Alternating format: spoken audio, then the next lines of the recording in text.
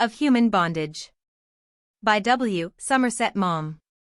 The day broke grey and dull. The clouds hung heavily, and there was a rawness in the air that suggested snow. A woman servant came into a room in which a child was sleeping and drew the curtains. She glanced mechanically at the house opposite, a stucco house with a portico, and went to the child's bed. "Wake up, Philip," she said. She pulled down the bedclothes, took him in her arms, and carried him downstairs. He was only half awake. "Your mother wants you," she said. She opened the door of a room on the floor below and took the child over to a bed in which a woman was lying. It was his mother. She stretched out her arms, and the child nestled by her side. He did not ask why he had been awakened. The woman kissed his eyes, and with thin, small hands felt the warm body through his white flannel nightgown. She pressed him closer to herself. "Are you sleepy, darling?" she said. Her voice was so weak that it seemed to come already from a great distance. The child did not answer, but smiled comfortably. He was very happy in the large, warm bed, with those soft arms about him. He tried to make himself smaller still as he cuddled up against his mother, and he kissed her sleepily. In a moment he closed his eyes and was fast asleep. The doctor came forwards and stood by the bedside. "Oh, don't take him away yet," she moaned. The doctor, without answering, looked at her gravely. Knowing she would not be allowed to keep the child much longer, the woman kissed him again. And she passed her hand down his body till she came to his feet. She held the right foot in her hand and felt the 5 small toes, and then slowly passed her hand over the left one. She gave a sob. "What's the matter?" said the doctor. "You're tired." She shook her head, unable to speak, and the tears rolled down her cheeks. The doctor bent down. "Let me take him." She was too weak to resist his wish, and she gave the child up. The doctor handed him back to his nurse. "You'd better put him back in his own bed." "Very well, sir." The little boy, still sleeping, was taken away. His mother sobbed now broken-heartedly.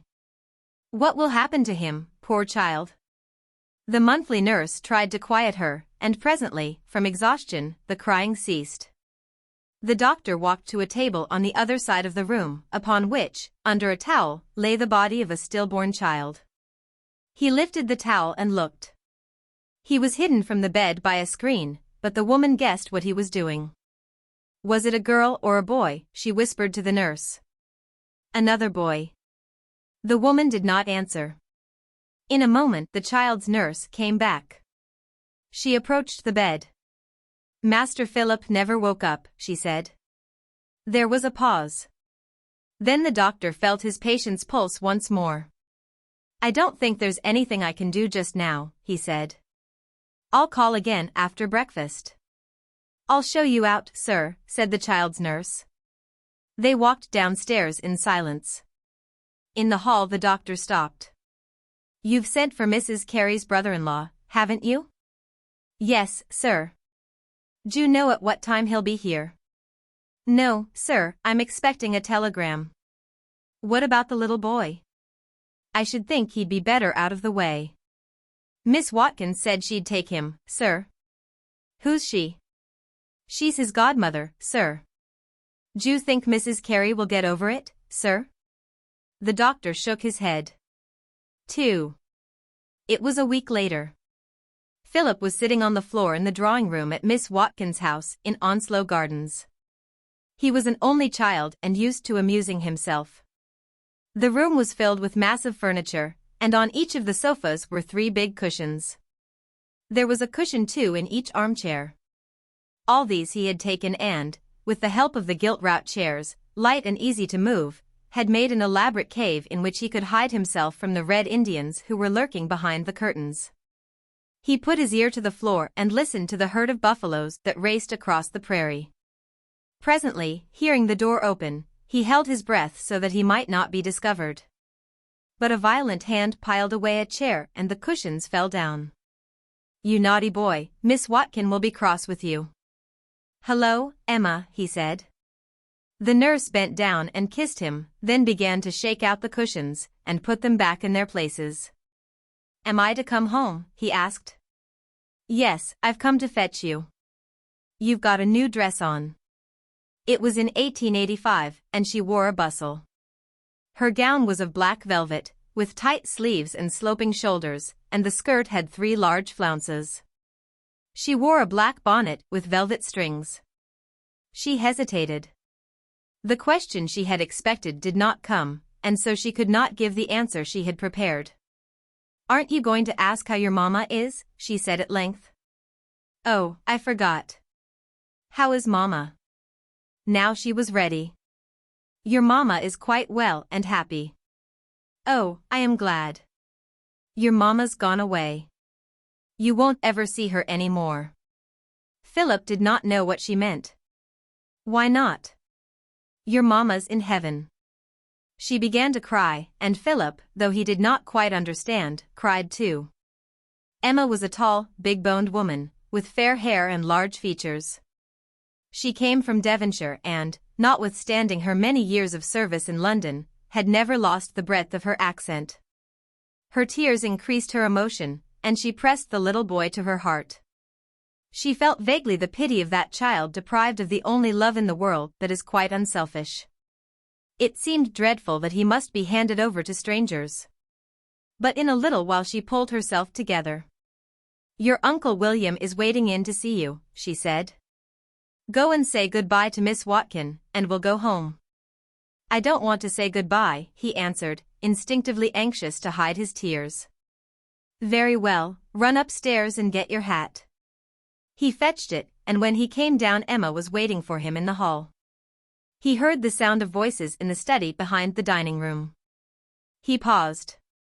He knew that Miss Watkin and her sister were talking to friends, and it seemed to him, he was 9 years old, that if he went in they would be sorry for him. "I think I'll go and say good-bye to Miss Watkin." "I think you'd better," said Emma. "Go in and tell them I'm coming," he said. He wished to make the most of his opportunity. Emma knocked at the door and walked in. He heard her speak. "Master Philip wants to say good-bye to you, miss." There was a sudden hush of the conversation, and Philip limped in. Henrietta Watkin was a stout woman, with a red face and dyed hair. In those days to dye the hair excited comment, and Philip had heard much gossip at home when his godmothers changed color. She lived with an elder sister, who had resigned herself contentedly to old age. 2 ladies, whom Philip did not know, were calling, and they looked at him curiously. "My poor child," said Miss Watkin, opening her arms. She began to cry. Philip understood now why she had not been in to luncheon and why she wore a black dress. She could not speak. "I've got to go home," said Philip, at last. He disengaged himself from Miss Watkin's arms, and she kissed him again. Then he went to her sister and bade her goodbye too. One of the strange ladies asked if she might kiss him, and he gravely gave her permission. Though crying, he keenly enjoyed the sensation he was causing. He would have been glad to stay a little longer to be made much of, but felt they expected him to go, so he said that Emma was waiting for him. He went out of the room. Emma had gone downstairs to speak with a friend in the basement, and he waited for her on the landing. He heard Henrietta Watkin's voice. "His mother was my greatest friend. I can't bear to think that she's dead." "You oughtn't to have gone to the funeral, Henrietta," said her sister. "I knew it would upset you." Then one of the strangers spoke. "Poor little boy, it's dreadful to think of him quite alone in the world. I see he limps." "Yes, he's got a clubfoot." It was such a grief to his mother. Then Emma came back. They called a hansom, and she told the driver where to go. 3. When they reached the house Mrs. Carey had died in, it was in a dreary, respectable street between Notting Hill Gate and High Street, Kensington. Emma led Philip into the drawing-room. His uncle was writing letters of thanks for the wreaths which had been sent. One of them, which had arrived too late for the funeral, lay in its cardboard box on the hall table. "Here's Master Philip," said Emma. Mr. Carey stood up slowly and shook hands with the little boy. Then on second thoughts he bent down and kissed his forehead. He was a man of somewhat less than average height, inclined to corpulence, with his hair, worn long, arranged over the scalp so as to conceal his baldness. He was clean-shaven. His features were regular, and it was possible to imagine that in his youth he had been good-looking. On his watch chain he wore a gold cross. "You're going to live with me now, Philip," said Mr. Carey. "Shall you like that?" 2 years before Philip had been sent down to stay at the vicarage after an attack of chickenpox, but there remained with him a recollection of an attic and a large garden rather than of his uncle and aunt. "Yes. You must look upon me and your Aunt Louisa as your father and mother." The child's mouth trembled a little, he reddened, but did not answer. "Your dear mother left you in my charge." Mr. Carey had no great ease in expressing himself. When the news came that his sister-in-law was dying, he set off at once for London, but on the way thought of nothing but the disturbance in his life that would be caused if her death forced him to undertake the care of her son. He was well over 50, and his wife, to whom he had been married for 30 years, was childless. He did not look forward with any pleasure to the presence of a small boy who might be noisy and rough. He had never much liked his sister-in-law. "I'm going to take you down to Blackstable tomorrow," he said. "With Emma?" The child put his hand in hers, and she pressed it. "I'm afraid Emma must go away," said Mr. Carey. "But I want Emma to come with me." Philip began to cry, and the nurse could not help crying too. Mr. Carey looked at them helplessly. "I think you'd better leave me alone with Master Philip for a moment." "Very good, sir." Though Philip clung to her, she released herself gently. Mr. Carey took the boy on his knee and put his arm round him. "You mustn't cry," he said. "You're too old to have a nurse now. We must see about sending you to school." "I want Emma to come with me," the child repeated. "It costs too much money, Philip. Your father didn't leave very much, and I don't know what's become of it. You must look at every penny you spend." Mr. Carey had called the day before on the family solicitor. Philip's father was a surgeon in good practice, and his hospital appointments suggested an established position. So that it was a surprise on his sudden death from blood poisoning to find that he had left his widow little more than his life insurance and what could be got for the lease of their house in Bruton Street. This was 6 months ago, and Mrs. Carey, already in delicate health, finding herself with child, had lost her head and accepted for the lease the first offer that was made. She stored her furniture, and, at a rent which the parson thought outrageous, took a furnished house for a year, so that she might suffer from no inconvenience till her child was born. But she had never been used to the management of money, and was unable to adapt her expenditure to her altered circumstances. The little she had slipped through her fingers in one way and another, so that now, when all expenses were paid, not much more than £2,000 remained to support the boy till he was able to earn his own living. It was impossible to explain all this to Philip, and he was sobbing still. "You'd better go to Emma," Mr. Carey said, feeling that she could console the child better than anyone. Without a word Philip slipped off his uncle's knee, but Mr. Carey stopped him. "We must go tomorrow, because on Saturday I've got to prepare my sermon, and you must tell Emma to get your things ready today. You can bring all your toys. And if you want anything to remember your father and mother by, you can take one thing for each of them. Everything else is going to be sold." The boy slipped out of the room. Mr. Carey was unused to work, and he turned to his correspondence with resentment. On one side of the desk was a bundle of bills, and these filled him with irritation. One especially seemed preposterous. Immediately after Mrs. Carey's death, Emma had ordered from the florist masses of white flowers for the room in which the dead woman lay. It was sheer waste of money. Emma took far too much upon herself.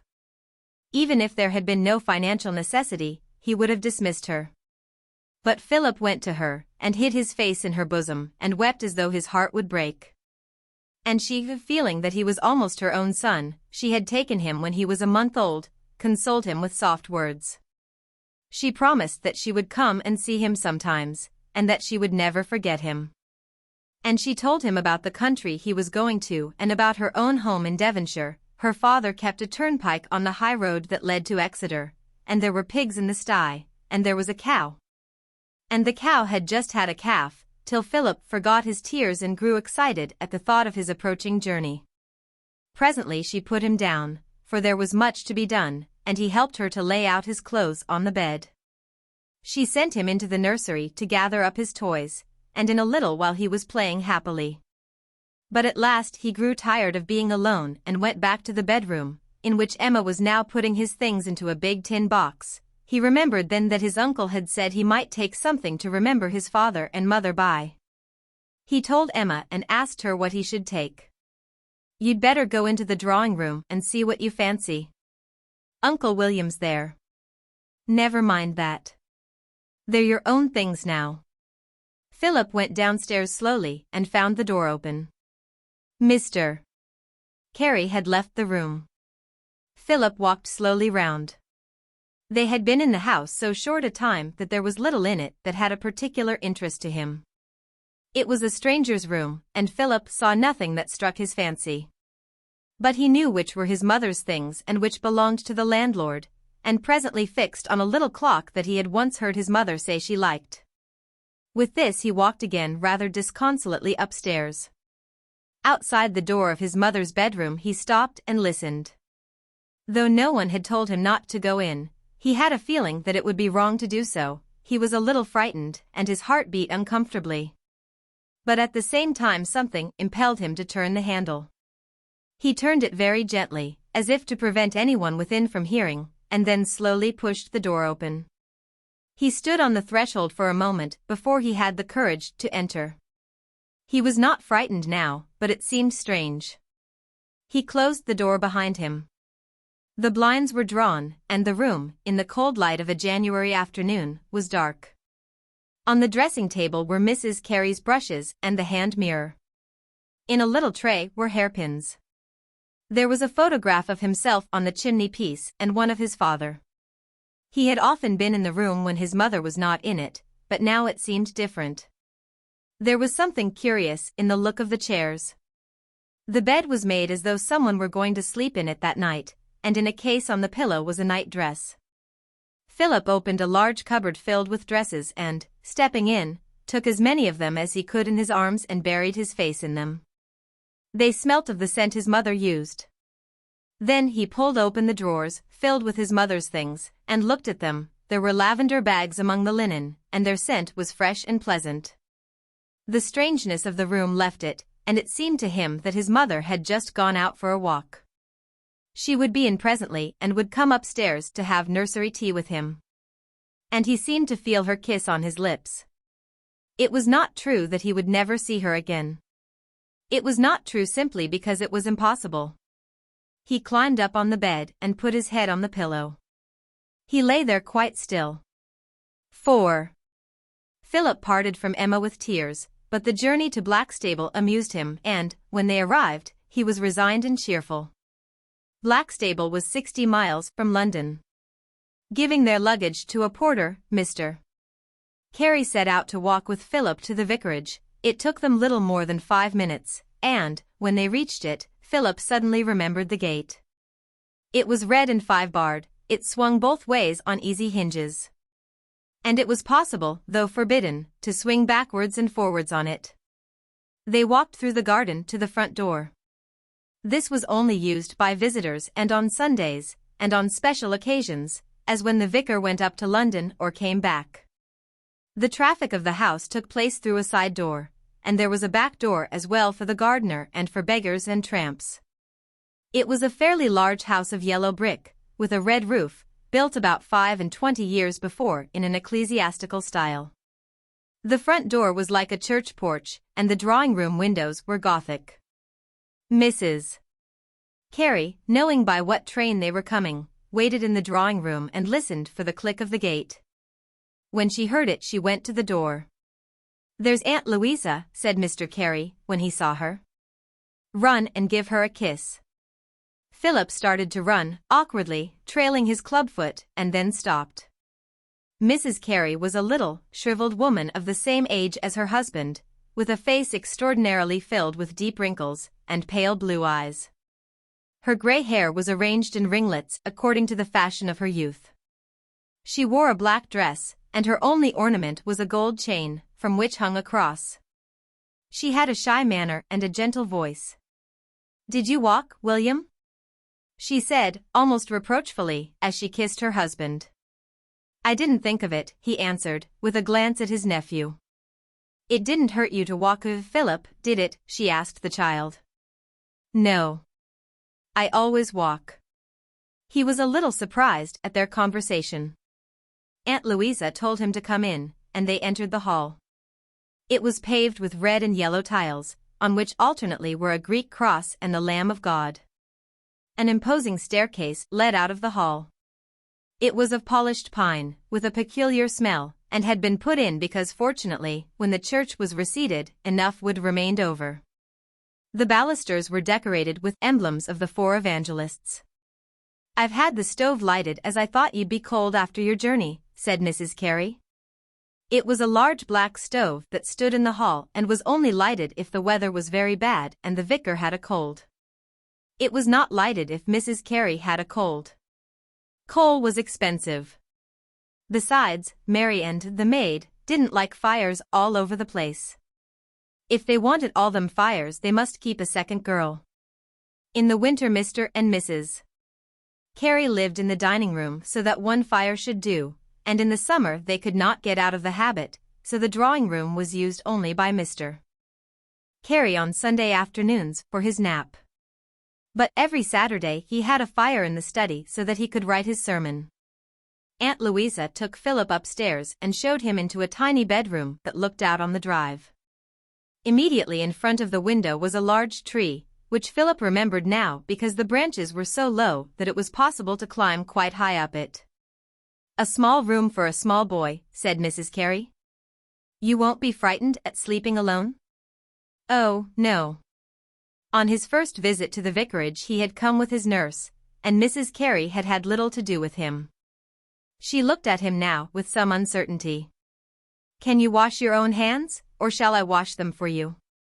"I can wash myself," he answered firmly. "Well, I shall look at them when you come down to tea," said Mrs. Carey. She knew nothing about children. After it was settled that Philip should come down to Blackstable, Mrs. Carey had thought much how she should treat him. She was anxious to do her duty, but now he was there she found herself just as shy of him as he was of her. She hoped he would not be noisy and rough, because her husband did not like rough and noisy boys. Mrs. Carey made an excuse to leave Philip alone, but in a moment came back and knocked at the door. She asked him, without coming in, if he could pour out the water himself. Then she went downstairs and rang the bell for tea. The dining room, large and well-proportioned, had windows on two sides of it, with heavy curtains of red rep. There was a big table in the middle, and at one end an imposing mahogany sideboard with a looking-glass in it. In one corner stood a harmonium. On each side of the fireplace were chairs covered in stamped leather, each with an antimacassar. One had arms and was called the husband, and the other had none and was called the wife. Mrs. Carey never sat in the armchair. She said she preferred a chair that was not too comfortable. There was always a lot to do, and if her chair had had arms she might not be so ready to leave it. Mr. Carey was making up the fire when Philip came in, and he pointed out to his nephew that there were two pokers. One was large and bright and polished and unused, and was called the vicar, and the other, which was much smaller and had evidently passed through many fires, was called the curate. "What are we waiting for?" said Mr. Carey. "I told Mary and to make you an egg. I thought you'd be hungry after your journey." Mrs. Carey thought the journey from London to Blackstable very tiring. She seldom travelled herself, for the living was only 300 a year, and, when her husband wanted a holiday, since there was not money for two, he went by himself. He was very fond of church congresses and usually managed to go up to London once a year, and once he had been to Paris for the exhibition, and 2 or 3 times to Switzerland. Mary and brought in the egg, and they sat down. The chair was much too low for Philip, and for a moment neither Mr. Carey nor his wife knew what to do. "I'll put some books under him," said Mary Ann. She took from the top of the harmonium the large Bible and the prayer book from which the vicar was accustomed to read prayers, and put them on Philip's chair.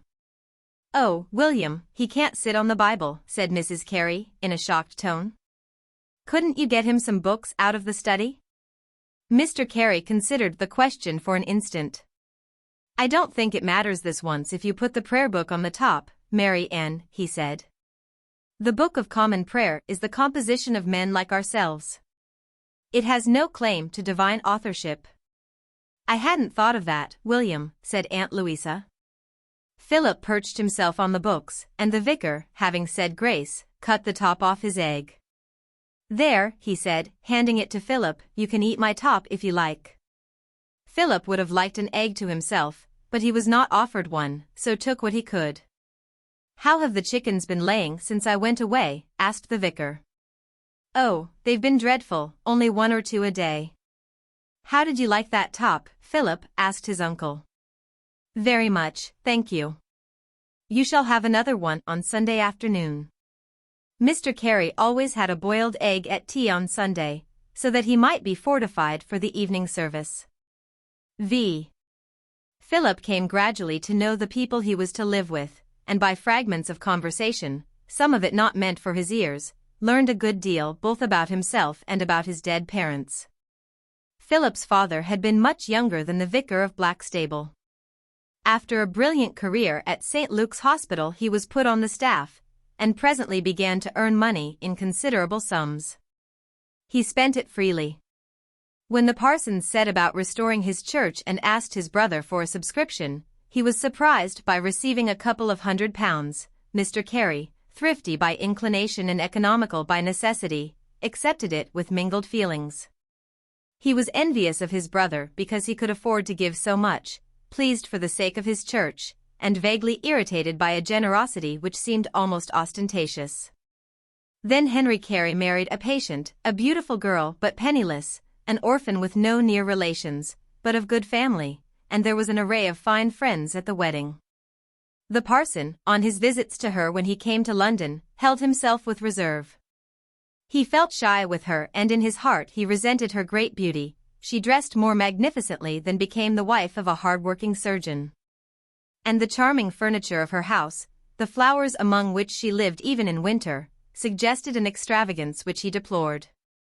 He heard her talk of entertainments she was going to. And, as he told his wife on getting home again, it was impossible to accept hospitality without making some return.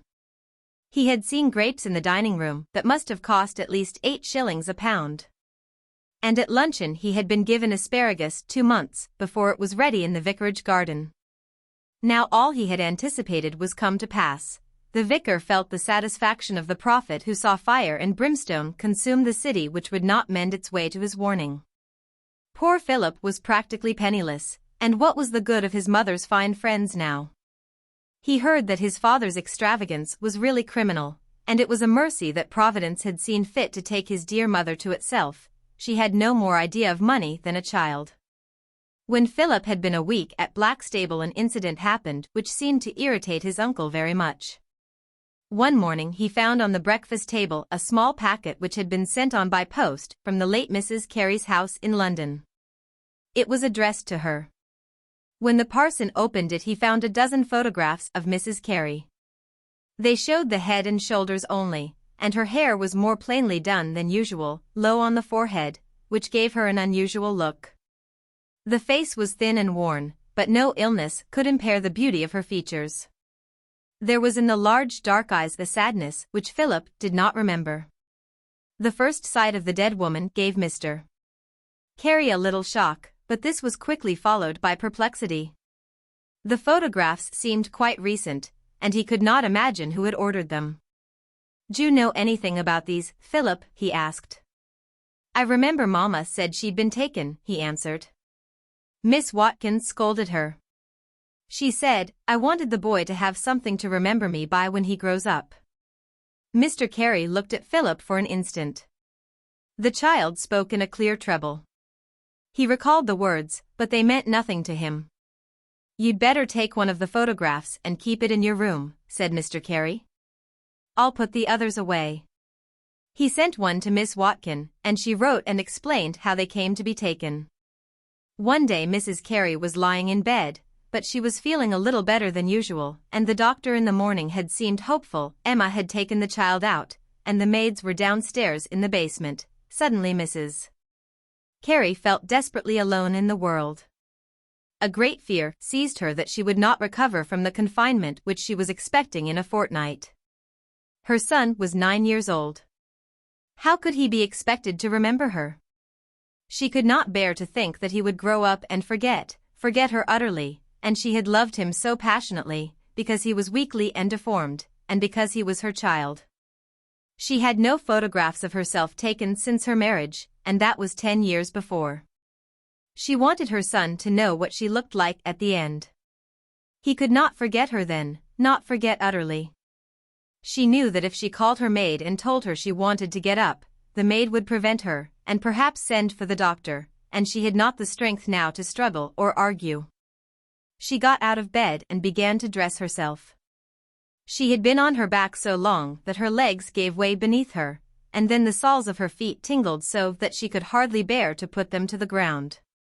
But she went on. She was unused to doing her own hair, and, when she raised her arms and began to brush it, she felt faint. She could never do it as her maid did. It was beautiful hair, very fine, and of a deep rich gold. Her eyebrows were straight and dark. She put on a black skirt, but chose the bodice of the evening dress which she liked best. It was of a white damask which was fashionable in those days. She looked at herself in the glass. Her face was very pale, but her skin was clear. She had never had much color, and this had always made the redness of her beautiful mouth emphatic. She could not restrain a sob. But she could not afford to be sorry for herself. She was feeling already desperately tired, and she put on the furs which Henry had given her the Christmas before. She had been so proud of them and so happy then, and slipped downstairs with beating heart. She got safely out of the house and drove to a photographer. She paid for a dozen photographs. She was obliged to ask for a glass of water in the middle of the sitting. And the assistant, seeing she was ill, suggested that she should come another day, but she insisted on staying till the end. At last it was finished, and she drove back again to the dingy little house in Kensington which she hated with all her heart. It was a horrible house to die in. She found the front door open, and when she drove up the maid and Emma ran down the steps to help her.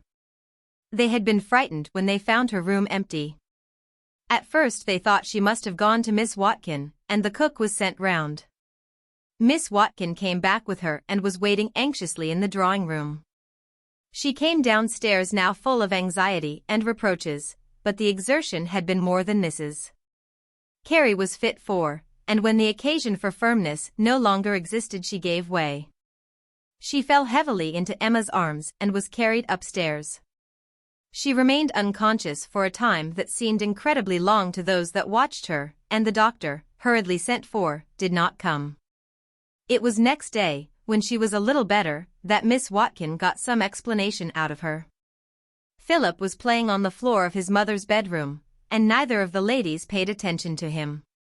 He only understood vaguely what they were talking about, and he could not have said why those words remained in his memory. "I wanted the boy to have something to remember me by when he grows up." "I can't make out why she ordered a dozen," said Mr. Carey. "2 would have done." 6. One day was very like another at the vicarage. Soon after breakfast Mary and brought in the Times. Mr. Carey shared it with 2 neighbors. He had it from 10 till 1, when the gardener took it over to Mr. Ellis at the Limes, with whom it remained till 7. Then it was taken to Miss Brooks at the Manor House, who, since she got it late, had the advantage of keeping it. In summer Mrs. Carey, when she was making jam, often asked her for a copy to cover the pots with. When the vicar settled down to his paper his wife put on her bonnet and went out to do the shopping. Philip accompanied her. Blackstable was a fishing village. It consisted of a high street in which were the shops, the bank, the doctor's house, and the houses of 2 or 3 coal ship owners, round the little harbour were shabby streets in which lived fishermen and poor people. But since they went to chapel they were of no account. When Mrs. Carey passed the dissenting ministers in the street she stepped over to the other side to avoid meeting them, but if there was not time for this fixed her eyes on the pavement. It was a scandal to which the vicar had never resigned himself that there were 3 chapels in the High Street. He could not help feeling that the law should have stepped in to prevent their erection. Shopping in Blackstable was not a simple matter, for dissent, helped by the fact that the parish church was 2 miles from the town, was very common, and it was necessary to deal only with churchgoers. Mrs. Carey knew perfectly that the vicarage custom might make all the difference to a tradesman's faith. There were 2 butchers who went to church, and they would not understand that the vicar could not deal with both of them at once. Nor were they satisfied with his simple plan of going for 6 months to one and for 6 months to the other. The butcher who was not sending meat to the vicarage constantly threatened not to come to church, and the vicar was sometimes obliged to make a threat. It was very wrong of him not to come to church. But if he carried iniquity further and actually went to chapel, then of course, excellent as his meat was, Mr. Carey would be forced to leave him forever. Mrs. Carey often stopped at the bank to deliver a message to Josiah Graves, the manager, who was choirmaster, treasurer, and churchwarden. He was a tall, thin man with a sallow face and a long nose. His hair was very white, and to Philip he seemed extremely old. He kept the parish accounts, arranged the treats for the choir and the schools. Though there was no organ in the parish church, it was generally considered, in Blackstable, that the choir he led was the best in Kent. And when there was any ceremony, such as a visit from the bishop for confirmation or from the rural dean to preach at the harvest thanksgiving, he made the necessary preparations. But he had no hesitation in doing all manner of things without more than a perfunctory consultation with the vicar, and the vicar, though always ready to be saved trouble, much resented the churchwarden's managing ways. He really seemed to look upon himself as the most important person in the parish. Mr. Carey constantly told his wife that if Josiah Graves did not take care he would give him a good rap over the knuckles one day, but Mrs. Carey advised him to bear with Josiah Graves. He meant well, and it was not his fault if he was not quite a gentleman. The vicar, finding his comfort in the practice of a Christian virtue, exercised forbearance. But he revenged himself by calling the churchwarden Bismarck behind his back. Once there had been a serious quarrel between the pair, and Mrs. Carey still thought of that anxious time with dismay. The Conservative candidate had announced his intention of addressing a meeting at Blackstable, and Josiah Graves, having arranged that it should take place in the Mission Hall, went to Mr. Carey and told him that he hoped he would say a few words. It appeared that the candidate had asked Josiah Graves to take the chair. This was more than Mr. Carey could put up with. He had firm views upon the respect which was due to the cloth, and it was ridiculous for a churchwarden to take the chair at a meeting when the vicar was there. He reminded Josiah Graves that parson meant person, that is, the vicar was the person of the parish. Josiah Graves answered that he was the first to recognize the dignity of the church, but this was a matter of politics. And in his turn he reminded the vicar that their blessed Saviour had enjoined upon them to render unto Caesar the things that were Caesar's. To this Mr. Carey replied that the devil could quote scripture to his purpose, himself had sole authority over the Mission Hall, and if he were not asked to be chairman he would refuse the use of it for a political meeting. Josiah Graves told Mr. Carey that he might do as he chose, and for his part he thought the Wesleyan Chapel would be an equally suitable place. Then Mr. Carey said that if Josiah Graves set foot in what was little better than a heathen temple he was not fit to be churchwarden in a Christian parish. Josiah Graves thereupon resigned all his offices, and that very evening sent to the church for his cassock and surplice. His sister, Miss Graves, who kept house for him, gave up her secretaryship of the maternity club, which provided the pregnant poor with flannel, baby linen, coals, and 5 shillings. Mr. Carey said he was at last master in his own house. But soon he found that he was obliged to see to all sorts of things that he knew nothing about, and Josiah Graves, after the first moment of irritation, discovered that he had lost his chief interest in life.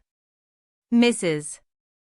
Carey and Miss Graves were much distressed by the quarrel. They met after a discreet exchange of letters, and made up their minds to put the matter right. They talked, one to her husband, the other to her brother, from morning till night. And since they were persuading these gentlemen to do what in their hearts they wanted, after 3 weeks of anxiety a reconciliation was effected. It was to both their interests, but they ascribed it to a common love for their Redeemer. The meeting was held at the Mission Hall, and the doctor was asked to be chairman. Mr. Carey and Josiah Graves both made speeches. When Mrs. Carey had finished her business with the banker, she generally went upstairs to have a little chat with his sister, and while the ladies talked of parish matters, the curate or the new bonnet of Mrs. Wilson, Mr. Wilson was the richest man in Blackstable. He was thought to have at least 500 a year, and he had married his cook. Philip sat demurely in the stiff parlor, used only to receive visitors, and busied himself with the restless movements of goldfish in a bowl. The windows were never opened except to air the room for a few minutes in the morning, and it had a stuffy smell which seemed to Philip to have a mysterious connection with banking. Then Mrs. Carey remembered that she had to go to the grocer, and they continued their way. When the shopping was done they often went down a side street of little houses, mostly of wood, in which fishermen dwelt, and here and there a fisherman sat on his doorstep mending his nets, and nets hung to dry upon the doors. Till they came to a small beach, shut in on each side by warehouses, but with a view of the sea. Mrs. Carey stood for a few minutes and looked at it. It was turbid and yellow, and who knows what thoughts passed through her mind, while Philip searched for flat stones to play ducks and drakes. Then they walked slowly back. They looked into the post office to get the right time, nodded to Mrs. Wigram, the doctor's wife, who sat at her window sewing, and so got home. Dinner was at 1 o'clock. And on Monday, Tuesday, and Wednesday it consisted of beef, roast, hashed, and minced, and on Thursday, Friday, and Saturday of mutton. On Sunday they ate one of their own chickens.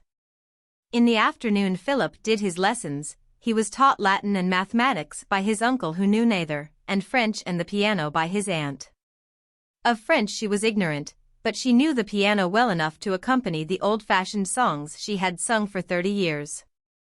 Uncle William used to tell Philip that when he was a curate his wife had known 12 songs by heart, which she could sing at a moment's notice whenever she was asked. She often sang still when there was a tea party at the vicarage. There were few people whom the Careys cared to ask there, and their parties consisted always of the curate, Josiah Graves with his sister, Dr. Wigram and his wife. After tea Miss Graves played 1 or 2 of Mendelssohn's songs without words, and Mrs. Carey sang When the Swallows Homeward Fly, or Trot, Trot, My Pony. But the Careys did not give tea parties often. The preparations upset them, and when their guests were gone they felt themselves exhausted. They preferred to have tea by themselves, and after tea they played backgammon. Mrs. Carey arranged that her husband should win, because he did not like losing. They had cold supper at 8. It was a scrappy meal because Mary and resented getting anything ready after tea, and Mrs. Carey helped to clear away. Mrs. Carey seldom ate more than bread and butter, with a little stewed fruit to follow, but the vicar had a slice of cold meat. Immediately after supper Mrs. Carey rang the bell for prayers, and then Philip went to bed.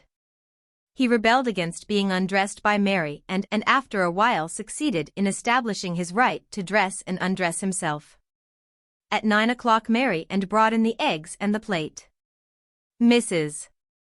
Carey wrote the date on each egg and put the number down in a book. She then took the plate basket on her arm and went upstairs. Mr. Carey continued to read one of his old books, but as the clock struck 10 he got up, put out the lamps, and followed his wife to bed.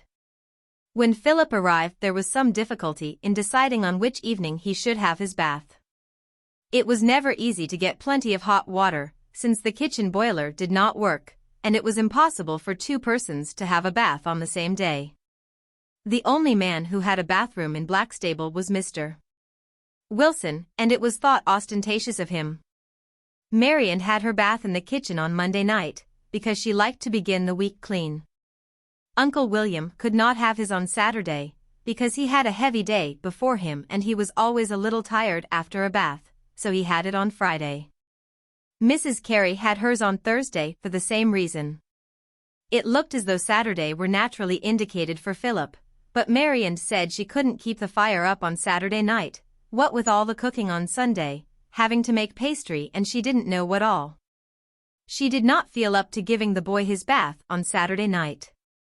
And it was quite clear that he could not bath himself. Mrs. Carey was shy about bathing a boy, and of course the vicar had his sermon. But the vicar insisted that Philip should be clean and sweet for the Lord's Day.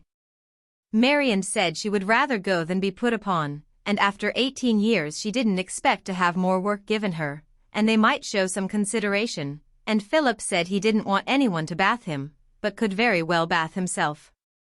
This settled it. Marian said she was quite sure he wouldn't bath himself properly, and rather than he should go dirty, and not because he was going into the presence of the Lord, but because she couldn't abide a boy who wasn't properly washed, she'd work herself to the bone even if it was Saturday night. 7. Sunday was a day crowded with incident. Mr. Carey was accustomed to say that he was the only man in his parish who worked 7 days a week. The household got up half an hour earlier than usual. No lying abed for a poor parson on the day of rest, Mr. Carey remarked as Mary and knocked at the door punctually at 8. It took Mrs. Carey longer to dress, and she got down to breakfast at 9, a little breathless, only just before her husband. Mr. Carey's boots stood in front of the fire to warm. Prayers were longer than usual, and the breakfast more substantial. After breakfast the vicar cut thin slices of bread for the communion, and Philip was privileged to cut off the crust. He was sent to the study to fetch a marble paperweight, with which Mr. Carey pressed the bread till it was thin and pulpy, and then it was cut into small squares. The amount was regulated by the weather. On a very bad day few people came to church, and on a very fine one, though many came, few stayed for communion. There were most when it was dry enough to make the walk to church pleasant, but not so fine that people wanted to hurry away. Then Mrs. Carey brought the communion plate out of the safe, which stood in the pantry, and the vicar polished it with a chamois leather. At 10 the fly drove up, and Mr. Carey got into his boots. Mrs. Carey took several minutes to put on her bonnet, during which the vicar, in a voluminous cloak, stood in the hall with just such an expression on his face as would have become an early Christian about to be led into the arena. It was extraordinary that after 30 years of marriage his wife could not be ready in time on Sunday morning. At last she came, in black satin. The vicar did not like colors in a clergyman's wife at any time, but on Sundays he was determined that she should wear black. Now and then, in conspiracy with Miss Graves, she ventured a white feather or a pink rose in her bonnet, but the vicar insisted that it should disappear. He said he would not go to church with the scarlet woman. Mrs. Carey sighed as a woman but obeyed as a wife. They were about to step into the carriage when the vicar remembered that no one had given him his egg. They knew that he must have an egg for his voice. There were 2 women in the house, and no one had the least regard for his comfort. Mrs. Carey scolded Mary and Mary answered that she could not think of everything. She hurried away to fetch an egg, and Mrs. Carey beat it up in a glass of sherry. The vicar swallowed it at a gulp. The communion plate was stowed in the carriage, and they set off. The fly came from the Red Lion and had a peculiar smell of stale straw. They drove with both windows closed so that the vicar should not catch cold. The sexton was waiting at the porch to take the communion plate, and while the vicar went to the vestry Mrs. Carey and Philip settled themselves in the vicarage pew. Mrs. Carey placed in front of her the 6-penny bit she was accustomed to put in the plate, and gave Philip 3 for the same purpose.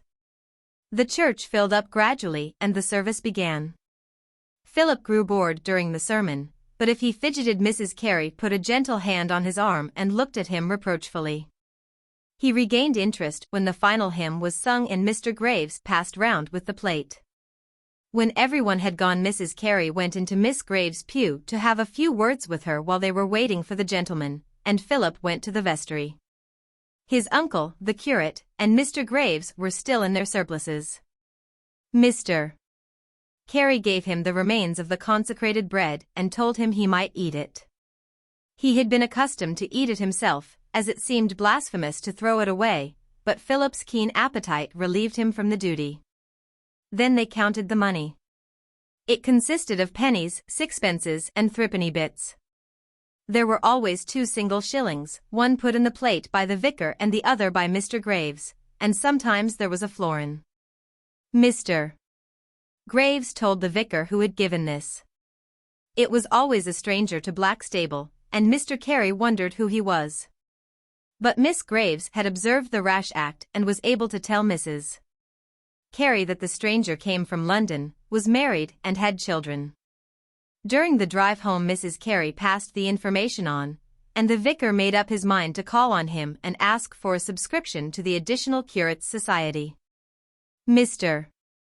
Carey asked if Philip had behaved properly, and Mrs. Carey remarked that Mrs. Wigram had a new mantle, Mr. Cox was not in church, and somebody thought that Miss Phillips was engaged. When they reached the vicarage they all felt that they deserved a substantial dinner. When this was over Mrs. Carey went to her room to rest, and Mr. Carey lay down on the sofa in the drawing-room for 40 winks. They had tea at 5, and the vicar ate an egg to support himself for evensong. Mrs. Carey did not go to this so that Marian might, but she read the service through and the hymns. Mr. Carey walked to church in the evening, and Philip limped along by his side. The walk through the darkness along the country road strangely impressed him, and the church with all its lights in the distance, coming gradually nearer, seemed very friendly. At first he was shy with his uncle, but little by little grew used to him, and he would slip his hand in his uncle's and walk more easily for the feeling of protection. They had supper when they got home. Mr.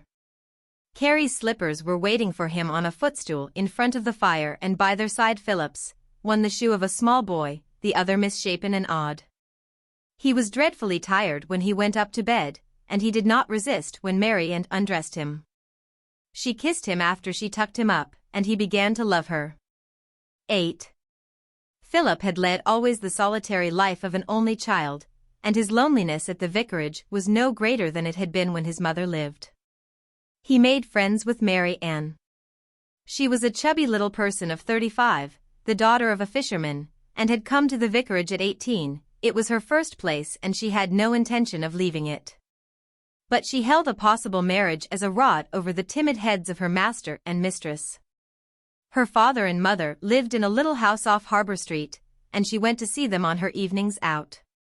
Her stories of the sea touched Philip's imagination, and the narrow alleys round the harbour grew rich with the romance which his young fancy lent them.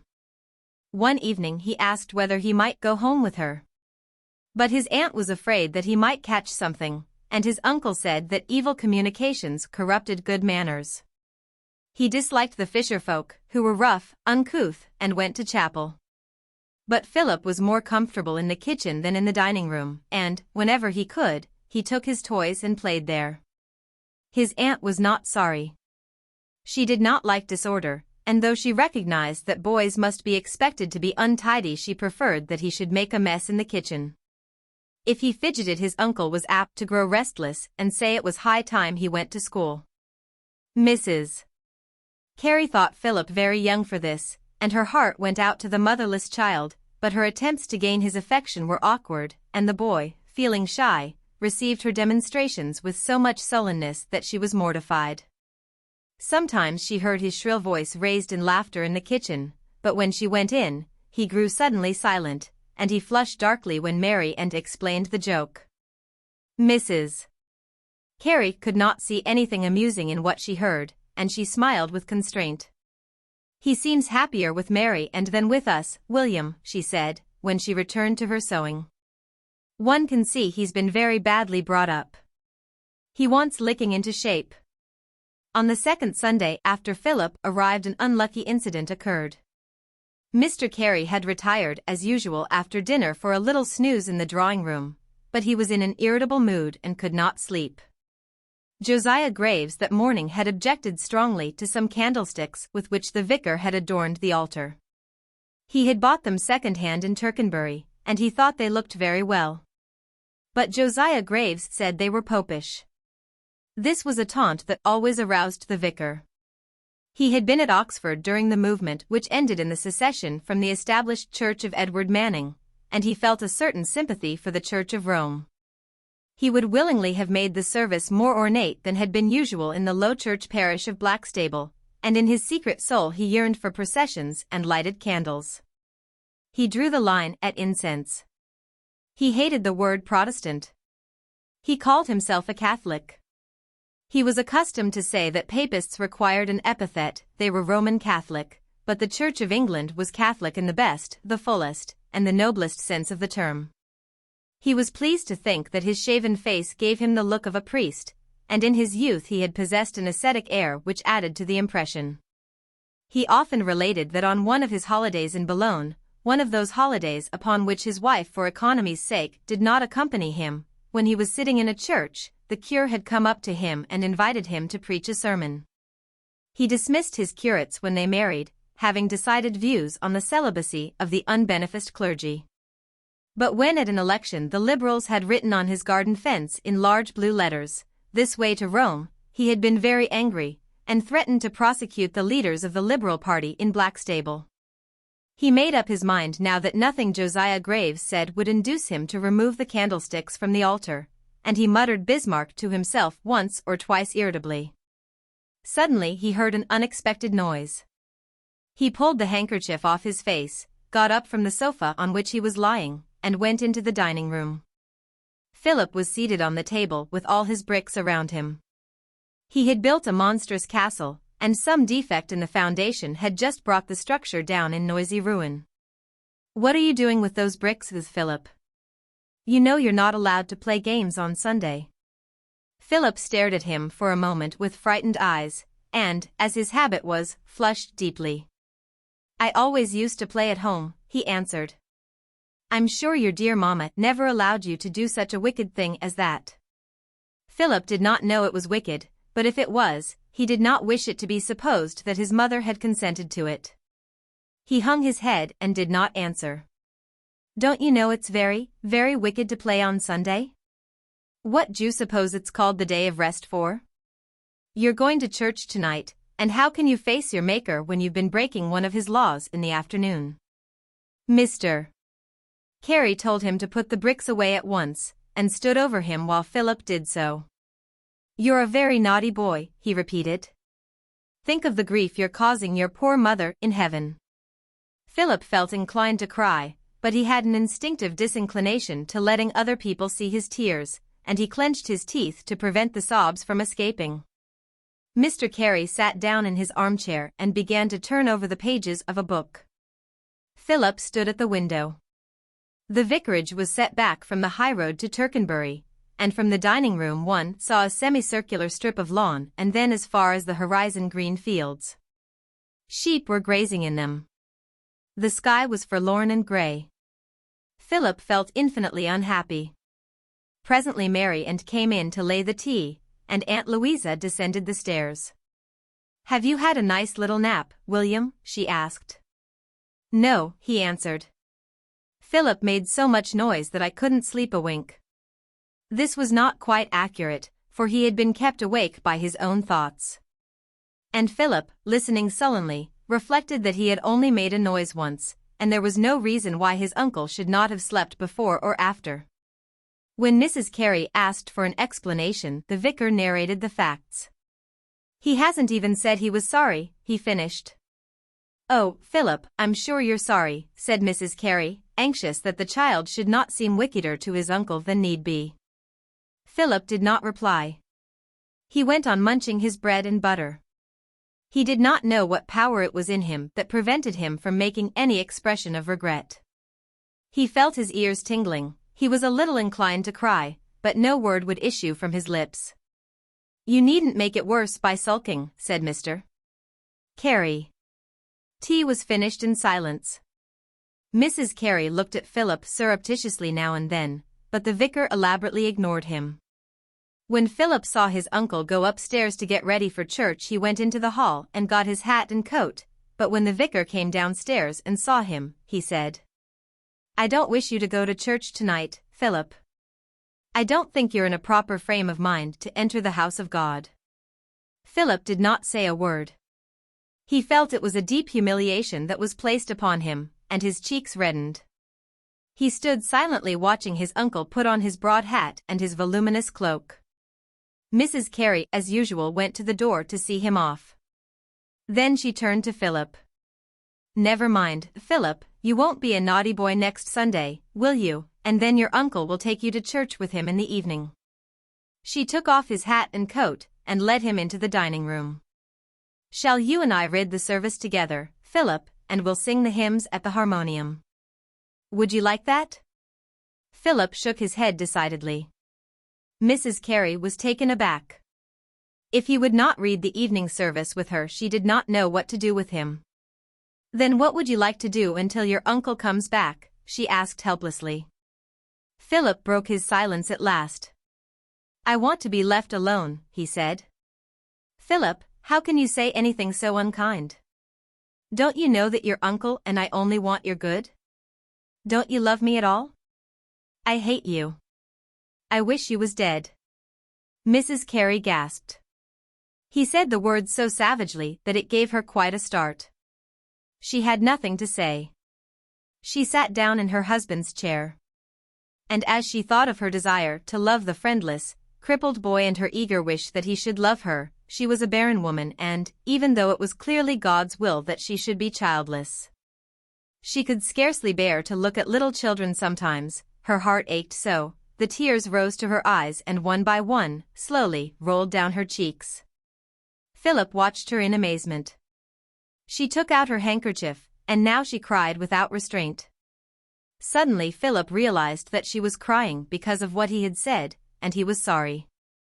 He went up to her silently and kissed her. It was the first kiss he had ever given her without being asked.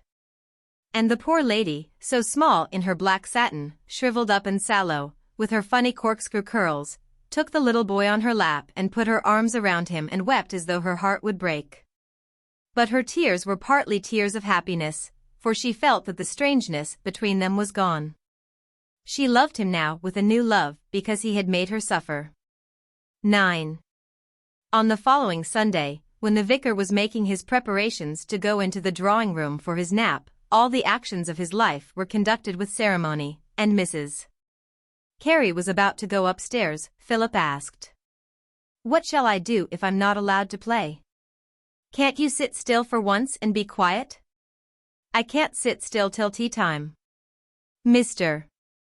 Carey looked out of the window, but it was cold and raw, and he could not suggest that Philip should go into the garden. "I know what you can do. You can learn by heart the collect for the day." He took the prayer book which was used for prayers from the harmonium, and turned the pages till he came to the place he wanted. "It's not a long one if you can say it without a mistake. When I come in to tea you shall have the top of my egg." Mrs. Carey drew up Philip's chair to the dining-room table. They had bought him a high chair by now, and placed the book in front of him. "The devil finds work for idle hands to do," said Mr. Carey. He put some more coals on the fire so that there should be a cheerful blaze when he came in to tea, and went into the drawing-room. He loosened his collar, arranged the cushions, and settled himself comfortably on the sofa. But thinking the drawing-room a little chilly, Mrs. Carey brought him a rug from the hall. She put it over his legs and tucked it round his feet. She drew the blinds so that the light should not offend his eyes, and since he had closed them already went out of the room on tiptoe. The vicar was at peace with himself today, and in 10 minutes he was asleep. He snored softly. It was the 6th Sunday after Epiphany, and the collect began with the words, "O God, whose blessed Son was manifested that he might destroy the works of the devil, and make us the sons of God, and heirs of eternal life." Philip read it through. He could make no sense of it. He began saying the words aloud to himself, but many of them were unknown to him, and the construction of the sentence was strange. He could not get more than 2 lines in his head. And his attention was constantly wandering. There were fruit trees trained on the walls of the vicarage, and a long twig beat now and then against the windowpane. Sheep grazed stolidly in the field beyond the garden. It seemed as though there were knots inside his brain. Then panic seized him that he would not know the words by tea time, and he kept on whispering them to himself quickly. He did not try to understand, but merely to get them parrot-like into his memory. Mrs. Carey could not sleep that afternoon, and by 4 o'clock she was so wide awake that she came downstairs. She thought she would hear Philip his collect so that he should make no mistakes when he said it to his uncle. His uncle then would be pleased, he would see that the boy's heart was in the right place. But when Mrs.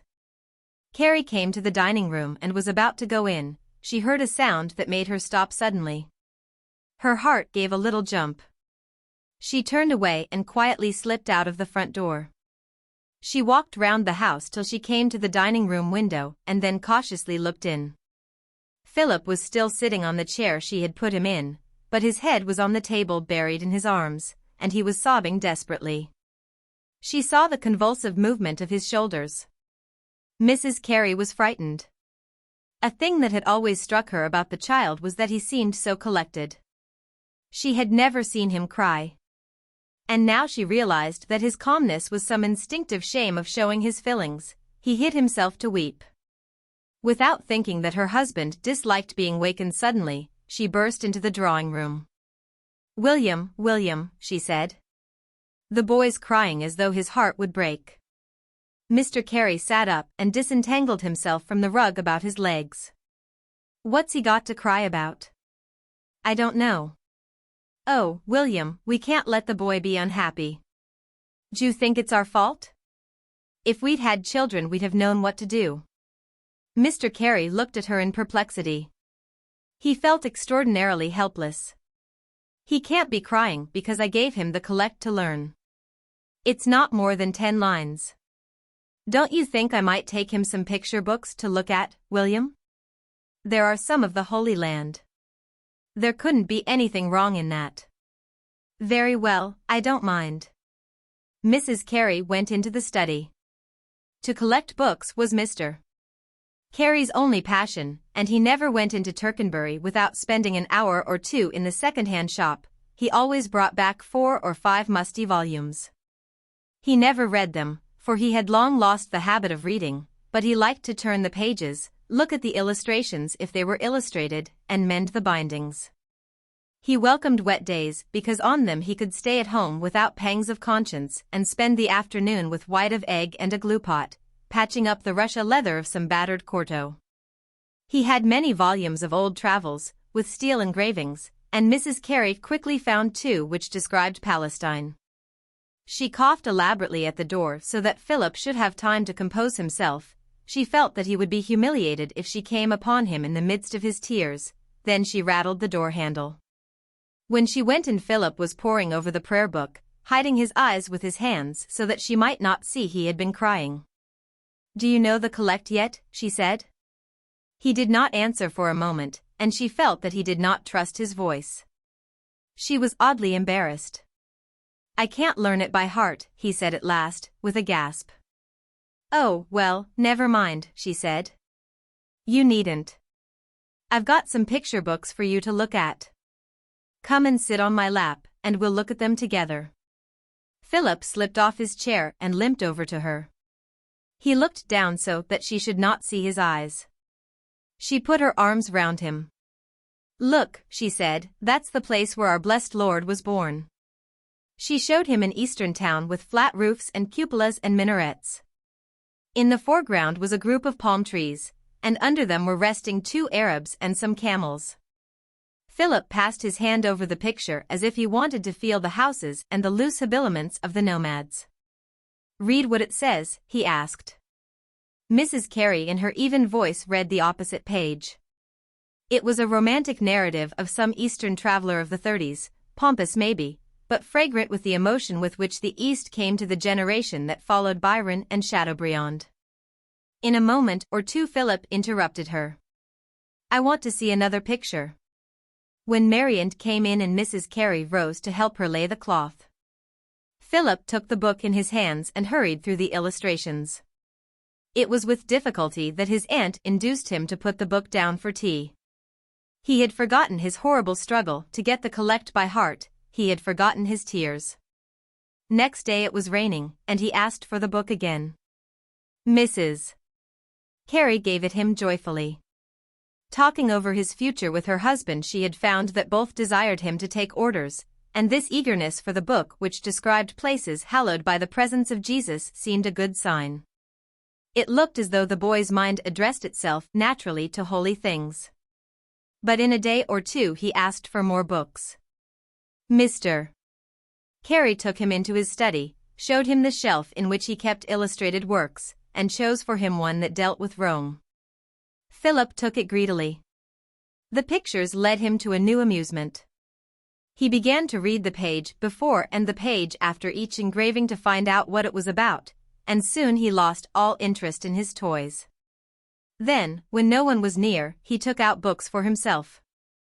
And perhaps because the first impression on his mind was made by an eastern town, he found his chief amusement in those which described the Levant. His heart beat with excitement at the pictures of mosques and rich palaces. But there was one, in a book on Constantinople, which peculiarly stirred his imagination. It was called The Hall of the Thousand Columns. It was a Byzantine cistern, which the popular fancy had endowed with fantastic vastness. And the legend which he read told that a boat was always moored at the entrance to tempt the unwary, but no traveler venturing into the darkness had ever been seen again. And Philip wondered whether the boat went on forever through one pillared alley after another or came at last to some strange mansion. One day a good fortune befell him, for he hit upon Lane's translation of the 1,000 Nights and a Night.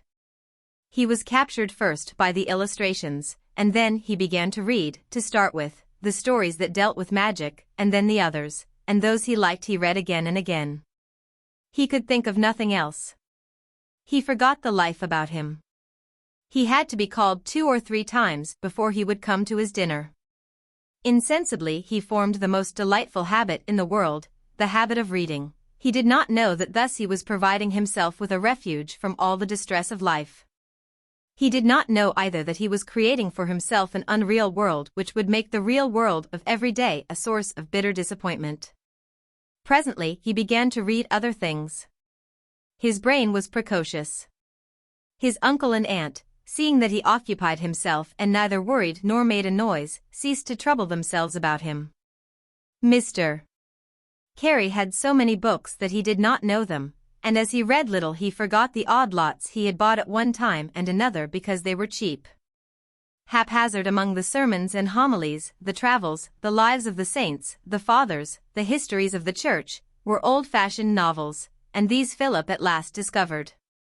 He chose them by their titles, and the first he read was The Lancashire Witches, and then he read The Admirable Crichton, and then many more. Whenever he started a book with 2 solitary travelers riding along the brink of a desperate ravine he knew he was safe. The summer was come now, and the gardener, an old sailor, made him a hammock and fixed it up for him in the branches of a weeping willow. And here for long hours he lay, hidden from anyone who might come to the vicarage, reading passionately. Time passed and it was July. August came. On Sundays the church was crowded with strangers, and the collection at the offertory often amounted to £2. Neither the vicar nor Mrs. Carey went out of the garden much during this period. For they disliked strange faces, and they looked upon the visitors from London with aversion. The house opposite was taken for 6 weeks by a gentleman who had 2 little boys, and he sent in to ask if Philip would like to go and play with them. But Mrs. Carey returned a polite refusal. She was afraid that Philip would be corrupted by little boys from London. He was going to be a clergyman, and it was necessary that he should be preserved from contamination. She liked to see in him an infant Samuel. The Careys made up their minds to send Philip to King's School at Tercanbury. The neighboring clergy sent their sons there. It was united by long tradition to the cathedral. Its headmaster was an honorary canon, and a past headmaster was the archdeacon. Boys were encouraged there to aspire to holy orders, and the education was such as might prepare an honest lad to spend his life in God's service. A preparatory school was attached to it, and to this it was arranged that Philip should go. Mr. Carey took him into Tercanbury one Thursday afternoon, towards the end of September. All day Philip had been excited and rather frightened. He knew little of school life, but what he had read in the stories of the boys' own paper. He had also read Eric, or Little by Little. When they got out of the train at Tercanbury, Philip felt sick with apprehension, and during the drive-in to the town sat pale and silent. The high brick wall in front of the school gave it the look of a prison. There was a little door in it, which opened on their ringing, and a clumsy, untidy man came out and fetched Philip's tin trunk and his playbox. They were shown into the drawing-room. It was filled with massive, ugly furniture, and the chairs of the suite were placed round the walls with a forbidding rigidity. They waited for the headmaster. "What's Mr. Watson like?" asked Philip, after a while. "You'll see for yourself." There was another pause. Mr. Carey wondered why the headmaster did not come. Presently Philip made an effort and spoke again. "Tell him I've got a clubfoot," he said. Before Mr. Carey could speak, the door burst open and Mr. Watson swept into the room. To Philip he seemed gigantic. He was a man of over 6 feet high and broad, with enormous hands and a great red beard. He talked loudly in a jovial manner. But his aggressive cheerfulness struck terror in Philip's heart. He shook hands with Mr. Carey, and then took Philip's small hand in his. "Well, young fellow, are you glad to come to school?" he shouted. Philip reddened and found no word to answer. "How old are you?" "9, said Philip. "You must say sir," said his uncle. "I expect you've got a good lot to learn," the headmaster bellowed cheerily. To give the boy confidence he began to tickle him with rough fingers. Philip, feeling shy and uncomfortable, squirmed under his touch. "I've put him in this small dormitory for the present. You'll like that, won't you?" he added to Philip. "Only 8 of you in there. You won't feel so strange." Then the door opened, and Mrs. Watson came in. She was a dark woman with black hair, neatly parted in the middle. She had curiously thick lips and a small round nose. Her eyes were large and black. There was a singular coldness in her appearance. She seldom spoke and smiled more seldom still. Her husband introduced Mr. Carey to her, and then gave Philip a friendly push towards her. "This is a new boy, Helen, his name's Carey." Without a word she shook hands with Philip and then sat down, not speaking, while the headmaster asked Mr. Carey how much Philip knew and what books he had been working with. The vicar of Blackstable was a little embarrassed by Mr. Watson's boisterous heartiness, and in a moment or two got up. "I think I'd better leave Philip with you now." "That's all right," said Mr. Watson. "He'll be safe with me. He'll get on like a house on fire. Won't you, young fellow?" Without waiting for an answer from Philip, the big man burst into a great bellow of laughter. Mr. Carey kissed Philip on the forehead and went away. "Come along, young fellow," shouted Mr. Watson. "I'll show you the schoolroom." He swept out of the drawing-room with giant strides, and Philip hurriedly limped behind him. He was taken into a long, bare room with 2 tables that ran along its whole length. On each side of them were wooden forms. "Nobody much here yet," said Mr. Watson. "I'll just show you the playground, and then I'll leave you to shift for yourself." Mr. Watson led the way. Philip found himself in a large playground with high brick walls on 3 sides of it.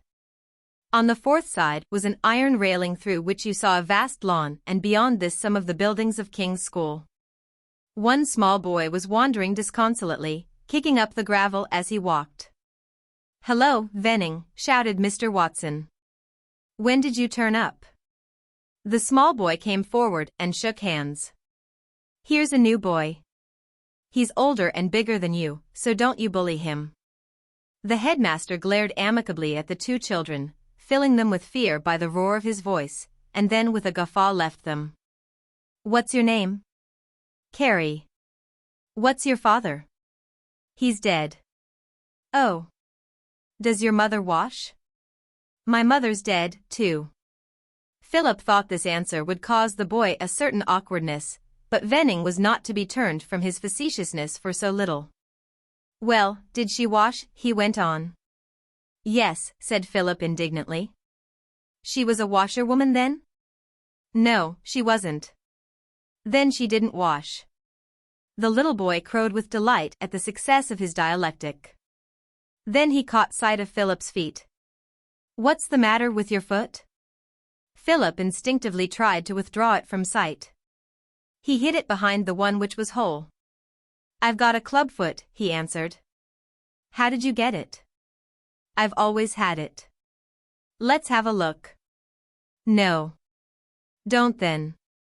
The little boy accompanied the words with a sharp kick on Philip's shin, which Philip did not expect and thus could not guard against. The pain was so great that it made him gasp, but greater than the pain was the surprise. He did not know why Venning kicked him. He had not the presence of mind to give him a black eye. Besides, the boy was smaller than he, and he had read in the boy's own paper that it was a mean thing to hit anyone smaller than yourself.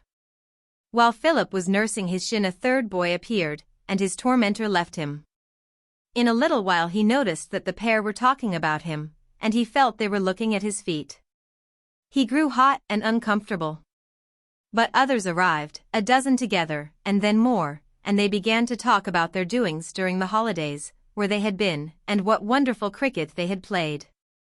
A few new boys appeared, and with these presently Philip found himself talking. He was shy and nervous. He was anxious to make himself pleasant, but he could not think of anything to say. He was asked a great many questions and answered them all quite willingly. One boy asked him whether he could play cricket. No, answered Philip. I've got a clubfoot. The boy looked down quickly and reddened. Philip saw that he felt he had asked an unseemly question. He was too shy to apologize and looked at Philip awkwardly. 11. Next morning, when the clanging of a bell awoke Philip, he looked round his cubicle in astonishment. Then a voice sang out, and he remembered where he was. Are you awake, singer? The partitions of the cubicle were of polished pitch pine, and there was a green curtain in front. In those days there was little thought of ventilation, and the windows were closed except when the dormitory was aired in the morning. Philip got up and knelt down to say his prayers. It was a cold morning, and he shivered a little. But he had been taught by his uncle that his prayers were more acceptable to God if he said them in his nightshirt than if he waited till he was dressed. This did not surprise him, for he was beginning to realize that he was the creature of a God who appreciated the discomfort of his worshippers. Then he washed. There were 2 baths for the 50 boarders, and each boy had a bath once a week. The rest of his washing was done in a small basin on a washstand, which with the bed and a chair, made up the furniture of each cubicle. The boys chatted gaily while they dressed. Philip was all ears. Then another bell sounded, and they ran downstairs. They took their seats on the forms on each side of the 2 long tables in the schoolroom, and Mr. Watson, followed by his wife and the servants, came in and sat down. Mr. Watson read prayers in an impressive manner, and the supplications thundered out in his loud voice as though they were threats personally addressed to each boy. Philip listened with anxiety. Then Mr. Watson read a chapter from the Bible, and the servants trooped out. In a moment the untidy youth brought in 2 large pots of tea, and on a second journey immense dishes of bread and butter. Philip had a squeamish appetite, and the thick slabs of poor butter on the bread turned his stomach, but he saw other boys scraping it off and followed their example. They all had potted meats and such like, which they had brought in their playboxes, and some had extras, eggs or bacon, upon which Mr. Watson made a profit. When he had asked Mr. Carey whether Philip was to have these, Mr. Carey replied that he did not think boys should be spoilt. Mr. Watson quite agreed with him. He considered nothing was better than bread and butter for growing lads, but some parents, unduly pampering their offspring, insisted on it. Philip noticed that extras gave boys a certain consideration and made up his mind, when he wrote to Aunt Louisa, to ask for them. After breakfast the boys wandered out into the playground. Here, the day boys were gradually assembling. They were sons of the local clergy, of the officers at the depot, and of such manufacturers or men of business as the old town possessed. Presently a bell rang, and they all trooped into school. This consisted of a large, long room at opposite ends of which two undermasters conducted the second and third forms, and of a smaller one, leading out of it, used by Mr. Watson, who taught the first form. To attach the preparatory to the senior school, these three classes were known officially, on speech days and in reports, as upper, middle, and lower second. Philip was put in the last. The master, a red-faced man with a pleasant voice, was called Rice. He had a jolly manner with boys, and the time passed quickly. Philip was surprised when it was 11:15 and they were let out for 10 minutes' rest. The whole school rushed noisily into the playground. The new boys were told to go into the middle, while the others stationed themselves along opposite walls. They began to play pig in the middle. The old boys ran from wall to wall while the new boys tried to catch them. When one was seized and the mystic words said, 1, 2, 3, and a pig for me, he became a prisoner and, turning sides, helped to catch those who were still free. Philip saw a boy running past and tried to catch him, but his limp gave him no chance, and the runners, taking their opportunity, made straight for the ground he covered. Then one of them had the brilliant idea of imitating Philip's clumsy run. Other boys saw it and began to laugh, then they all copied the first, and they ran round Philip, limping grotesquely, screaming in their treble voices with shrill laughter. They lost their heads with the delight of their new amusement, and choked with helpless merriment. One of them tripped Philip up and he fell, heavily as he always fell, and cut his knee. They laughed all the louder when he got up. A boy pushed him from behind, and he would have fallen again if another had not caught him. The game was forgotten in the entertainment of Philip's deformity. One of them invented an odd, rolling limp that struck the rest as supremely ridiculous, and several of the boys lay down on the ground and rolled about in laughter. Philip was completely scared. He could not make out why they were laughing at him. His heart beat so that he could hardly breathe, and he was more frightened than he had ever been in his life. He stood still stupidly while the boys ran round him, mimicking and laughing. They shouted to him to try and catch them. But he did not move. He did not want them to see him run any more. He was using all his strength to prevent himself from crying. Suddenly the bell rang, and they all trooped back to school. Philip's knee was bleeding, and he was dusty and disheveled. For some minutes Mr. Rice could not control his form. They were excited still by the strange novelty, and Philip saw one or two of them furtively looking down at his feet. He tucked them under the bench. In the afternoon they went up to play football, but Mr. Watson stopped Philip on the way out after dinner. "I suppose you can't play football, Carey?" he asked him. Philip blushed self-consciously. "No, sir." "Very well. You'd better go up to the field. You can walk as far as that, can't you?" Philip had no idea where the field was, but he answered all the same. "Yes, sir." The boys went in charge of Mr. Rice, who glanced at Philip and seeing he had not changed, asked why he was not going to play. "Mr. Watson said I needn't, sir," said Philip. "Why?" There were boys all round him, looking at him curiously, and a feeling of shame came over Philip. He looked down without answering. Others gave the reply. "He's got a clubfoot, sir." "Oh, I see." Mr. Rice was quite young. He had only taken his degree a year before, and he was suddenly embarrassed. His instinct was to beg the boy's pardon, but he was too shy to do so. He made his voice gruff and loud. "Now then, you boys, what are you waiting about for? Get on with you."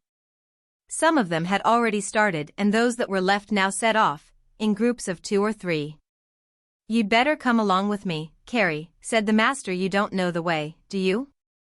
Philip guessed the kindness, and a sob came to his throat. "I can't go very fast, sir." "Then I'll go very slow," said the master, with a smile. Philip's heart went out to the red-faced, commonplace young man who said a gentle word to him. He suddenly felt less unhappy. But at night when they went up to bed and were undressing, the boy who was called Singer came out of his cubicle and put his head in Philip's. "I say, let's look at your foot," he said. "No," answered Philip. He jumped into bed quickly. Don't say no to me, said Singer. Come on, Mason. The boy in the next cubicle was looking round the corner, and at the words he slipped in. They made for Philip and tried to tear the bedclothes off him, but he held them tightly. Why can't you leave me alone? He cried. Singer seized a brush and with the back of it beat Philip's hands clenched on the blanket. Philip cried out. Why don't you show us your foot quietly? I won't. In desperation Philip clenched his fist and hit the boy who tormented him, but he was at a disadvantage and the boy seized his arm. He began to turn it. Oh, don't, said Philip. You'll break my arm.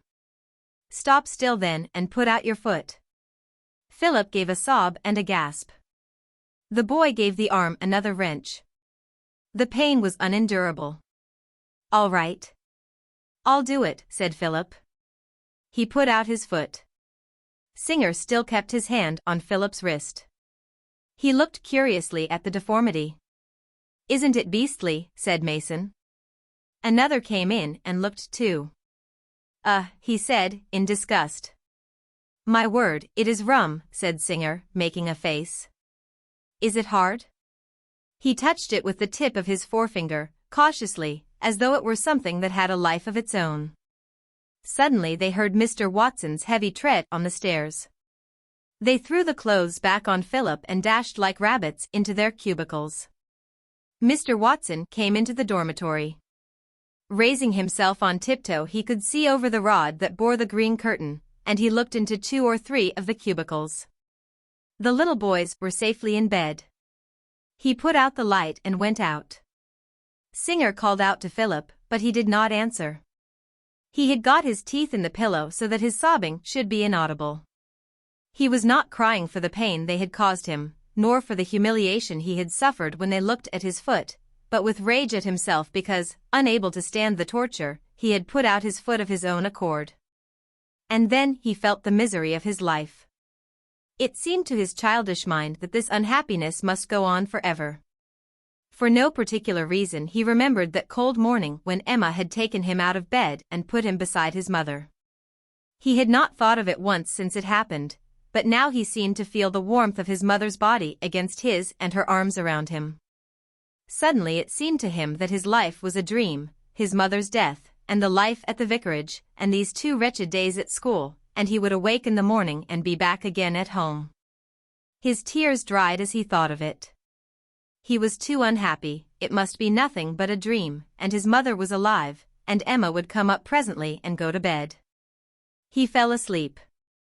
But when he awoke next morning it was to the clanging of a bell, and the first thing his eyes saw was the green curtain of his cubicle. 12. As time went on Philip's deformity ceased to interest.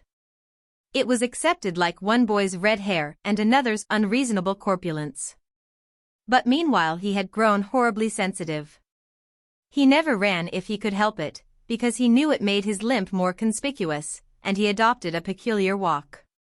He stood still as much as he could, with his clubfoot behind the other, so that it should not attract notice, and he was constantly on the lookout for any reference to it. Because he could not join in the games which other boys played, their life remained strange to him, he only interested himself from the outside in their doings, and it seemed to him that there was a barrier between them and him. Sometimes they seemed to think that it was his fault if he could not play football, and he was unable to make them understand. He was left a good deal to himself.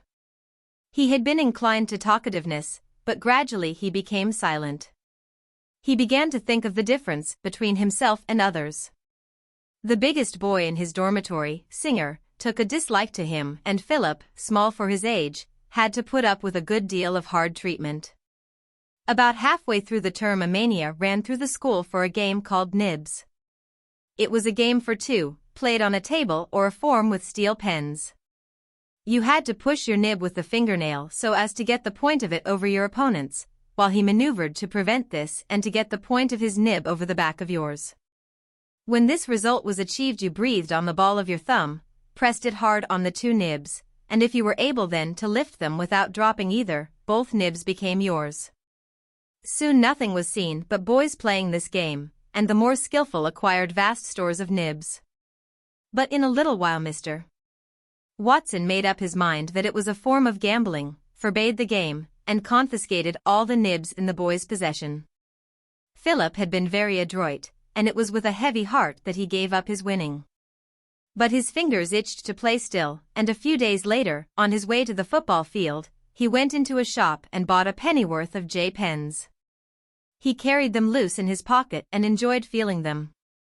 Presently Singer found out that he had them. Singer had given up his nibs too, but he had kept back a very large one, called a jumbo, which was almost unconquerable, and he could not resist the opportunity of getting Philip's JS out of him. Though Philip knew that he was at a disadvantage with his small nibs, he had an adventurous disposition and was willing to take the risk. Besides, he was aware that Singer would not allow him to refuse. He had not played for a week and sat down to the game now with a thrill of excitement. He lost 2 of his small nibs quickly, and Singer was jubilant, but the third time by some chance the jumbo slipped round and Philip was able to push his J across it. He crowed with triumph. At that moment Mr. Watson came in. "What are you doing?" he asked. He looked from Singer to Philip, but neither answered. "Don't you know that I've forbidden you to play that idiotic game?" Philip's heart beat fast. He knew what was coming and was dreadfully frightened, but in his fright there was a certain exultation. He had never been swished. Of course it would hurt, but it was something to boast about afterwards. "Come into my study." The headmaster turned, and they followed him side by side. Singer whispered to Philip, "We're in for it." Mr. Watson pointed to Singer. "Bend over," he said. Philip, very white, saw the boy quiver at each stroke, and after the third he heard him cry out. 3 more followed. "That'll do. Get up." Singer stood up. The tears were streaming down his face. Philip stepped forward. "Mr. Watson looked at him for a moment. "I'm not going to cane you. You're a new boy. And I can't hit a cripple. Go away, both of you, and don't be naughty again." When they got back into the schoolroom, a group of boys, who had learned in some mysterious way what was happening, were waiting for them. They set upon Singer at once with eager questions. Singer faced them, his face red with the pain and marks of tears still on his cheeks. He pointed with his head at Philip, who was standing a little behind him. "He got off because he's a cripple," he said angrily. Philip stood silent and flushed. He felt that they looked at him with contempt. "How many did you get?" one boy asked Singer. But he did not answer. He was angry because he had been hurt. "Don't ask me to play nibs with you again," he said to Philip. "It's jolly nice for you. You don't risk anything." "I didn't ask you." "Didn't you?" He quickly put out his foot and tripped Philip up. Philip was always rather unsteady on his feet, and he fell heavily to the ground. "Cripple," said Singer. For the rest of the term he tormented Philip cruelly, and, though Philip tried to keep out of his way, the school was so small that it was impossible. He tried being friendly and jolly with him, he abased himself, so far as to buy him a knife. But though Singer took the knife he was not placated. Once or twice, driven beyond endurance, he hit and kicked the bigger boy, but Singer was so much stronger that Philip was helpless, and he was always forced after more or less torture to beg his pardon. It was that which rankled with Philip. He could not bear the humiliation of apologies, which were wrung from him by pain greater than he could bear. And what made it worse was that there seemed no end to his wretchedness. Singer was only 11 and would not go to the upper school till he was 13. Philip realized that he must live 2 years with a tormentor from whom there was no escape. He was only happy while he was working and when he got into bed. And often there recurred to him then that queer feeling that his life with all its misery was nothing but a dream, and that he would awake in the morning in his own little bed in London. 13. 2 years passed, and Philip was nearly 12. He was in the first form, within 2 or 3 places of the top, and after Christmas when several boys would be leaving for the senior school he would be head boy. He had already quite a collection of prizes, worthless books on bad paper, but in gorgeous bindings decorated with the arms of the school. His position had freed him from bullying, and he was not unhappy. His fellows forgave him his success because of his deformity. After all, it's jolly easy for him to get prizes, they said. There's nothing he can do but swat. He had lost his early terror of Mr. Watson. He had grown used to the loud voice, and when the headmaster's heavy hand was laid on his shoulder, Philip discerned vaguely the intention of a caress. He had the good memory which is more useful for scholastic achievements than mental power, and he knew Mr. Watson expected him to leave the preparatory school with a scholarship. But he had grown very self-conscious. The newborn child does not realize that his body is more a part of himself than surrounding objects, and will play with his toes without any feeling that they belong to him more than the rattle by his side. And it is only by degrees, through pain, that he understands the fact of the body. And experiences of the same kind are necessary for the individual to become conscious of himself. But here there is the difference that, although everyone becomes equally conscious of his body as a separate and complete organism, everyone does not become equally conscious of himself as a complete and separate personality. The feeling of apartness from others comes to most with puberty, but it is not always developed to such a degree as to make the difference between the individual and his fellows noticeable to the individual. It is such as he, as little conscious of himself as the bee in a hive, who are the lucky in life, for they have the best chance of happiness. Their activities are shared by all. And their pleasures are only pleasures because they are enjoyed in common. You will see them on Whit Monday dancing on Hampstead Heath, shouting at a football match, or from club windows in Pall Mall cheering a royal procession. It is because of them that man has been called a social animal. Philip passed from the innocence of childhood to bitter consciousness of himself by the ridicule which his clubfoot had excited. The circumstances of his case were so peculiar that he could not apply to them the ready-made rules which acted well enough in ordinary affairs, and he was forced to think for himself. The many books he had read filled his mind with ideas which, because he only half understood them, gave more scope to his imagination. Beneath his painful shyness something was growing up within him, and obscurely he realized his personality. But at times it gave him odd surprises. He did things, he knew not why, and afterwards when he thought of them found himself all at sea. There was a boy called Louis between whom and Philip a friendship had arisen, and one day, when they were playing together in the schoolroom, Louis began to perform some trick with an ebony penholder of Philip's. "Don't play the giddy ox," said Philip. "You'll only break it." "I shan't." But no sooner were the words out of the boy's mouth than the penholder snapped in two. Louis looked at Philip with dismay. "Oh, I say, I'm awfully sorry." The tears rolled down Philip's cheeks, but he did not answer. "I say, what's the matter?" said Louis, with surprise. "I'll get you another one exactly the same." "It's not about the penholder I care," said Philip, in a trembling voice, "only it was given me by my mater, just before she died." "I say, I'm awfully sorry, Carey." "It doesn't matter. It wasn't your fault." Philip took the two pieces of the penholder and looked at them. He tried to restrain his sobs. He felt utterly miserable. And yet he could not tell why, for he knew quite well that he had bought the penholder during his last holidays at Blackstable for 1 and 2pence. He did not know in the least what had made him invent that pathetic story, but he was quite as unhappy as though it had been true. The pious atmosphere of the vicarage and the religious tone of the school had made Philip's conscience very sensitive. He absorbed insensibly the feeling about him that the tempter was ever on the watch to gain his immortal soul, and though he was not more truthful than most boys, he never told a lie without suffering from remorse. When he thought over this incident he was very much distressed, and made up his mind that he must go to Louis and tell him that the story was an invention. Though he dreaded humiliation more than anything in the world, he hugged himself for 2 or 3 days at the thought of the agonizing joy of humiliating himself to the glory of God. But he never got any further. He satisfied his conscience by the more comfortable method of expressing his repentance only to the Almighty. But he could not understand why he should have been so genuinely affected by the story he was making up. The tears that flowed down his grubby cheeks were real tears.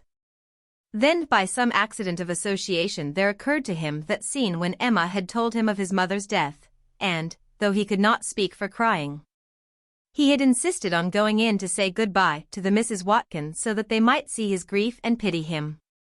14. Then a wave of religiosity passed through the school.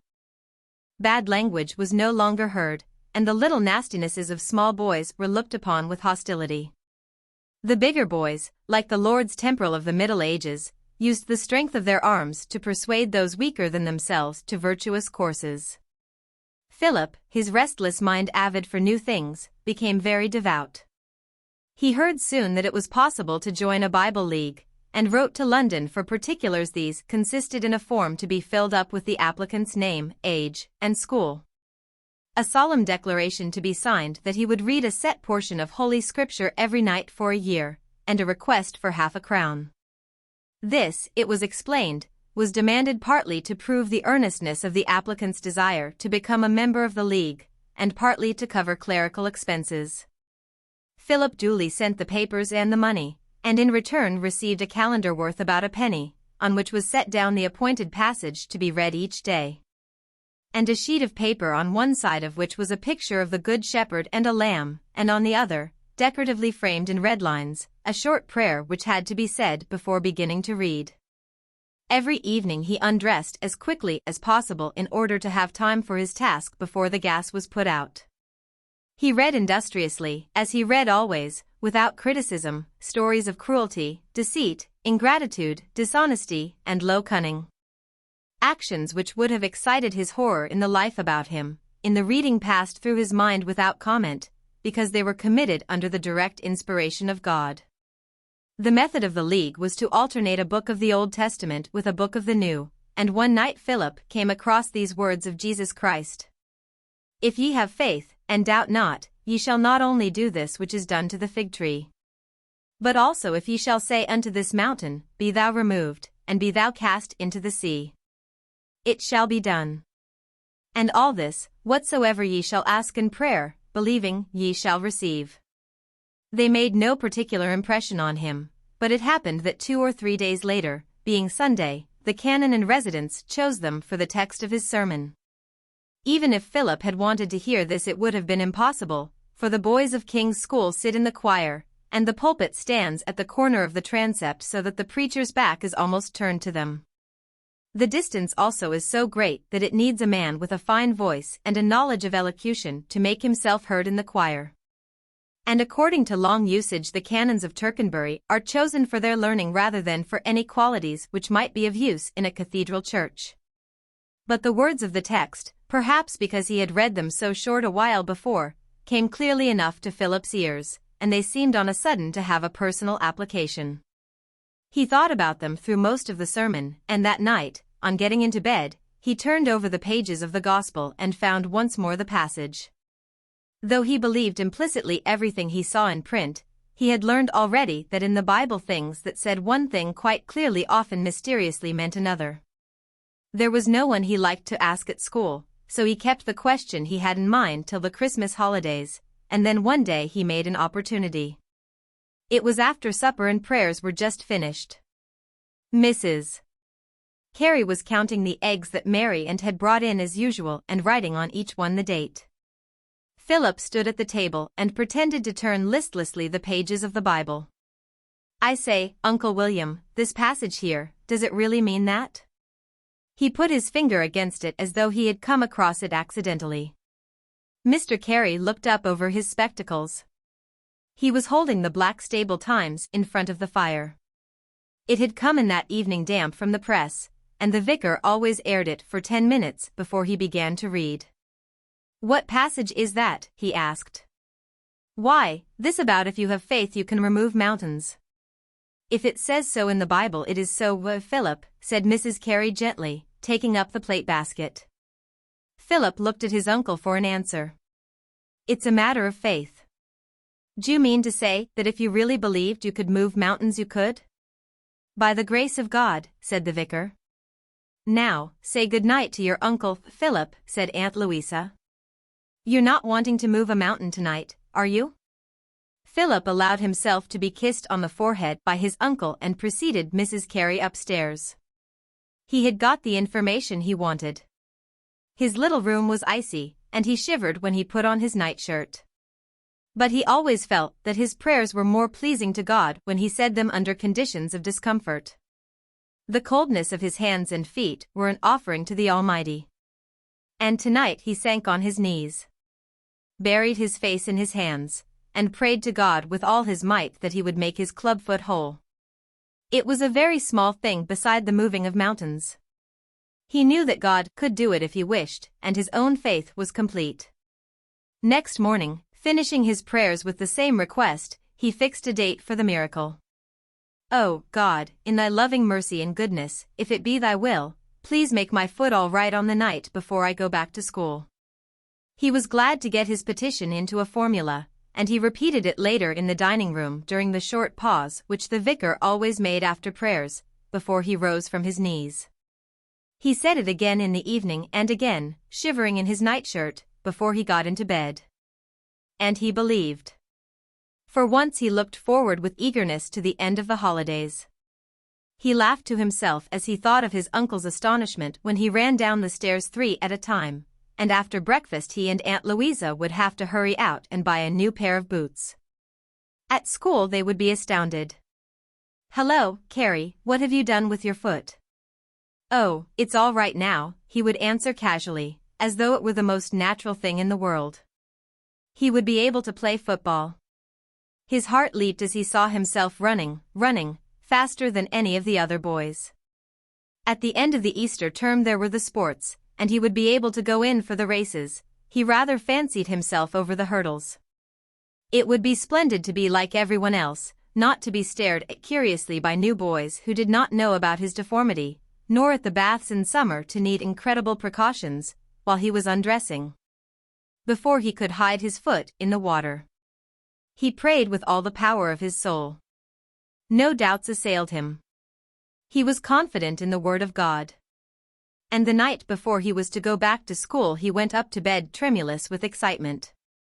There was snow on the ground, and Aunt Louisa had allowed herself the unaccustomed luxury of a fire in her bedroom, but in Philip's little room it was so cold that his fingers were numb, and he had great difficulty in undoing his collar. His teeth chattered. The idea came to him that he must do something more than usual to attract the attention of God, and he turned back the rug which was in front of his bed so that he could kneel on the bare boards. And then it struck him that his nightshirt was a softness that might displease his Maker, so he took it off and said his prayers naked. When he got into bed he was so cold that for some time he could not sleep, but when he did, it was so soundly that Mary and had to shake him when she brought in his hot water next morning. She talked to him while she drew the curtains, but he did not answer. He had remembered at once that this was the morning for the miracle. His heart was filled with joy and gratitude. His first instinct was to put down his hand and feel the foot which was whole now, but to do this seemed to doubt the goodness of God. He knew that his foot was well. But at last he made up his mind, and with the toes of his right foot he just touched his left. Then he passed his hand over it. He limped downstairs just as Mary and was going into the dining room for prayers, and then he sat down to breakfast. "You're very quiet this morning, Philip," said Aunt Louisa presently. "He's thinking of the good breakfast he'll have at school tomorrow," said the vicar. When Philip answered, it was in a way that always irritated his uncle, with something that had nothing to do with the matter in hand. He called it a bad habit of wool-gathering. "Supposing you'd asked God to do something," said Philip, "and really believed it was going to happen, like moving a mountain, I mean, and you had faith, and it didn't happen, what would it mean?" "What a funny boy you are," said Aunt Louisa. "You asked about moving mountains 2 or 3 weeks ago." "It would just mean that you hadn't got faith," answered Uncle William. Philip accepted the explanation. If God had not cured him, it was because he did not really believe. And yet he did not see how he could believe more than he did. But perhaps he had not given God enough time. He had only asked him for 19 days. In a day or two he began his prayer again, and this time he fixed upon Easter. That was the day of his son's glorious resurrection, and God in his happiness might be mercifully inclined. But now Philip added other means of attaining his desire. He began to wish, when he saw a new moon or a dappled horse, and he looked out for shooting stars.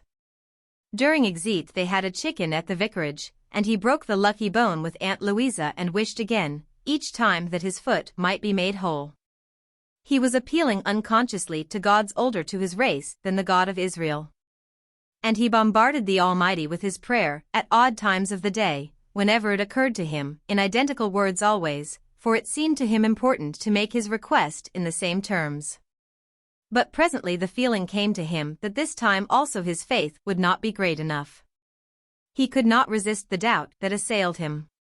He made his own experience into a general rule. "I suppose no one ever has faith enough," he said. It was like the salt which his nurse used to tell him about. You could catch any bird by putting salt on his tail, and once he had taken a little bag of it into Kensington Gardens. But he could never get near enough to put the salt on a bird's tail. Before Easter he had given up the struggle. He felt a dull resentment against his uncle for taking him in. The text which spoke of the moving of mountains was just one of those that said one thing and meant another. He thought his uncle had been playing a practical joke on him. 15. The King's School at Tercanbury, to which Philip went when he was 13, prided itself on its antiquity.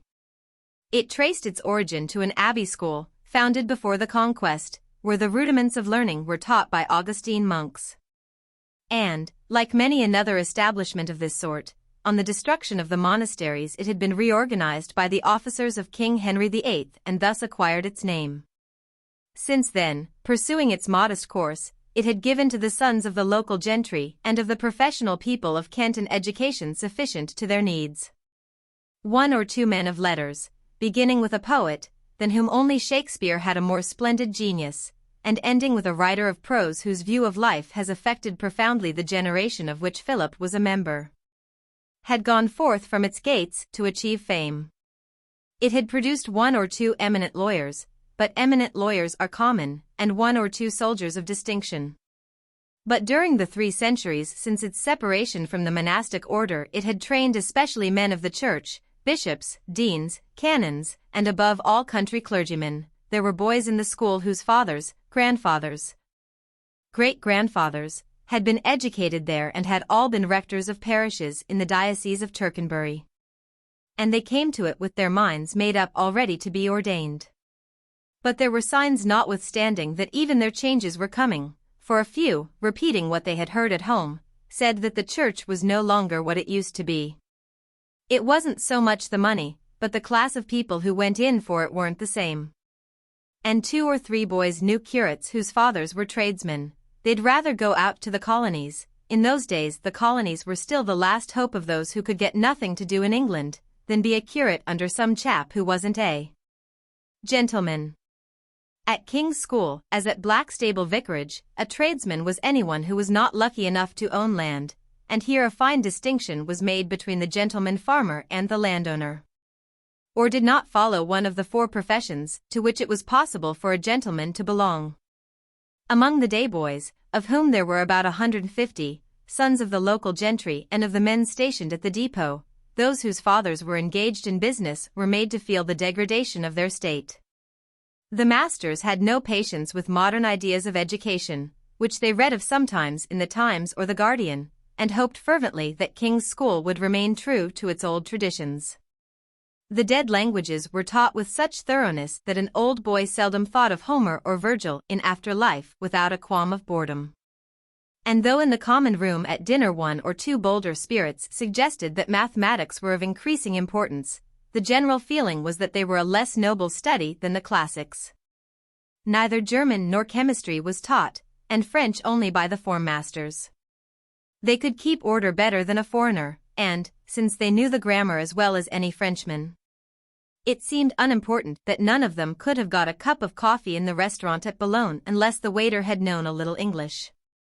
Geography was taught chiefly by making boys draw maps, and this was a favorite occupation, especially when the country dealt with was mountainous. It was possible to waste a great deal of time in drawing the Andes or the Apennines. The masters, graduates of Oxford or Cambridge, were ordained and unmarried. If by chance they wished to marry, they could only do so by accepting one of the smaller livings at the disposal of the chapter. But for many years none of them had cared to leave the refined society of Tercanbury, which owing to the cavalry depot had a martial as well as an ecclesiastical tone, for the monotony of life in a country rectory.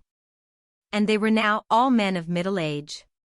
The headmaster, on the other hand, was obliged to be married, and he conducted the school till age began to tell upon him.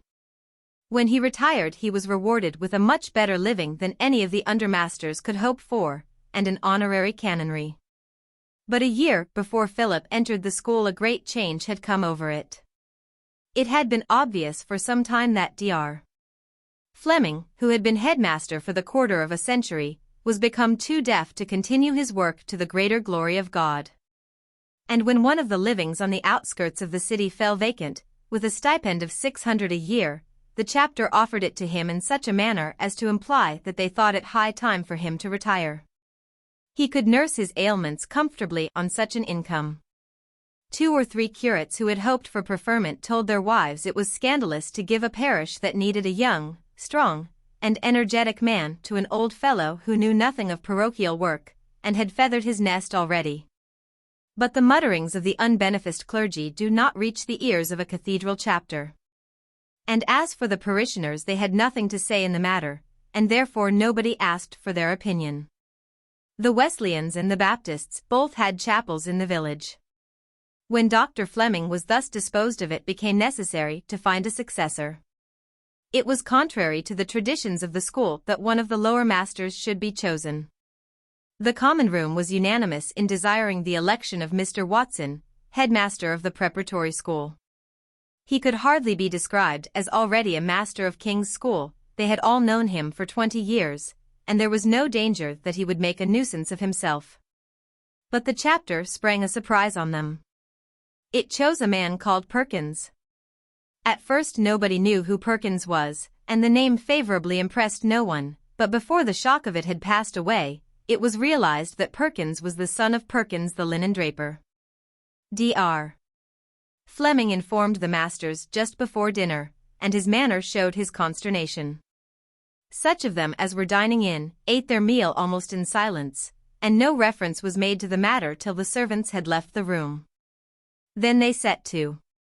The names of those present on this occasion are unimportant, but they had been known to generations of schoolboys as Size, Tar, Winks, Squirts, and Pat. They all knew Tom Perkins. The first thing about him was that he was not a gentleman. They remembered him quite well. He was a small, dark boy, with untidy black hair and large eyes. He looked like a gypsy. He had come to the school as a day boy, with the best scholarship on their endowment, so that his education had cost him nothing. Of course he was brilliant. At every speech day he was loaded with prizes. He was their show boy, and they remembered now bitterly their fear that he would try to get some scholarship at one of the larger public schools and so pass out of their hands. Dr. Fleming had gone to the linen draper his father. They all remembered the shop, Perkins and Cooper, in St. Catherine's Street, and said he hoped Tom would remain with them till he went to Oxford. The school was Perkins and Cooper's best customer, and Mr. Perkins was only too glad to give the required assurance. Tom Perkins continued to triumph. He was the finest classical scholar that Dr. Fleming remembered, and on leaving the school took with him the most valuable scholarship they had to offer. He got another at Magdalen and settled down to a brilliant career at the university. The school magazine recorded the distinctions he achieved year after year, and when he got his double first, Dr. Fleming himself wrote a few words of eulogy on the front page. It was with greater satisfaction that they welcomed his success, since Perkins and Cooper had fallen upon evil days. Cooper drank like a fish, and just before Tom Perkins took his degree the linendrapers filed their petition in bankruptcy. In due course Tom Perkins took holy orders and entered upon the profession for which he was so admirably suited. He had been an assistant master at Wellington and then at Rugby. But there was quite a difference between welcoming his success at other schools and serving under his leadership in their own. Tar had frequently given him lines, and Squirts had boxed his ears. They could not imagine how the chapter had made such a mistake. No one could be expected to forget that he was the son of a bankrupt linen draper, and the alcoholism of Cooper seemed to increase the disgrace. It was understood that the dean had supported his candidature with zeal, so the dean would probably ask him to dinner, but would the pleasant little dinners in the precincts ever be the same when Tom Perkins sat at the table? And what about the depot? He really could not expect officers and gentlemen to receive him as one of themselves. It would do the school incalculable harm. Parents would be dissatisfied, and no one could be surprised if there were wholesale withdrawals and then the indignity of calling him Mr. Perkins. The masters thought by way of protest of sending in their resignations in a body, but the uneasy fear that they would be accepted with equanimity restrained them. "The only thing is to prepare ourselves for changes," said Size, who had conducted the fifth form for 25 years with unparalleled incompetence. And when they saw him they were not reassured. Dr. Fleming invited them to meet him at luncheon. He was now a man of 32, tall and lean, but with the same wild and unkempt look they remembered on him as a boy. His clothes, ill-made and shabby, were put on untidily. His hair was as black and as long as ever, and he had plainly never learned to brush it. It fell over his forehead with every gesture, and he had a quick movement of the hand with which he pushed it back from his eyes. He had a black mustache and a beard which came high up on his face almost to the cheekbones. He talked to the masters quite easily, as though he had parted from them a week or two before. He was evidently delighted to see them. He seemed unconscious of the strangeness of the position and appeared not to notice any oddness in being addressed as Mr. Perkins. When he bade them goodbye, one of the masters, for something to say, remarked that he was allowing himself plenty of time to catch his train. "I want to go round and have a look at the shop," he answered cheerfully. There was a distinct embarrassment. They wondered that he could be so tactless, and to make it worse Dr. Fleming had not heard what he said. His wife shouted it in his ear. "He wants to go round and look at his father's old shop." Only Tom Perkins was unconscious of the humiliation which the whole party felt.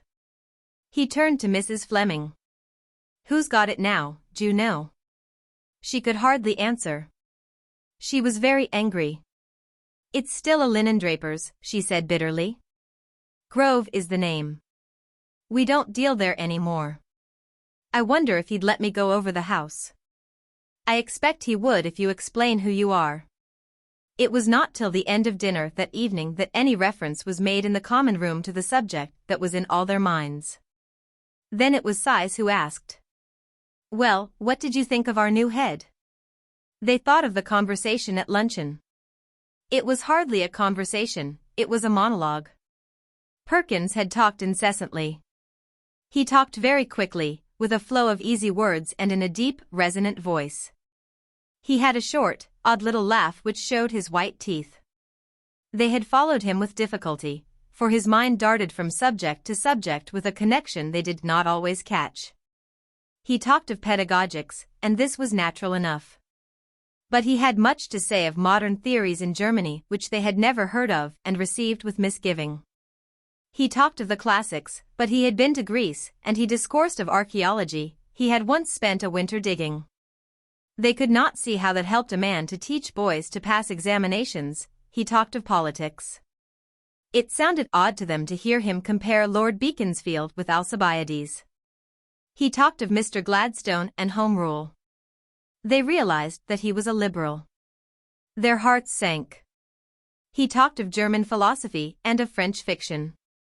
They could not think a man profound whose interests were so diverse. It was Winks who summed up the general impression and put it into a form they all felt conclusively damning. Winks was the master of the upper third, a weak-kneed man with drooping eyelids. He was too tall for his strength, and his movements were slow and languid. He gave an impression of lassitude, and his nickname was eminently appropriate. "He's very enthusiastic," said Winks. Enthusiasm was ill-bred. Enthusiasm was ungentlemanly. They thought of the Salvation Army with its braying trumpets and its drums. Enthusiasm meant change. They had gooseflesh when they thought of all the pleasant old habits which stood in imminent danger. They hardly dared to look forward to the future. "He looks more of a gypsy than ever," said one, after a pause. "I wonder if the dean and chapter knew that he was a radical when they elected him," another observed bitterly. But conversation halted. They were too much disturbed for words. When Tar and Size were walking together to the chapter house on speech day a week later, Tar, who had a bitter tongue, remarked to his colleague, "Well, we've seen a good many speech days here, haven't we? I wonder if we shall see another." Size was more melancholy even than usual. "If anything worth having comes along in the way of a living, I don't mind when I retire." 16. A year passed, and when Philip came to the school the old masters were all in their places. But a good many changes had taken place notwithstanding their stubborn resistance, none the less formidable because it was concealed under an apparent desire to fall in with the new head's ideas. Though the form masters still taught French to the lower school, another master had come, with a degree of Doctor of Philology from the University of Heidelberg and a record of 3 years spent in a French lycée, to teach French to the upper forms and German to anyone who cared to take it up instead of Greek.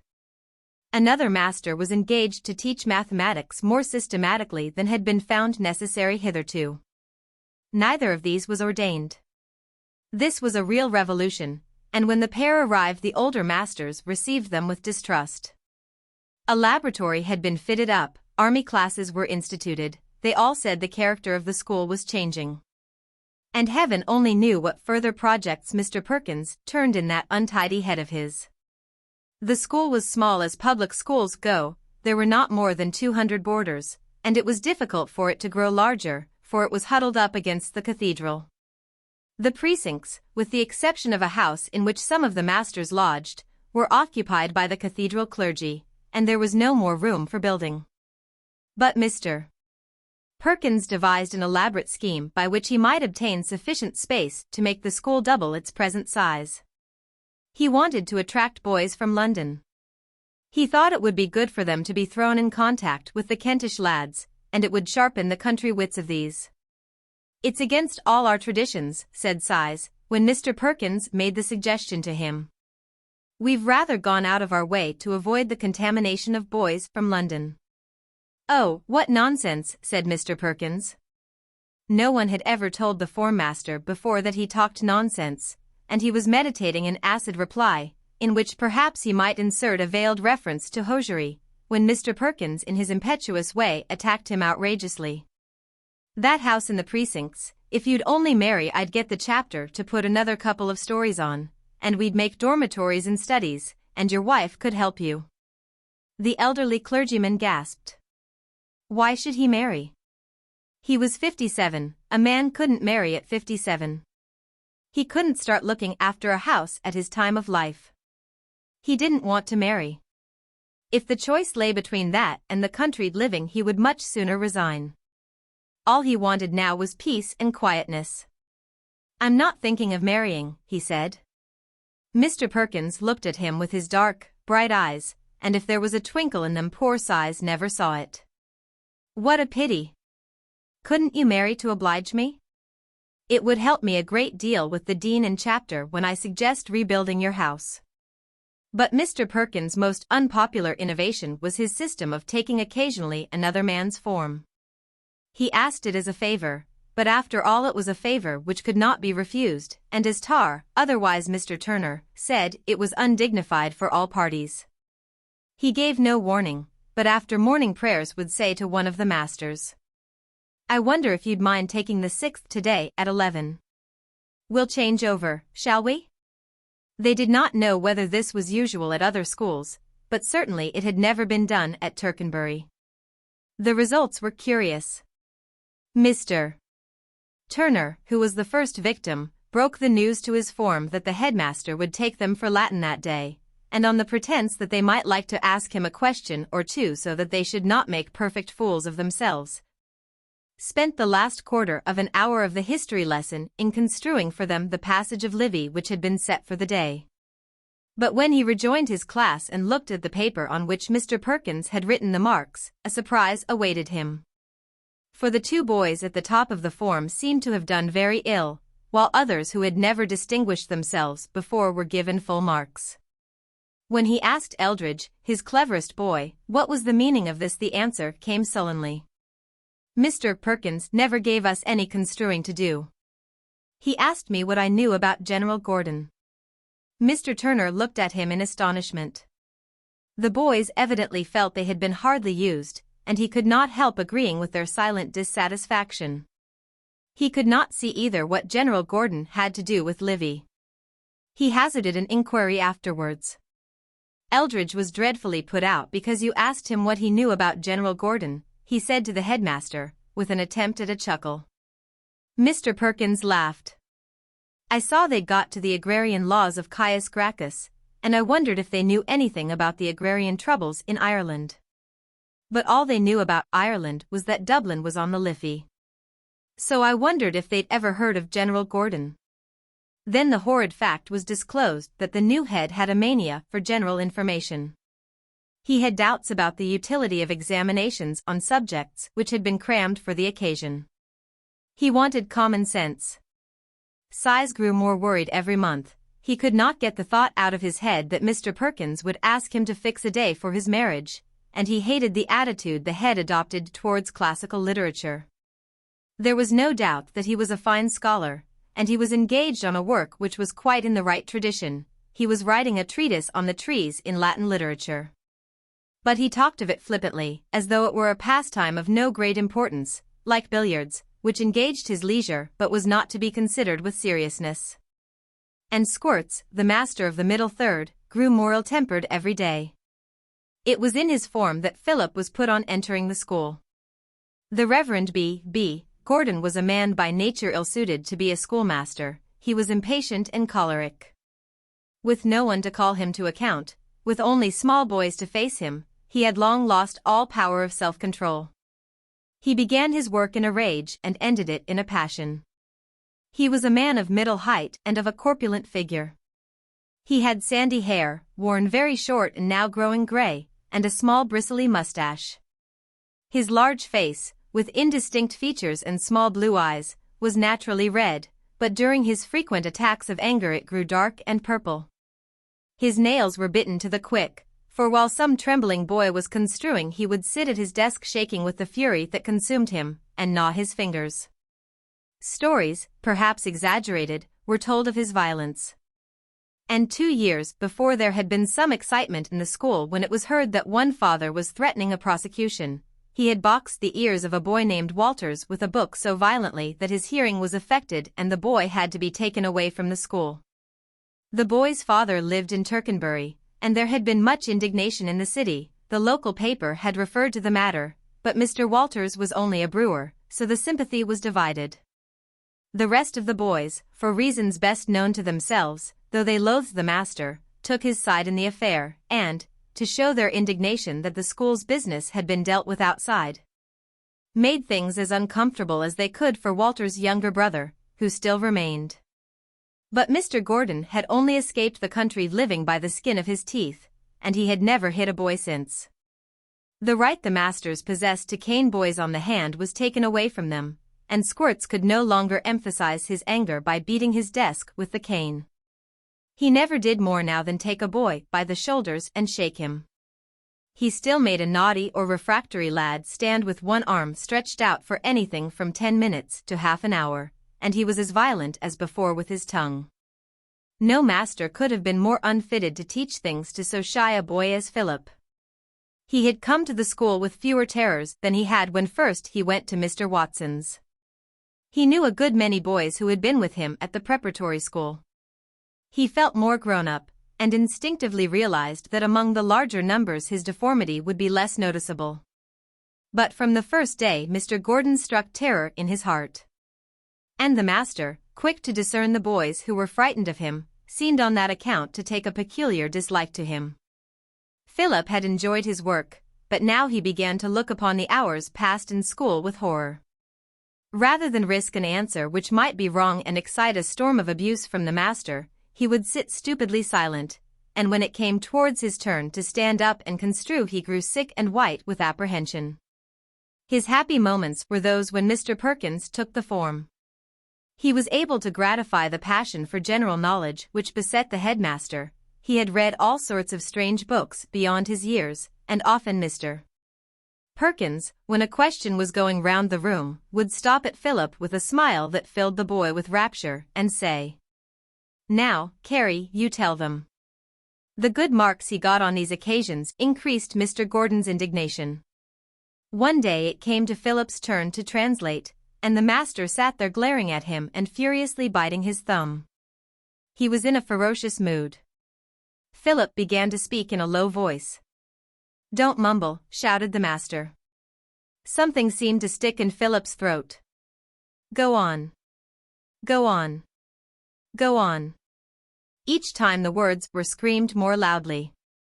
The effect was to drive all he knew out of Philip's head, and he looked at the printed page vacantly. Mr. Gordon began to breathe heavily. "If you don't know, why don't you say so? Do you know it or not?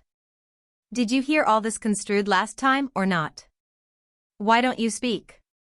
Speak, you blockhead, speak."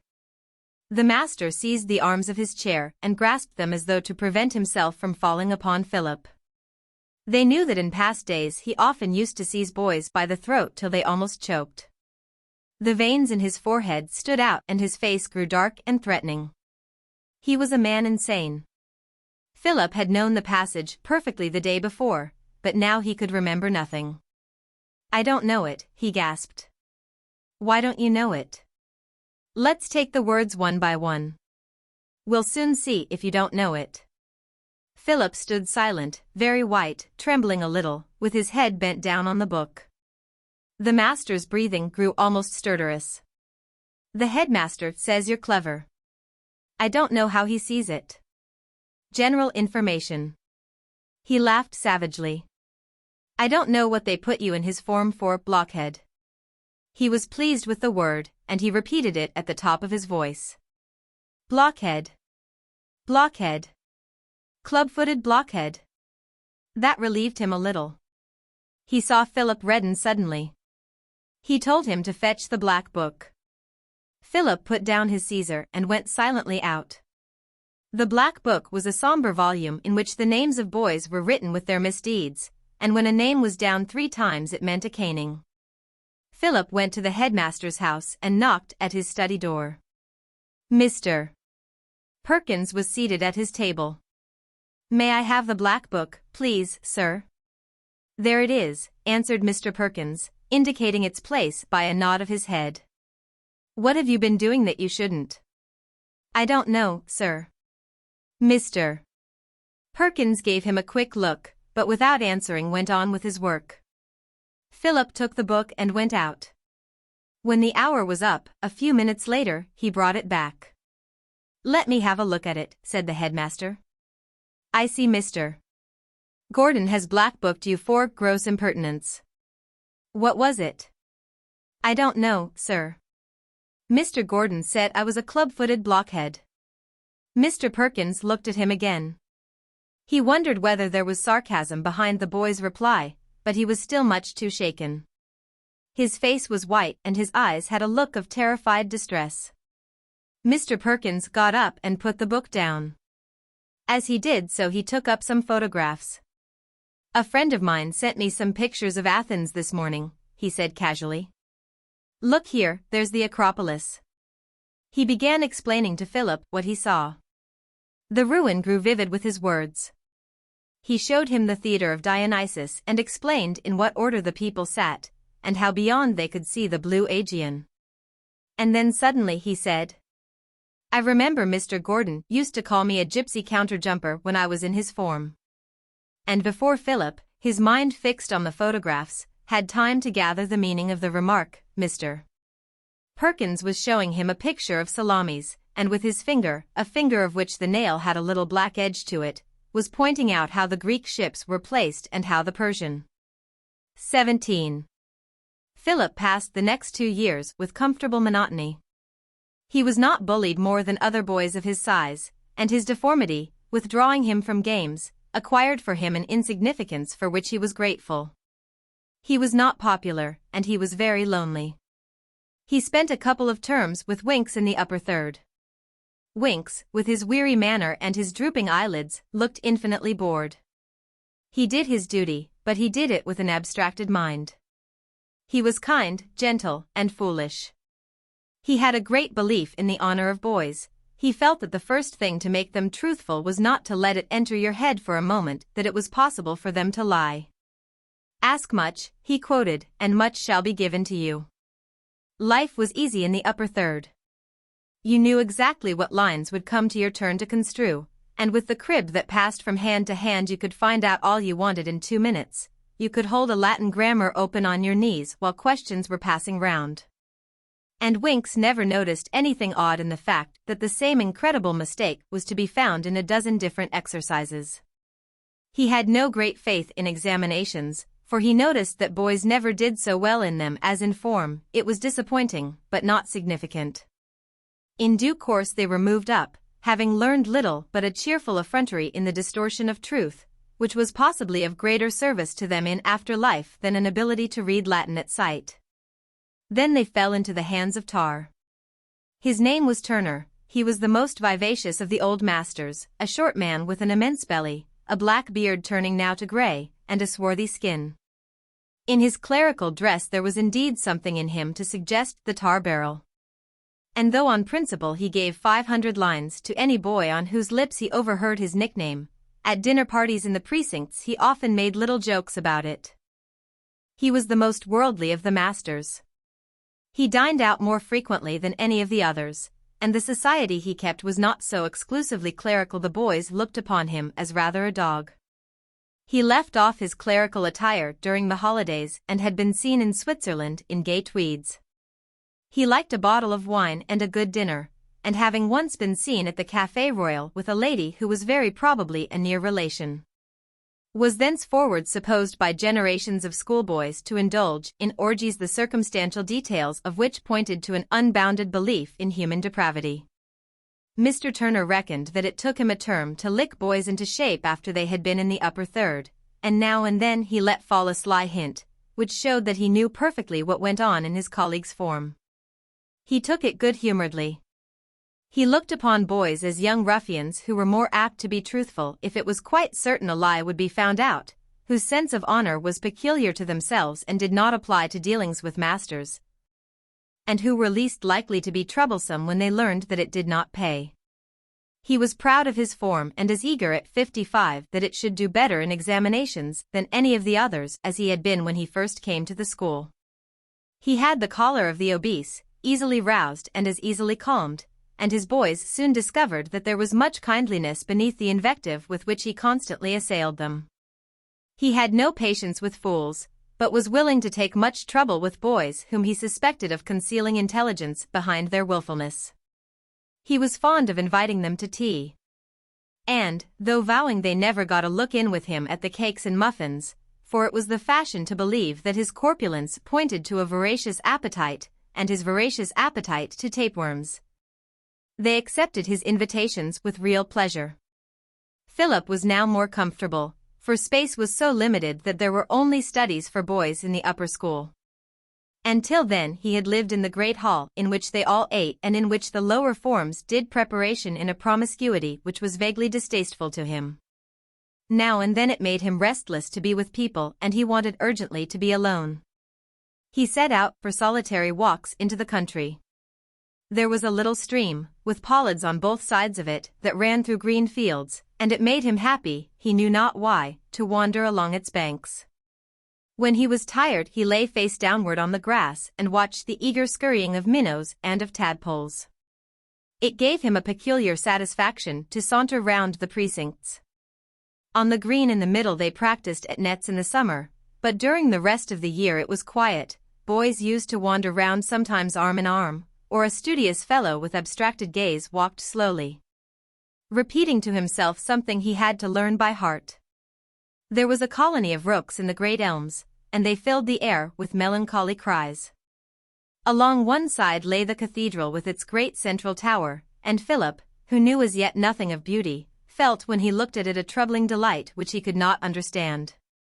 When he had a study, it was a little square room looking on a slum, and 4 boys shared it. he bought a photograph of that view of the cathedral and pinned it up over his desk. And he found himself taking a new interest in what he saw from the window of the fourth form room. It looked on to old lawns, carefully tended, and fine trees with foliage dense and rich. It gave him an odd feeling in his heart, and he did not know if it was pain or pleasure. It was the first dawn of the aesthetic emotion. It accompanied other changes. His voice broke. It was no longer quite under his control, and queer sounds issued from his throat. Then he began to go to the classes which were held in the headmaster's study, immediately after tea, to prepare boys for confirmation. Philip's piety had not stood the test of time, and he had long since given up his nightly reading of the Bible, but now, under the influence of Mr. Perkins, with this new condition of the body which made him so restless, his old feelings revived, and he reproached himself bitterly for his backsliding. The fires of hell burned fiercely before his mind's eye.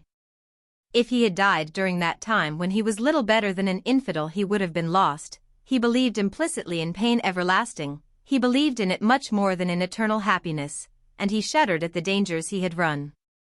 Since the day on which Mr. Perkins had spoken kindly to him, when he was smarting under the particular form of abuse which he could least bear, Philip had conceived for his headmaster a dog-like adoration. He racked his brains vainly for some way to please him. He treasured the smallest word of commendation which, by chance, fell from his lips. And when he came to the quiet little meetings in his house, he was prepared to surrender himself entirely. He kept his eyes fixed on Mr. Perkins' shining eyes, and sat with mouth half open, his head a little thrown forward so as to miss no word. The ordinariness of the surroundings made the matters they dealt with extraordinarily moving. And often the master, seized himself by the wonder of his subject, would push back the book in front of him, and with his hands clasped together over his heart, as though to still the beating, would talk of the mysteries of their religion. Sometimes Philip did not understand, but he did not want to understand, he felt vaguely that it was enough to feel. It seemed to him then that the headmaster, with his black, straggling hair and his pale face, was like those prophets of Israel who feared not to take kings to task. And when he thought of the Redeemer, he saw him only with the same dark eyes and those wan cheeks. Mr. Perkins took this part of his work with great seriousness. There was never here any of that flashing humor which made the other masters suspect him of flippancy. Finding time for everything in his busy day, he was able at certain intervals to take separately for a quarter of an hour or 20 minutes the boys whom he was preparing for confirmation. He wanted to make them feel that this was the first consciously serious step in their lives. He tried to grope into the depths of their souls. He wanted to instill in them his own vehement devotion. In Philip, notwithstanding his shyness, he felt the possibility of a passion equal to his own. The boy's temperament seemed to him essentially religious. One day he broke off suddenly from the subject on which he had been talking. "Have you thought at all what you're going to be when you grow up?" he asked. "My uncle wants me to be ordained," said Philip. "And you?" Philip looked away. He was ashamed to answer that he felt himself unworthy. "I don't know any life that's so full of happiness as ours. I wish I could make you feel what a wonderful privilege it is. One can serve God in every walk, but we stand nearer to Him. I don't want to influence you, but if you made up your mind, at once, you couldn't help feeling that joy and relief which never desert one again." Philip did not answer, but the headmaster read in his eyes that he realized already something of what he tried to indicate. "If you go on as you are now, you'll find yourself head of the school one of these days, and you ought to be pretty safe for a scholarship when you leave. Have you got anything of your own?" "My uncle says I shall have 100 a year when I'm 21. "You'll be rich." "I had nothing." The headmaster hesitated a moment, and then, idly drawing lines with a pencil on the blotting paper in front of him, went on. "I'm afraid your choice of professions will be rather limited. You naturally couldn't go in for anything that required physical activity." Philip reddened to the roots of his hair, as he always did when any reference was made to his clubfoot. Mr. Perkins looked at him gravely. "I wonder if you're not oversensitive about your misfortune. Has it ever struck you to thank God for it?" Philip looked up quickly. His lips tightened. He remembered how for months, trusting in what they told him, he had implored God to heal him as he had healed the leper and made the blind to see. As long as you accept it rebelliously, it can only cause you shame. But if you looked upon it as a cross that was given you to bear only because your shoulders were strong enough to bear it, a sign of God's favor, then it would be a source of happiness to you instead of misery. He saw that the boy hated to discuss the matter and he let him go. But Philip thought over all that the headmaster had said, and presently, his mind taken up entirely with the ceremony that was before him, a mystical rapture seized him. His spirit seemed to free itself from the bonds of the flesh and he seemed to be living a new life. He aspired to perfection with all the passion that was in him. He wanted to surrender himself entirely to the service of God, and he made up his mind definitely that he would be ordained. When the great day arrived, his soul deeply moved by all the preparation, by the books he had studied and above all by the overwhelming influence of the head, he could hardly contain himself for fear and joy. One thought had tormented him. He knew that he would have to walk alone through the chancel, and he dreaded showing his limp thus obviously, not only to the whole school, who were attending the service, but also to the strangers. People from the city or parents who had come to see their sons confirmed. But when the time came he felt suddenly that he could accept the humiliation joyfully.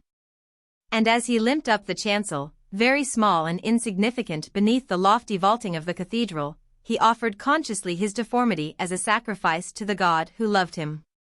18. But Philip could not live long in the rarefied air of the hilltops. What had happened to him when first he was seized by the religious emotion happened to him now.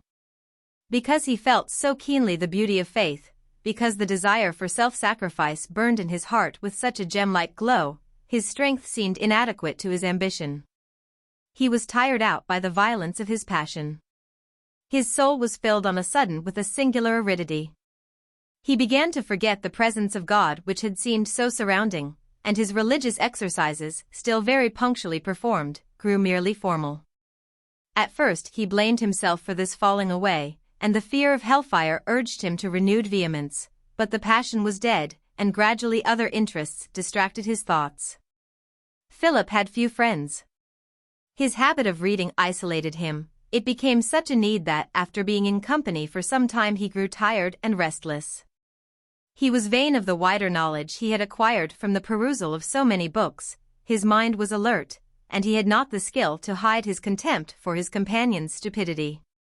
They complained that he was conceited. And, since he excelled only in matters which to them were unimportant, they asked satirically what he had to be conceited about. He was developing a sense of humor, and found that he had a knack of saying bitter things, which caught people on the raw. He said them because they amused him, hardly realizing how much they hurt, and was much offended when he found that his victims regarded him with active dislike. The humiliations he suffered when first he went to school had caused in him a shrinking from his fellows which he could never entirely overcome. He remained shy and silent. But though he did everything to alienate the sympathy of other boys, he longed with all his heart for the popularity which to some was so easily accorded. These from his distance he admired extravagantly. And though he was inclined to be more sarcastic with them than with others, though he made little jokes at their expense, he would have given anything to change places with them. Indeed, he would gladly have changed places with the dullest boy in the school who was whole of limb. He took to a singular habit. He would imagine that he was some boy whom he had a particular fancy for. He would throw his soul, as it were, into the other's body, talk with his voice and laugh with his heart. He would imagine himself doing all the things the other did. It was so vivid that he seemed for a moment really to be no longer himself. In this way he enjoyed many intervals of fantastic happiness. At the beginning of the Christmas term which followed on his confirmation, Philip found himself moved into another study. One of the boys who shared it was called Rose. He was in the same form as Philip, and Philip had always looked upon him with envious admiration. He was not good-looking, though his large hands and big bones suggested that he would be a tall man. He was clumsily made. But his eyes were charming, and when he laughed, he was constantly laughing, his face wrinkled all round them in a jolly way. He was neither clever nor stupid, but good enough at his work and better at games. He was a favorite with masters and boys, and he in his turn liked everyone. When Philip was put in the study, he could not help seeing that the others, who had been together for 3 terms, welcomed him coldly. It made him nervous to feel himself an intruder, but he had learned to hide his feelings, and they found him quiet and unobtrusive. With Rose, because he was as little able as anyone else to resist his charm, Philip was even more than usually shy and abrupt. And whether on account of this, unconsciously bent upon exerting the fascination he knew was his only by the results, or whether from sheer kindness of heart, it was Rose who first took Philip into the circle. One day, quite suddenly, he asked Philip if he would walk to the football field with him. Philip flushed. "I can't walk fast enough for you," he said. "Rot. Come on." And just before they were setting out, some boy put his head in the study door and asked Rose to go with him. "I can't," he answered. "I've already promised Carey." "Don't bother about me," said Philip quickly. "I shan't mind." "Rot," said Rose. He looked at Philip with those good-natured eyes of his and laughed. Philip felt a curious tremor in his heart. In a little while, their friendship growing with boyish rapidity, the pair were inseparable. Other fellows wondered at the sudden intimacy, and Rose was asked what he saw in Philip. "Oh, I don't know," he answered. "He's not half a bad chap really."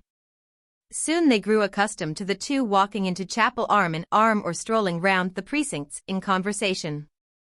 Wherever one was the other could be found also, and, as though acknowledging his proprietorship, boys who wanted Rose would leave messages with Carey. Philip at first was reserved.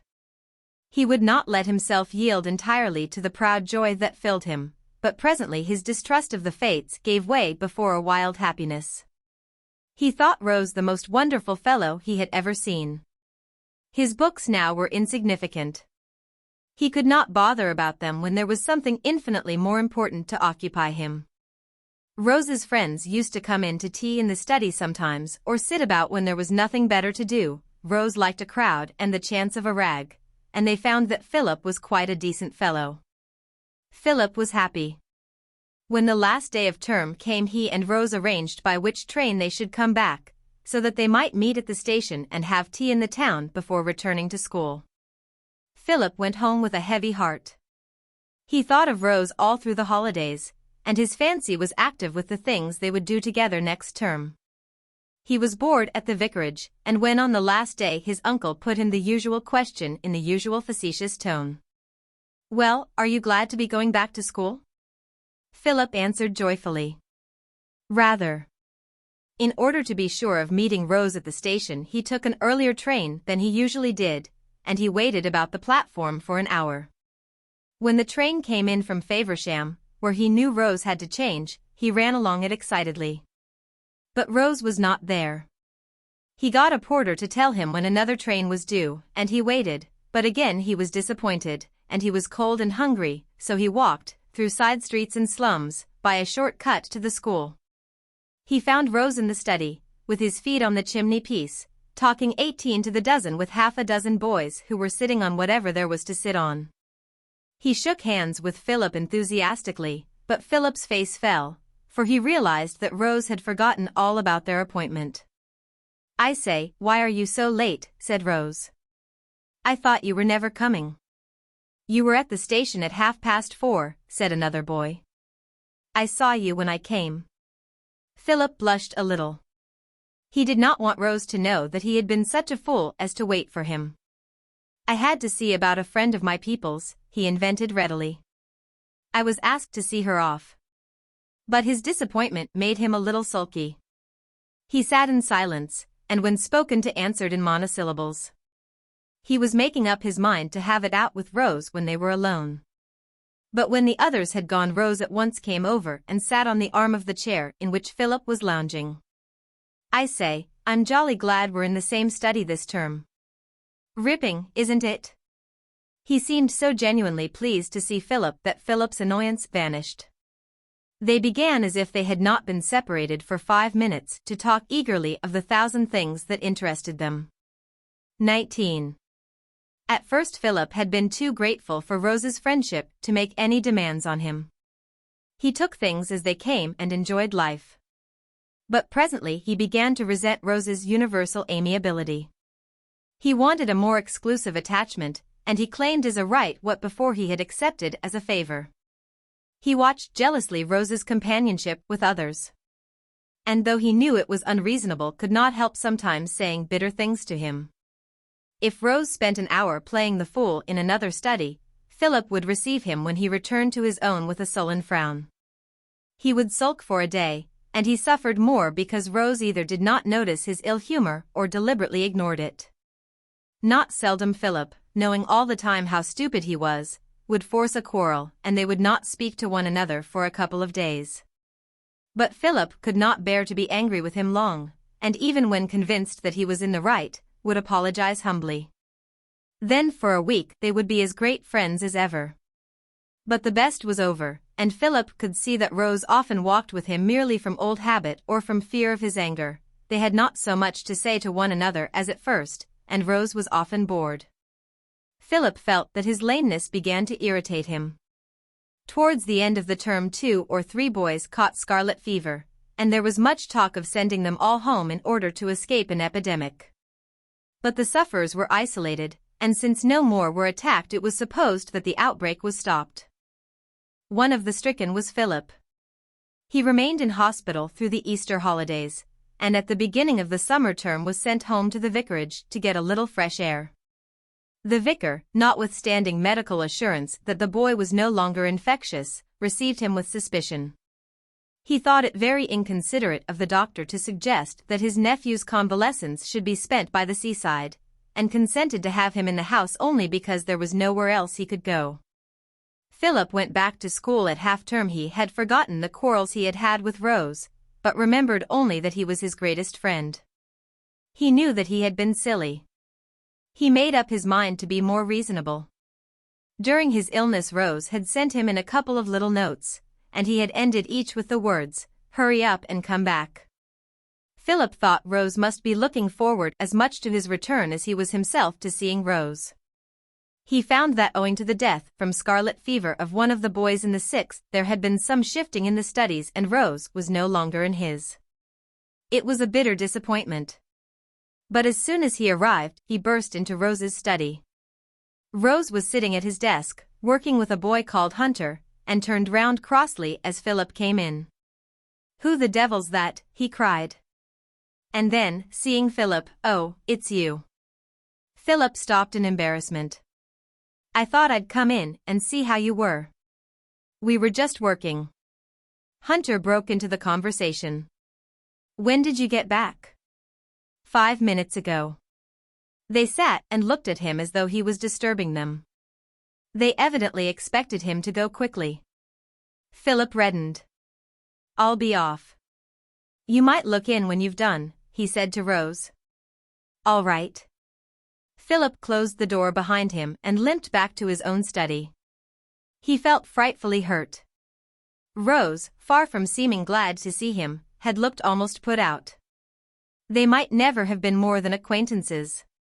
Though he waited in his study, not leaving it for a moment in case just then Rose should come, his friend never appeared. And next morning, when he went in to prayers, he saw Rose and Hunter singing along arm in arm. What he could not see for himself others told him. He had forgotten that 3 months is a long time in a schoolboy's life, and though he had passed them in solitude, Rose had lived in the world. Hunter had stepped into the vacant place. Philip found that Rose was quietly avoiding him. But he was not the boy to accept a situation without putting it into words. He waited till he was sure Rose was alone in his study and went in. "May I come in?" he asked. Rose looked at him with an embarrassment that made him angry with Philip. "Yes, if you want to." "It's very kind of you," said Philip sarcastically. "What do you want?" "I say, why have you been so rotten since I came back?" "Oh, don't be an ass," said Rose. "I don't know what you see in Hunter." "That's my business." Philip looked down. He could not bring himself to say what was in his heart. He was afraid of humiliating himself. Rose got up. "I've got to go to the gym," he said. When he was at the door, Philip forced himself to speak. "I say, Rose, don't be a perfect beast." "Oh, go to hell." Rose slammed the door behind him and left Philip alone. Philip shivered with rage. He went back to his study and turned the conversation over in his mind. He hated Rose now, he wanted to hurt him, he thought of biting things he might have said to him.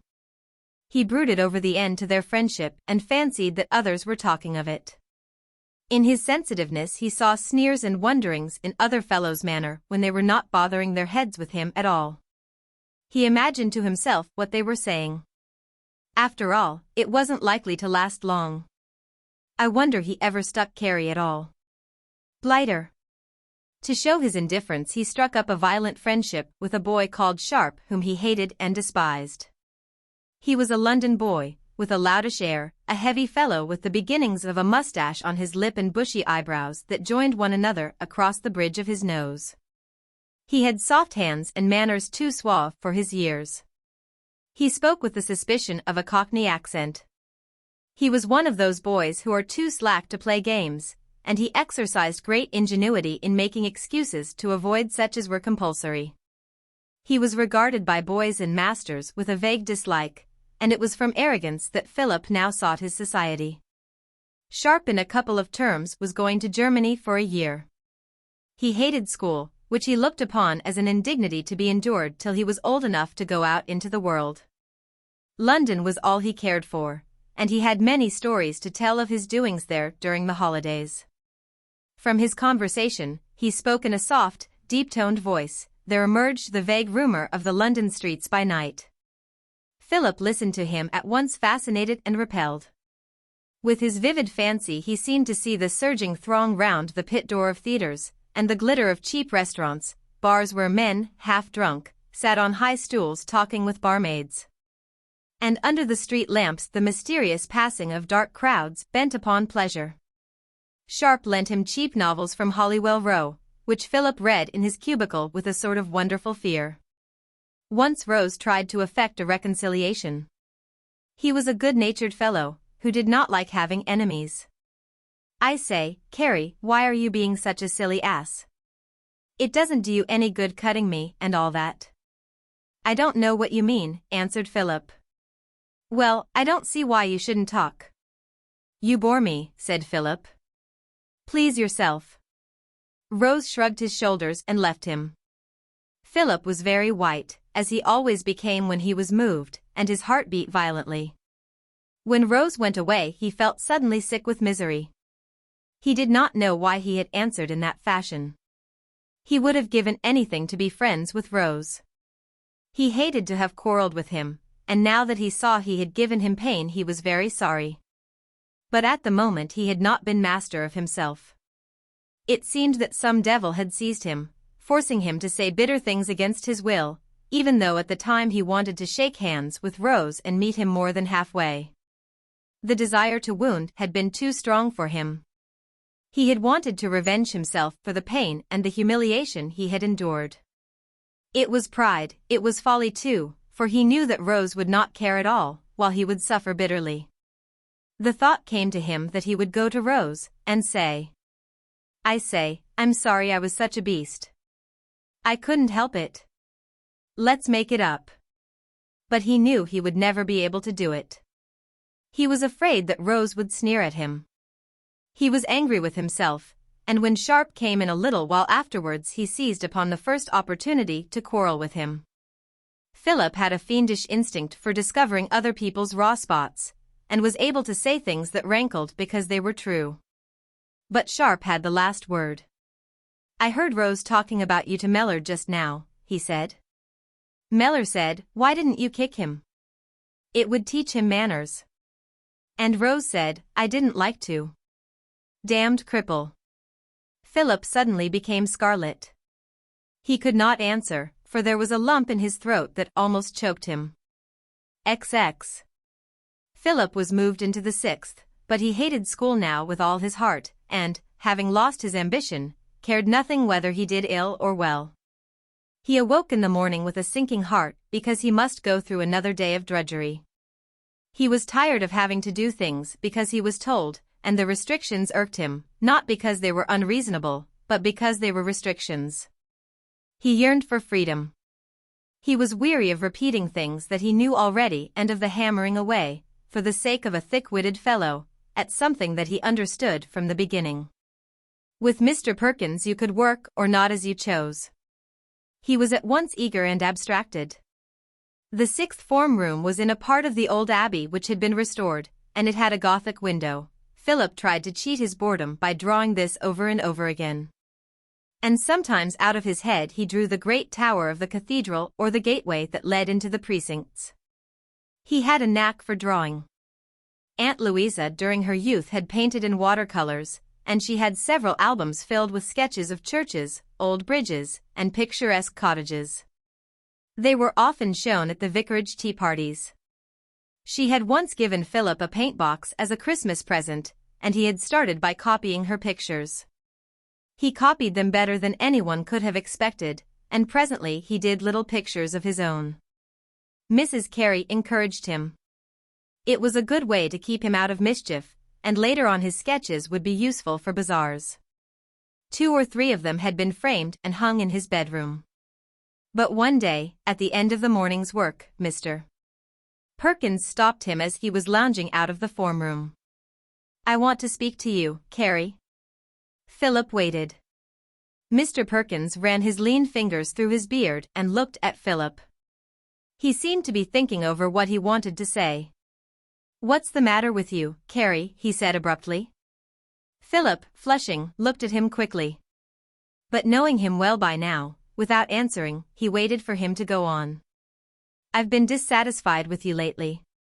You've been slack and inattentive. You seem to take no interest in your work. It's been slovenly and bad." "I'm very sorry, sir," said Philip. "Is that all you have to say for yourself?" Philip looked down sulkily. How could he answer that he was bored to death? "You know, this term you'll go down instead of up. I shan't give you a very good report." Philip wondered what he would say if he knew how the report was treated. "It arrived at breakfast, Mr. Carey glanced at it indifferently, and passed it over to Philip. "There's your report. You'd better see what it says," he remarked, as he ran his fingers through the wrapper of a catalogue of second-hand books. Philip read it. "Is it good?" asked Aunt Louisa. "Not so good as I deserve," answered Philip, with a smile, giving it to her. "I'll read it afterwards when I've got my spectacles," she said. But after breakfast Mary Aunt came in to say the butcher was there, and she generally forgot. Mr. Perkins went on. "I'm disappointed with you. And I can't understand. I know you can do things if you want to, but you don't seem to want to anymore. I was going to make you a monitor next term, but I think I'd better wait a bit." Philip flushed. He did not like the thought of being passed over. He tightened his lips. "And there's something else. You must begin thinking of your scholarship now. You won't get anything unless you start working very seriously." Philip was irritated by the lecture. He was angry with the headmaster, and angry with himself. "I don't think I'm going up to Oxford," he said. "Why not?" "I thought your idea was to be ordained." "I've changed my mind." "Why?" Philip did not answer. Mr. Perkins, holding himself oddly as he always did, like a figure in one of Perugino's pictures, drew his fingers thoughtfully through his beard. He looked at Philip as though he were trying to understand and then abruptly told him he might go. Apparently he was not satisfied, for one evening, a week later, when Philip had to go into his study with some papers, he resumed the conversation. But this time he adopted a different method. He spoke to Philip not as a schoolmaster with a boy, but as one human being with another. He did not seem to care now that Philip's work was poor, that he ran small chance against keen rivals of carrying off the scholarship necessary for him to go to Oxford. The important matter was his changed intention about his life afterwards. Mr. Perkins set himself to revive his eagerness to be ordained. With infinite skill he worked on his feelings, and this was easier since he was himself genuinely moved. Philip's change of mind caused him bitter distress, and he really thought he was throwing away his chance of happiness in life for he knew not what. His voice was very persuasive.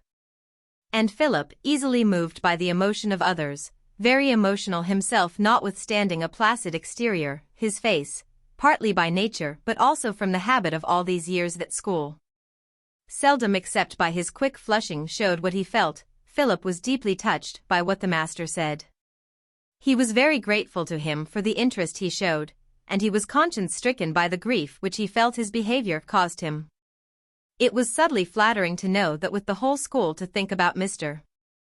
Perkins should trouble with him, but at the same time something else in him, like another person standing at his elbow, clung desperately to two words. I won't. I won't. I won't. He felt himself slipping. He was powerless against the weakness that seemed to well up in him. It was like the water that rises up in an empty bottle held over a full basin, and he set his teeth, saying the words over and over to himself. I won't. I won't. I won't. At last Mr. Perkins put his hand on Philip's shoulder. I don't want to influence you, he said. You must decide for yourself. Pray to Almighty God for help and guidance.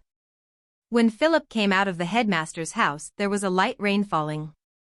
He went under the archway that led to the precincts. There was not a soul there, and the rooks were silent in the elms. He walked round slowly. He felt hot, and the rain did him good. He thought over all that Mr. Perkins had said, calmly now that he was withdrawn from the fervor of his personality, and he was thankful he had not given way. In the darkness he could but vaguely see the great mass of the cathedral. He hated it now because of the irksomeness of the long services which he was forced to attend. The anthem was interminable, and you had to stand drearily while it was being sung. You could not hear the droning sermon, and your body twitched because you had to sit still when you wanted to move about. Then Philip thought of the 2 services every Sunday at Blackstable. The church was bare and cold, and there was a smell all about one of pomade and starched clothes. The curate preached once and his uncle preached once. As he grew up he had learned to know his uncle. Philip was downright and intolerant, and he could not understand that a man might sincerely say things as a clergyman which he never acted up to as a man. The deception outraged him. His uncle was a weak and selfish man, whose chief desire it was to be saved trouble. Mr. Perkins had spoken to him of the beauty of a life dedicated to the service of God. Philip knew what sort of lives the clergy led in the corner of East Anglia, which was his home.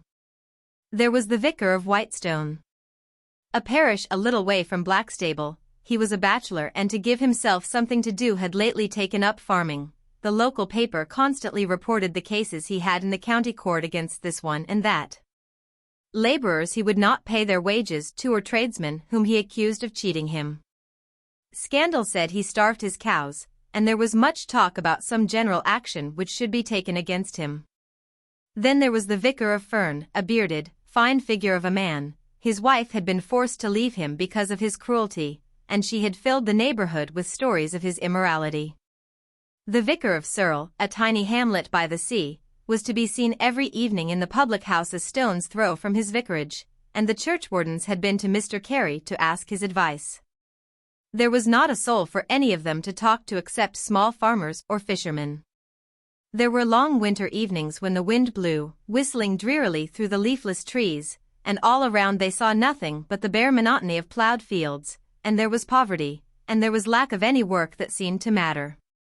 Every kink in their characters had free play, there was nothing to restrain them, they grew narrow and eccentric. Philip knew all this, but in his young intolerance he did not offer it as an excuse. He shivered at the thought of leading such a life. He wanted to get out into the world. XXI. Mr. Perkins soon saw that his words had had no effect on Philip, and for the rest of the term ignored him. He wrote a report which was vitriolic. When it arrived and Aunt Louisa asked Philip what it was like, he answered cheerfully. Rotten. Is it? Said the vicar. I must look at it again. Do you think there's any use in my staying on at Tercanbury? I should have thought it would be better if I went to Germany for a bit. What has put that in your head? Said Aunt Louisa. Don't you think it's rather a good idea? Sharp had already left King's School and had written to Philip from Hanover. He was really starting life, and it made Philip more restless to think of it. He felt he could not bear another year of restraint. But then you wouldn't get a scholarship. I haven't a chance of getting one anyhow. And besides, I don't know that I particularly want to go to Oxford. But if you're going to be ordained, Philip? Aunt Louisa exclaimed in dismay. I've given up that idea long ago. Mrs. Carey looked at him with startled eyes, and then, used to self-restraint, she poured out another cup of tea for his uncle. They did not speak. In a moment Philip saw tears slowly falling down her cheeks. His heart was suddenly wrung because he caused her pain. In her tight black dress, made by the dressmaker down the street, with her wrinkled face and pale tired eyes, her grey hair still done in the frivolous ringlets of her youth, she was a ridiculous but strangely pathetic figure. Philip saw it for the first time. Afterwards, when the vicar was shut up in his study with the curate, he put his arms round her waist. I say, I'm sorry you're upset, Aunt Louisa, he said. But it's no good my being ordained if I haven't a real vocation, is it? I'm so disappointed, Philip, she moaned. I'd set my heart on it. I thought you could be your uncle's curate, and then when our time came, after all, we can't last forever, can we? You might have taken his place. Philip shivered. He was seized with panic. His heart beat like a pigeon in a trap beating with its wings. His aunt wept softly, her head upon his shoulder. I wish you'd persuade Uncle William to let me leave Tercanbury. I'm so sick of it. But the vicar of Blackstable did not easily alter any arrangements he had made, and it had always been intended that Philip should stay at King's School till he was 18, and should then go to Oxford.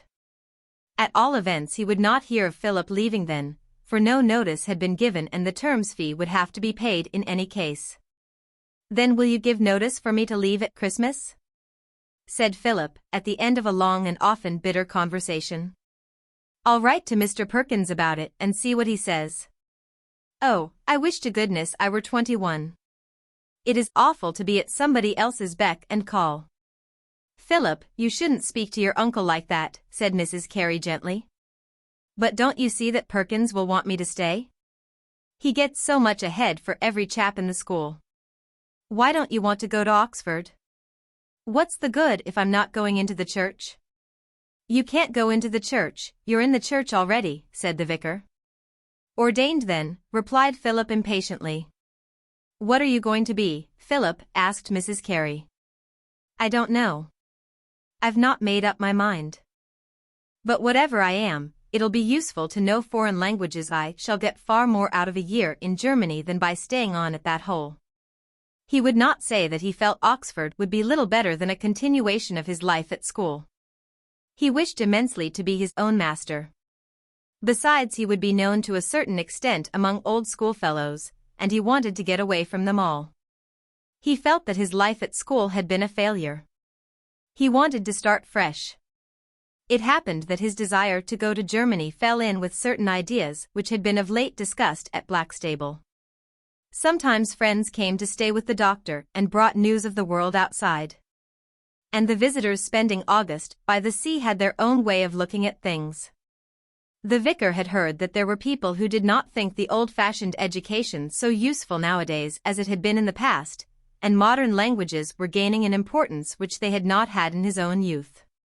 His own mind was divided, for a younger brother of his had been sent to Germany when he failed in some examination, thus creating a precedent, but since he had there died of typhoid it was impossible to look upon the experiment as other than dangerous. The result of innumerable conversations was that Philip should go back to Tercanbury for another term, and then should leave. With this agreement Philip was not dissatisfied. But when he had been back a few days the headmaster spoke to him. I've had a letter from your uncle. It appears you want to go to Germany, and he asks me what I think about it. Philip was astounded. He was furious with his guardian for going back on his word. I thought it was settled, sir, he said. Far from it. I've written to say I think it the greatest mistake to take you away. Philip immediately sat down and wrote a violent letter to his uncle. He did not measure his language. He was so angry that he could not get to sleep till quite late that night, and he awoke in the early morning and began brooding over the way they had treated him. He waited impatiently for an answer. In 2 or 3 days it came. It was a mild, pained letter from Aunt Louisa, saying that he should not write such things to his uncle, who was very much distressed. He was unkind and unchristian. He must know they were only trying to do their best for him, and they were so much older than he that they must be better judges of what was good for him. Philip clenched his hands. He had heard that statement so often, and he could not see why it was true. They did not know the conditions as he did. Why should they accept it as self-evident that their greater age gave them greater wisdom? The letter ended with the information that Mr. Carey had withdrawn the notice he had given.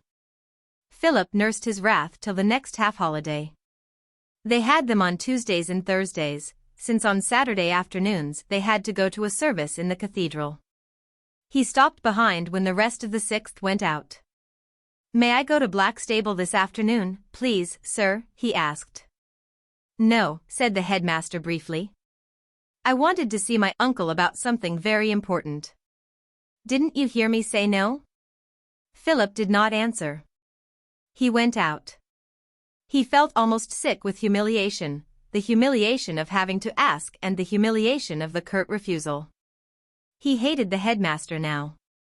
Philip writhed under that despotism which never vouchsafed a reason for the most tyrannous act. He was too angry to care what he did, and after dinner walked down to the station, by the back ways he knew so well, just in time to catch the train to Blackstable. He walked into the vicarage and found his uncle and aunt sitting in the dining room. "Hello, where have you sprung from?" said the vicar. It was very clear that he was not pleased to see him. He looked a little uneasy. "I thought I'd come and see you about my leaving. I want to know what you mean by promising me one thing when I was here, and doing something different a week after." He was a little frightened at his own boldness, but he had made up his mind exactly what words to use, and, though his heart beat violently, he forced himself to say them. "Have you got leave to come here this afternoon?" "No. I asked Perkins and he refused. If you like to write and tell him I've been here, you can get me into a really fine old row." Mrs. Carey sat knitting with trembling hands. She was unused to scenes and they agitated her extremely. "It would serve you right if I told him," said Mr. Carey. "If you like to be a perfect sneak you can. After writing to Perkins as you did, you're quite capable of it." It was foolish of Philip to say that, because it gave the vicar exactly the opportunity he wanted. "I'm not going to sit still while you say impertinent things to me," he said with dignity. He got up and walked quickly out of the room into his study. Philip heard him shut the door and lock it. "Oh, I wish to God I were 21. It is awful to be tied down like this." Aunt Louisa began to cry quietly. "Oh, Philip, you oughtn't to have spoken to your uncle like that. Do please go and tell him you're sorry." "I'm not in the least sorry. He's taking a mean advantage. Of course it's just waste of money keeping me on at school, but what does he care? It's not his money. It was cruel to put me under the guardianship of people who know nothing about things." "Philip." Philip in his voluble anger stopped suddenly at the sound of her voice. It was heartbroken. He had not realized what bitter things he was saying. "Philip, how can you be so unkind?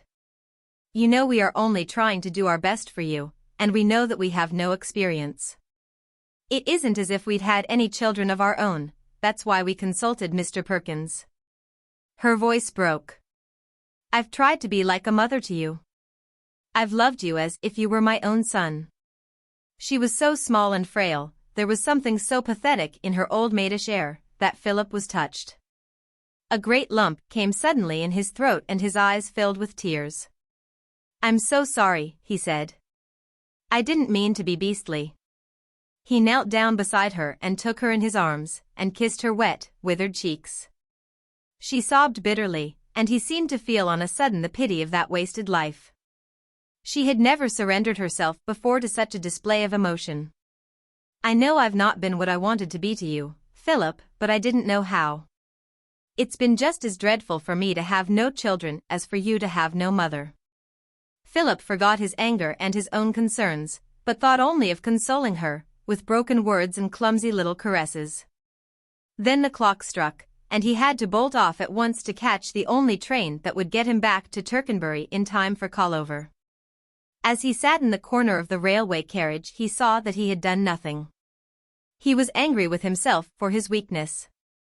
It was despicable to have allowed himself to be turned from his purpose by the pompous airs of the vicar and the tears of his aunt.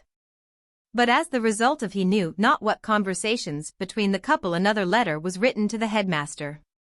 Mr. Perkins read it with an impatient shrug of the shoulders. He showed it to Philip. It ran: Dear Mr. Perkins, forgive me for troubling you again about my ward, but both his aunt and I have been uneasy about him. He seems very anxious to leave school, and his aunt thinks he is unhappy. It is very difficult for us to know what to do as we are not his parents. He does not seem to think he is doing very well, and he feels it is wasting his money to stay on.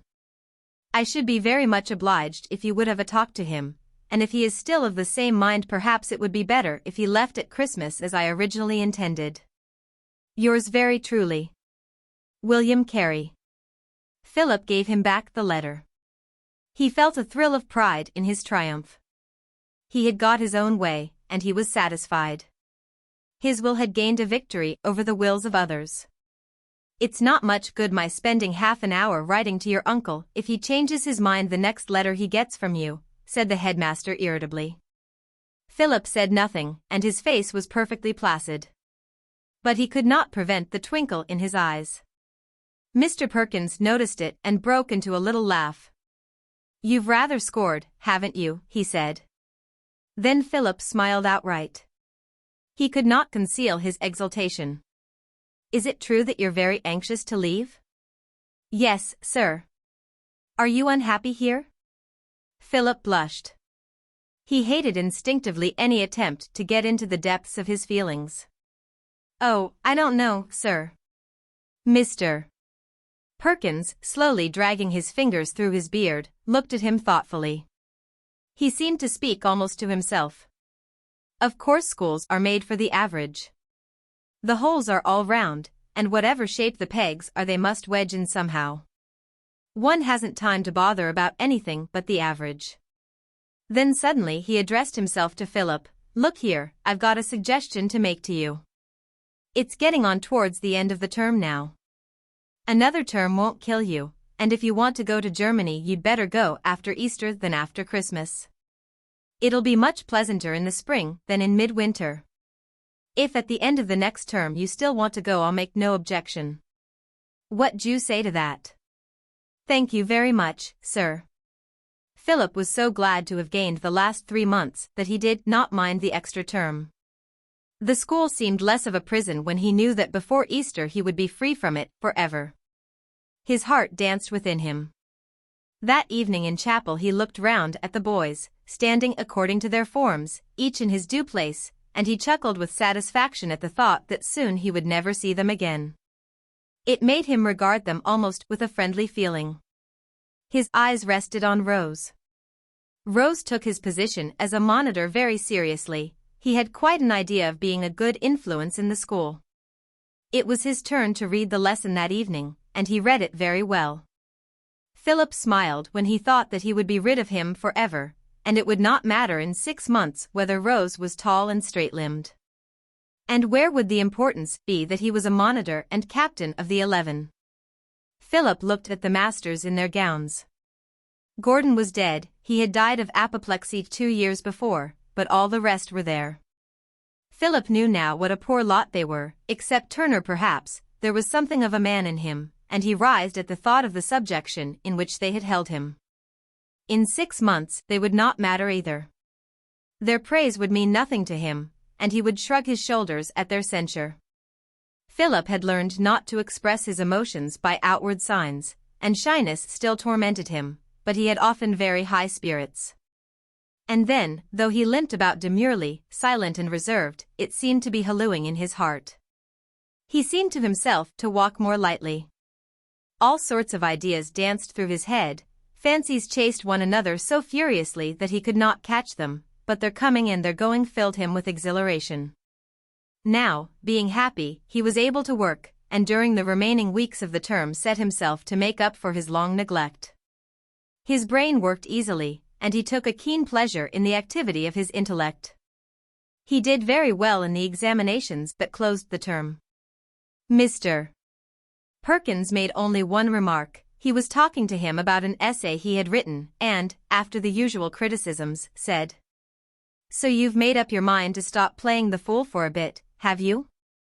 He smiled at him with his shining teeth, and Philip, looking down, gave an embarrassed smile. The half-dozen boys who expected to divide between them the various prizes which were given at the end of the summer term had ceased to look upon Philip as a serious rival, but now they began to regard him with some uneasiness. He told no one that he was leaving at Easter and so was in no sense a competitor, but left them to their anxieties. He knew that Rose flattered himself on his French, for he had spent 2 or 3 holidays in France. And he expected to get the Dean's Prize for English essay. Philip got a good deal of satisfaction in watching his dismay when he saw how much better Philip was doing in these subjects than himself. Another fellow, Norton, could not go to Oxford unless he got one of the scholarships at the disposal of the school. He asked Philip if he was going in for them. "Have you any objection?" asked Philip. It entertained him to think that he held someone else's future in his hand. There was something romantic in getting these various rewards actually in his grasp, and then leaving them to others because he disdained them. At last the breaking up day came, and he went to Mr. Perkins to bid him goodbye. "You don't mean to say you really want to leave?" Philip's face fell at the headmaster's evident surprise. "You said you wouldn't put any objection in the way, sir," he answered. "I thought it was only a whim that I'd better humor. I know you're obstinate and headstrong. What on earth do you want to leave for now? You've only got another term in any case. You can get the Magdalen Scholarship easily, you'll get half the prizes we've got to give." Philip looked at him sullenly. He felt that he had been tricked. But he had the promise, and Perkins would have to stand by it. "You'll have a very pleasant time at Oxford. You needn't decide at once what you're going to do afterwards. I wonder if you realize how delightful the life is up there for anyone who has brains." "I've made all my arrangements now to go to Germany, sir," said Philip. "Are they arrangements that couldn't possibly be altered?" asked Mr. Perkins, with his quizzical smile. "I shall be very sorry to lose you.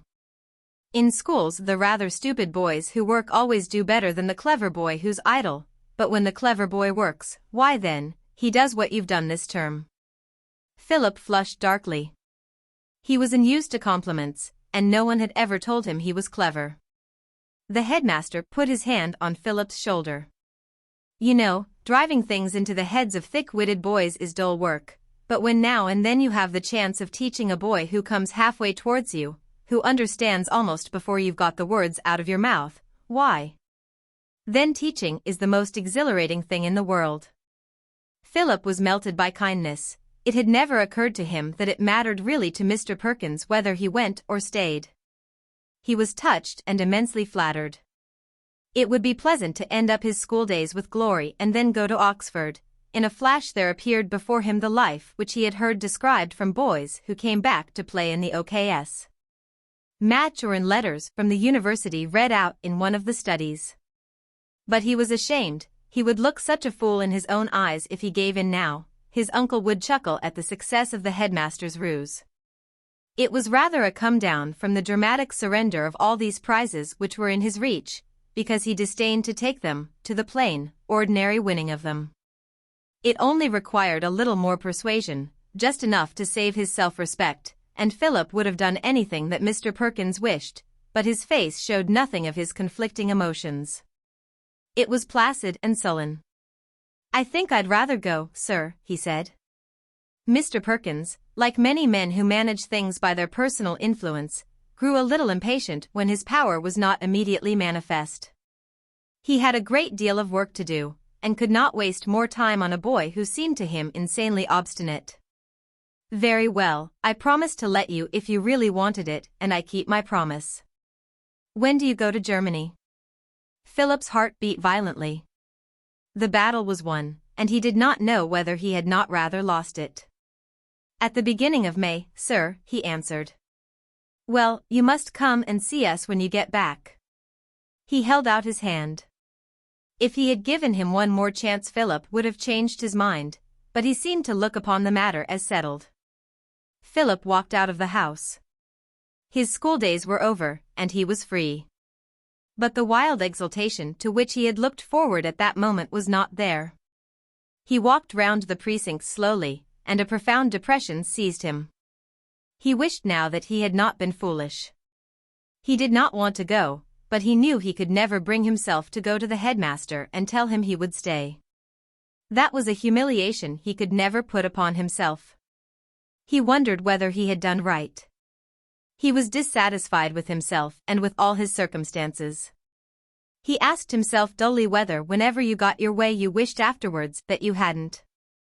XXII. Philip's uncle had an old friend, called Miss Wilkinson, who lived in Berlin.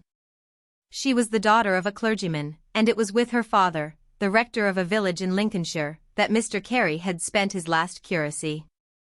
On his death, forced to earn her living, she had taken various situations as a governess in France and Germany. She had kept up a correspondence with Mrs. Carey, and 2 or 3 times had spent her holidays at Blackstable vicarage, paying as was usual with the Careys' unfrequent guests a small sum for her keep. When it became clear that it was less trouble to yield to Philip's wishes than to resist them, Mrs. Carey wrote to ask her for advice. Miss Wilkinson recommended Heidelberg as an excellent place to learn German in and the house of Frau Professor Erlin as a comfortable home. Philip might live there for 30 marks a week, and the professor himself, a teacher at the local high school, would instruct him. Philip arrived in Heidelberg one morning in May. His things were put on a barrow, and he followed the porter out of the station. The sky was bright blue, and the trees in the avenue through which they passed were thick with leaves. There was something in the air fresh to Philip, and mingled with the timidity he felt at entering on a new life, among strangers, was a great exhilaration. He was a little disconsolate that no one had come to meet him, and felt very shy when the porter left him at the front door of a big white house. An untidy lad let him in and took him into a drawing-room. It was filled with a large suite covered in green velvet, and in the middle was a round table. On this in water stood a bouquet of flowers tightly packed together in a paper frill like the bone of a mutton chop, and carefully spaced round it were books in leather bindings. There was a musty smell. Presently, with an odor of cooking, the Frau Professor came in, a short, very stout woman with tightly dressed hair and a red face. She had little eyes, sparkling like beads, and an effusive manner. She took both Philip's hands and asked him about Miss Wilkinson, who had twice spent a few weeks with her. She spoke in German and in broken English. Philip could not make her understand that he did not know Miss Wilkinson. Then her 2 daughters appeared. They seemed hardly young to Philip, but perhaps they were not more than 25. The elder, Thekla, was as short as her mother, with the same, rather shifty air, but with a pretty face and abundant dark hair. Anna, her younger sister, was tall and plain, but since she had a pleasant smile Philip immediately preferred her. After a few minutes of polite conversation the Frau Professor took Philip to his room and left him. It was in a turret, looking over the tops of the trees in the Anlage, and the bed was in an alcove, so that when you sat at the desk it had not the look of a bedroom at all. Philip unpacked his things and set out all his books. He was his own master at last. A bell summoned him to dinner at 1 o'clock, and he found the Frau Professor's guests assembled in the drawing-room. He was introduced to her husband, a tall man of middle age with a large fair head, turning now to grey, and mild blue eyes. He spoke to Philip in correct, rather archaic English, having learned it from a study of the English classics, not from conversation, and it was odd to hear him use words colloquially which Philip had only met in the plays of Shakespeare. Frau Professor Erlin called her establishment a family and not a pension, but it would have required the subtlety of a metaphysician to find out exactly where the difference lay. When they sat down to dinner in a long dark apartment that led out of the drawing-room, Philip, feeling very shy, saw that there were 16 people. The Frau Professor sat at one end and carved. The service was conducted, with a great clattering of plates, by the same clumsy lout who had opened the door for him. And though he was quick, it happened that the first persons to be served had finished before the last had received their appointed portions. The Frau Professor insisted that nothing but German should be spoken, so that Philip, even if his bashfulness had permitted him to be talkative, was forced to hold his tongue. He looked at the people among whom he was to live. By the Frau Professor sat several old ladies, but Philip did not give them much of his attention. There were 2 young girls, both fair and one of them very pretty, whom Philip heard addressed as Fräulein Hedwig and Fräulein Kotschilei. Fräulein Kotschilei had a long pigtail hanging down her back. They sat side by side and chattered to one another, with smothered laughter. Now and then they glanced at Philip and one of them said something in an undertone. They both giggled, and Philip blushed awkwardly, feeling that they were making fun of him. Near them sat a Chinaman, with a yellow face and an expansive smile, who was studying Western conditions at the university. He spoke so quickly, with a queer accent, that the girls could not always understand him, and then they burst out laughing. He laughed too, good-humoredly, and his almond eyes almost closed as he did so. There were 2 or 3 American men, in black coats, rather yellow and dry of skin. They were theological students. Philip heard the twang of their New England accent through their bad German, and he glanced at them with suspicion. For he had been taught to look upon Americans as wild and desperate barbarians. Afterwards, when they had sat for a little on the stiff green velvet chairs of the drawing-room, Fräulein Anna asked Philip if he would like to go for a walk with them. Philip accepted the invitation. They were quite a party. There were the 2 daughters of the Frau Professor, the 2 other girls, one of the American students, and Philip. Philip walked by the side of Anna and Fräulein Hedwig. He was a little fluttered. He had never known any girls. At Blackstable there were only the farmers' daughters and the girls of the local tradesmen. He knew them by name and by sight, but he was timid, and he thought they laughed at his deformity. He accepted willingly the difference which the vicar and Mrs. Carey put between their own exalted rank and that of the farmers. The doctor had 2 daughters, but they were both much older than Philip and had been married to successive assistants while Philip was still a small boy. At school there had been 2 or 3 girls of more boldness than modesty whom some of the boys knew, and desperate stories, due in all probability to the masculine imagination, were told of intrigues with them. But Philip had always concealed under a lofty contempt the terror with which they filled him. His imagination and the books he had read had inspired in him a desire for the Byronic attitude. And he was torn between a morbid self-consciousness and a conviction that he owed it to himself to be gallant. He felt now that he should be bright and amusing, but his brain seemed empty and he could not for the life of him think of anything to say. Fräulein Anna, the Frau Professor's daughter, addressed herself to him frequently from a sense of duty, but the other said little. She looked at him now and then with sparkling eyes, and sometimes to his confusion laughed outright. Philip felt that she thought him perfectly ridiculous. They walked along the side of a hill among pine trees, and their pleasant odor caused Philip a keen delight. The day was warm and cloudless. At last they came to an eminence from which they saw the valley of the Rhine spread out before them under the sun.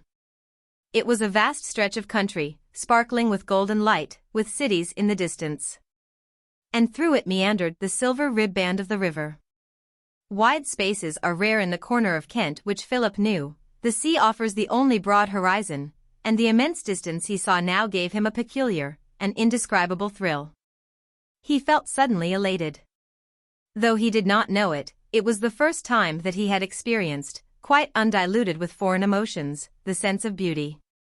They sat on a bench, the 3 of them, for the others had gone on, and while the girls talked in rapid German, Philip, indifferent to their proximity, feasted his eyes. "By Jove, I am happy," he said to himself unconsciously. XCI. Philip thought occasionally of the King's School at Tercanbury, and laughed to himself as he remembered what at some particular moment of the day they were doing. Now and then he dreamed that he was there still, and it gave him an extraordinary satisfaction, on awaking, to realize that he was in his little room in the turret. From his bed he could see the great cumulus clouds that hung in the blue sky. He reveled in his freedom. He could go to bed when he chose and get up when the fancy took him. There was no one to order him about. It struck him that he need not tell any more lies. It had been arranged that Professor Erlin should teach him Latin and German. A Frenchman came every day to give him lessons in French. And the Frau Professor had recommended for mathematics an Englishman who was taking a philological degree at the university. This was a man named Wharton. Philip went to him every morning. He lived in one room on the top floor of a shabby house. It was dirty and untidy, and it was filled with a pungent odor made up of many different stinks. He was generally in bed when Philip arrived at 10 o'clock, and he jumped out, put on a filthy dressing gown and felt slippers, and, while he gave instruction, ate his simple breakfast. He was a short man, stout from excessive beer drinking, with a heavy mustache and long, unkempt hair. He had been in Germany for 5 years and was become very Teutonic. He spoke with scorn of Cambridge where he had taken his degree and with horror of the life which awaited him when, having taken his doctorate in Heidelberg, he must return to England and a pedagogic career. He adored the life of the German university with its happy freedom and its jolly companionships. He was a member of a Burschenschaft and promised to take Philip to a Neep. He was very poor and made no secret that the lessons he was giving Philip meant the difference between meat for his dinner and bread and cheese. Sometimes after a heavy night he had such a headache that he could not drink his coffee, and he gave his lesson with heaviness of spirit. For these occasions he kept a few bottles of beer under the bed, and one of these and a pipe would help him to bear the burden of life. A hair of the dog that bit him, he would say as he poured out the beer, carefully so that the foam should not make him wait too long to drink. Then he would talk to Philip of the university, the quarrels between rival corps, the duels, and the merits of this and that professor. Philip learnt more of life from him than of mathematics. Sometimes Wharton would sit back with a laugh and say, "Look here, we've not done anything today. You needn't pay me for the lesson." "Oh, it doesn't matter," said Philip. This was something new and very interesting, and he felt that it was of greater import than trigonometry, which he never could understand. It was like a window on life that he had a chance of peeping through, and he looked with a wildly beating heart. "No, you can keep your dirty money," said Wharton. "But how about your dinner?" said Philip with a smile, for he knew exactly how his master's finances stood. Wharton had even asked him to pay him the 2 shillings which the lesson cost once a week rather than once a month, since it made things less complicated. "Oh, never mind my dinner. It won't be the first time I've dined off a bottle of beer, and my mind's never clearer than when I do." He dived under the bed, the sheets were grey with want of washing, and fished out another bottle. Philip, who was young and did not know the good things of life, refused to share it with him, so he drank alone. "How long are you going to stay here?" asked Wharton. Both he and Philip had given up with relief the pretense of mathematics. "Oh, I don't know. I suppose about a year. Then my people want me to go to Oxford." Wharton gave a contemptuous shrug of the shoulders. It was a new experience for Philip to learn that there were persons who did not look upon that seat of learning with awe. "What do you want to go there for? You'll only be a glorified schoolboy. Why don't you matriculate here? A year's no good. Spend 5 years here. You know, there are 2 good things in life, freedom of thought and freedom of action. In France you get freedom of action, you can do what you like and nobody bothers, but you must think like everybody else. In Germany you must do what everybody else does, but you may think as you choose. They're both very good things. I personally prefer freedom of thought. But in England you get neither, you're ground down by convention. You can't think as you like and you can't act as you like. That's because it's a democratic nation. I expect America's worse." He leaned back cautiously, for the chair on which he sat had a rickety leg, and it was disconcerting when a rhetorical flourish was interrupted by a sudden fall to the floor. "I ought to go back to England this year, but if I can scrape together enough to keep body and soul on speaking terms I shall stay another 12 months. But then I shall have to go. And I must leave all this." He waved his arm round the dirty garret, with its unmade bed, the clothes lying on the floor, a row of empty beer bottles against the wall, piles of unbound, ragged books in every corner, for some provincial university where I shall try and get a chair of philology. And I shall play tennis and go to tea parties. He interrupted himself and gave Philip, very neatly dressed, with a clean collar on and his hair well brushed, a quizzical look. "And, my God, I shall have to wash." Philip reddened, feeling his own spruceness an intolerable reproach, for of late he had begun to pay some attention to his toilet, and he had come out from England with a pretty selection of ties. The summer came upon the country like a conqueror. Each day was beautiful. The sky had an arrogant blue which goaded the nerves like a spur.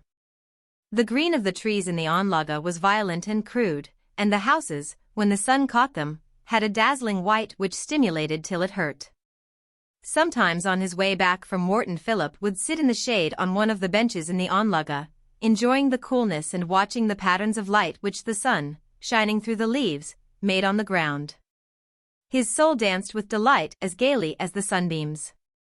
He revelled in those moments of idleness stolen from his work. Sometimes he sauntered through the streets of the old town. He looked with awe at the students of the corps, their cheeks gashed and red, who swaggered about in their colored caps. In the afternoons he wandered about the hills with the girls in the Frau Professor's house, and sometimes they went up the river and had tea in a leafy beer garden. In the evenings they walked round and round the Stadtgarten, listening to the band. Philip soon learned the various interests of the household. Fräulein Thekla, the professor's elder daughter, was engaged to a man in England who had spent 12 months in the house to learn German, and their marriage was to take place at the end of the year. But the young man wrote that his father, an India-rubber merchant who lived in Slough, did not approve of the union, and Fräulein Thekla was often in tears. Sometimes she and her mother might be seen, with stern eyes and determined mouths, looking over the letters of the reluctant lover. Thekla painted in watercolor, and occasionally she and Philip, with another of the girls to keep them company, would go out and paint little pictures. The pretty Fräulein Hedwig had amorous troubles too. She was the daughter of a merchant in Berlin, and a dashing hussar had fallen in love with her, a Vaughan if you please, but his parents opposed a marriage with a person of her condition, and she had been sent to Heidelberg to forget him. She could never do this, and corresponded with him continually, and he was making every effort to induce an exasperating father to change his mind. She told all this to Philip with pretty sighs and becoming blushes, and showed him the photograph of the gay lieutenant. Philip liked her best of all the girls at the Frau Professor's, and on their walks always tried to get by her side. He blushed a great deal when the others chaffed him for his obvious preference. He made the first declaration in his life to Fräulein Hedwig, but unfortunately it was an accident, and it happened in this manner. In the evenings when they did not go out, the young women sang little songs in the green velvet drawing-room, while Fräulein Anna, who always made herself useful, industriously accompanied. Fräulein Hedwig's favorite song was called Ich liebe dich, I love you, and one evening after she had sung this, when Philip was standing with her on the balcony, looking at the stars, it occurred to him to make some remark about it. He began, Ich liebe dich.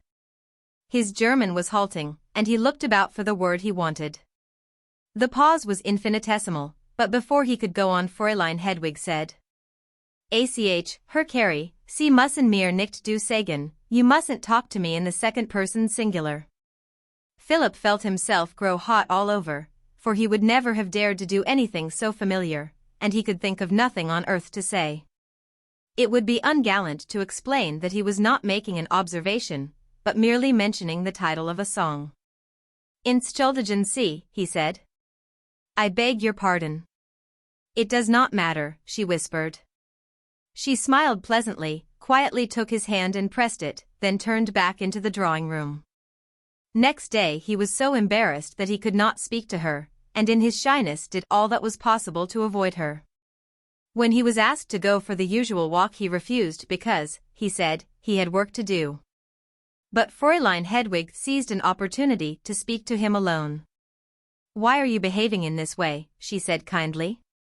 "You know, I'm not angry with you for what you said last night. You can't help it if you love me." "I'm flattered. But although I'm not exactly engaged to Herman, I can never love anyone else, and I look upon myself as his bride." Philip blushed again, but he put on quite the expression of a rejected lover. "I hope you'll be very happy," he said. XXIV. Professor Erlin gave Philip a lesson every day.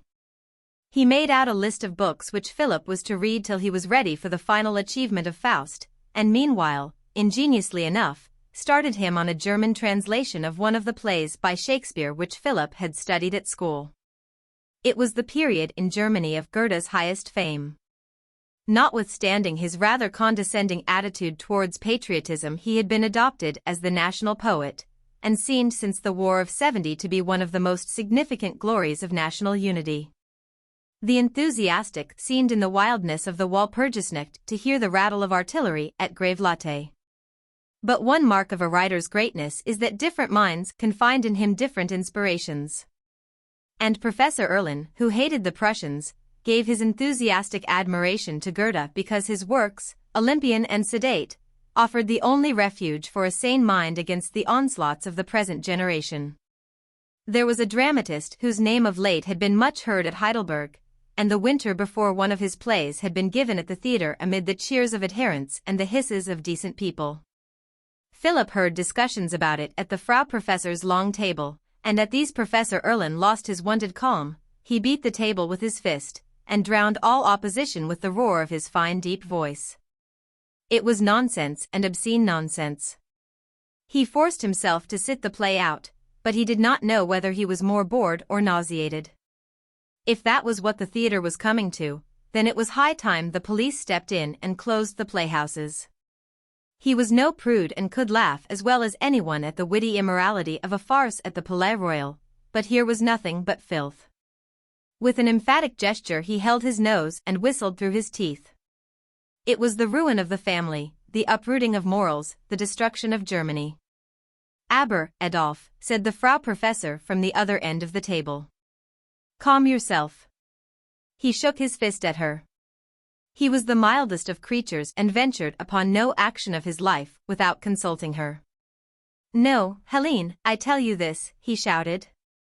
"I would sooner my daughters were lying dead at my feet than see them listening to the garbage of that shameless fellow." The play was The Doll's House and the author was Henrik Ibsen. Professor Erlin classed him with Richard Wagner, but of him he spoke not with anger but with good-humored laughter. He was a charlatan but a successful charlatan, and in that was always something for the comic spirit to rejoice in. "Verrückter Kerl." "A madman," he said. He had seen Lohengrin and that passed muster. It was dull but no worse. But Siegfried. When he mentioned it, Professor Erlin leaned his head on his hand and bellowed with laughter. Not a melody in it from beginning to end. He could imagine Richard Wagner sitting in his box and laughing till his sides ached at the sight of all the people who were taking it seriously. It was the greatest hoax of the 19th century. He lifted his glass of beer to his lips, threw back his head, and drank till the glass was empty. Then wiping his mouth with the back of his hand, he said, "I tell you young people that before the 19th century is out Wagner will be as dead as mutton." Wagner. I would give all his works for one opera by Donizetti. XXV. The oddest of Philip's masters was his teacher of French. Monsieur Ducros was a citizen of Geneva. He was a tall old man, with a sallow skin and hollow cheeks. His grey hair was thin and long. He wore shabby black clothes, with holes at the elbows of his coat and frayed trousers. His linen was very dirty. Philip had never seen him in a clean collar. He was a man of few words, who gave his lesson conscientiously but without enthusiasm, arriving as the clock struck and leaving on the minute his charges were very small. He was taciturn, and what Philip learnt about him he learnt from others. It appeared that he had fought with Garibaldi against the Pope, but had left Italy in disgust when it was clear that all his efforts for freedom, by which he meant the establishment of a republic, tended to no more than an exchange of yokes. He had been expelled from Geneva, for it was not known what political offences. Philip looked upon him with puzzled surprise, for he was very unlike his idea of the revolutionary. He spoke in a low voice and was extraordinarily polite. He never sat down till he was asked to, and when on rare occasions he met Philip in the street took off his hat with an elaborate gesture. He never laughed, he never even smiled. A more complete imagination than Philip's might have pictured a youth of splendid hope, for he must have been entering upon manhood in 1848 when kings, remembering their brother of France, went about with an uneasy crick in their necks.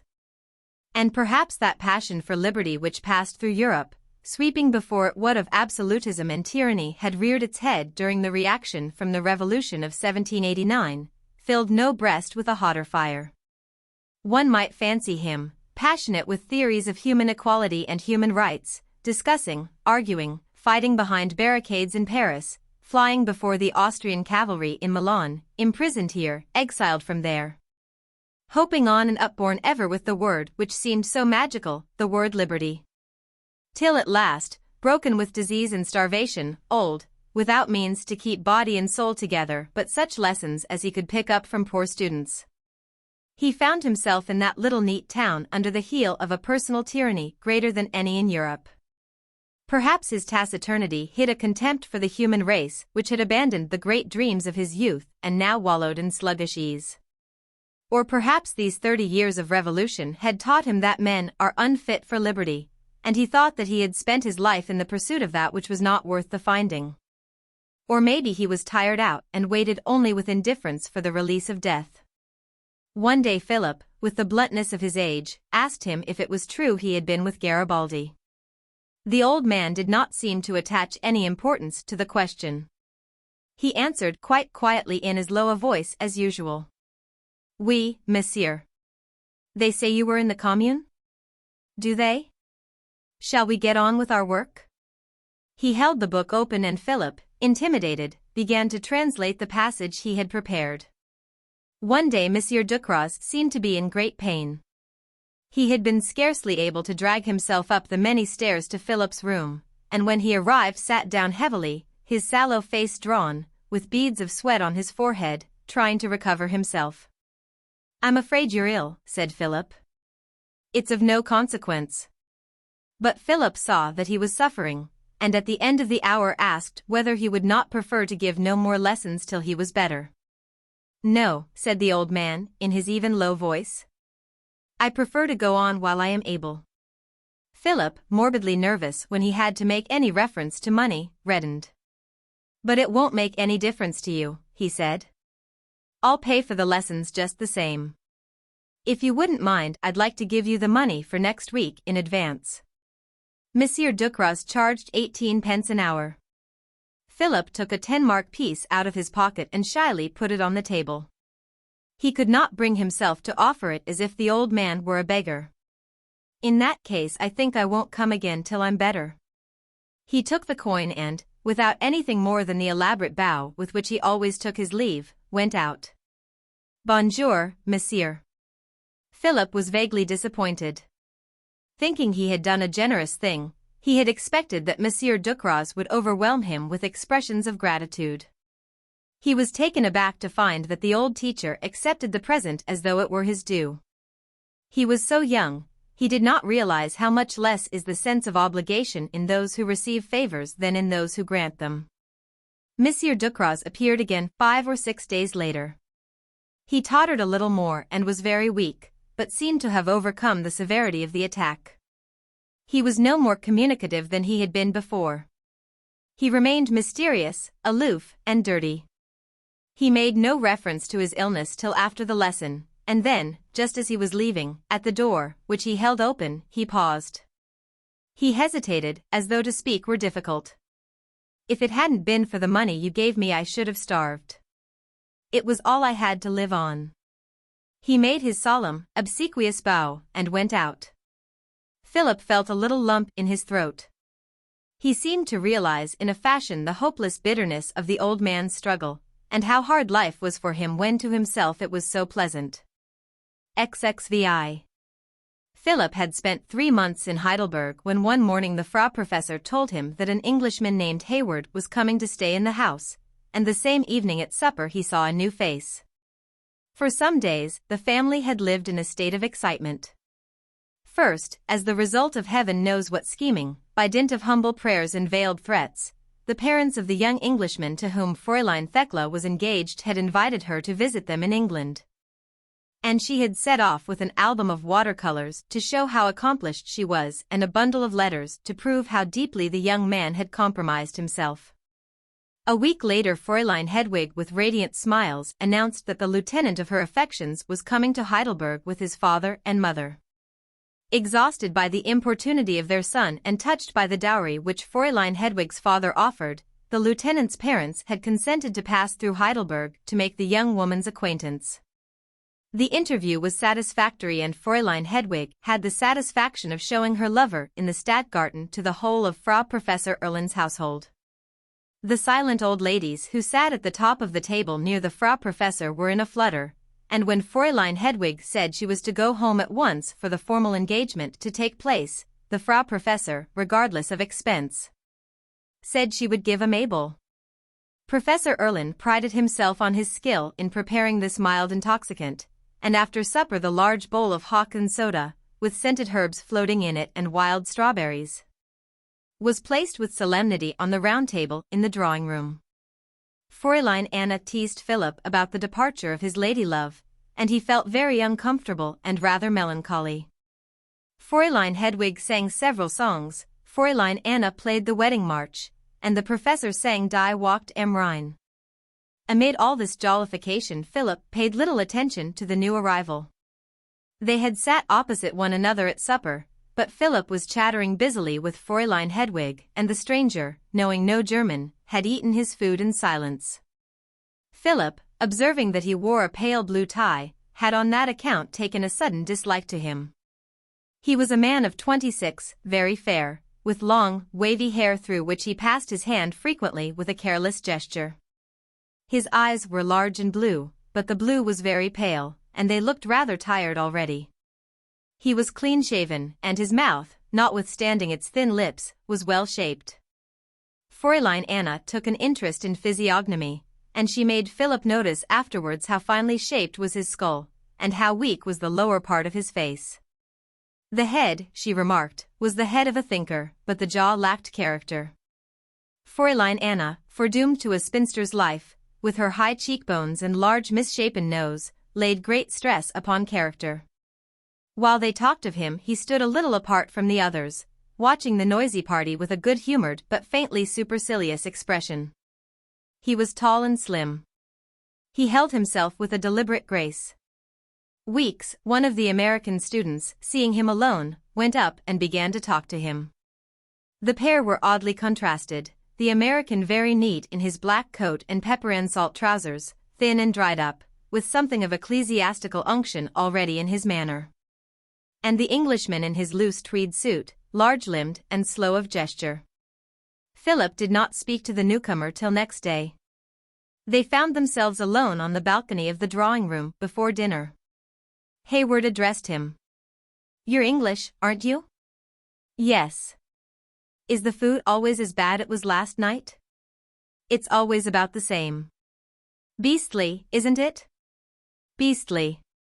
Philip had found nothing wrong with the food at all, and in fact had eaten it in large quantities with appetite and enjoyment. But he did not want to show himself a person of so little discrimination as to think a dinner good which another thought execrable. Fräulein Thekla's visit to England made it necessary for her sister to do more in the house, and she could not often spare the time for long walks.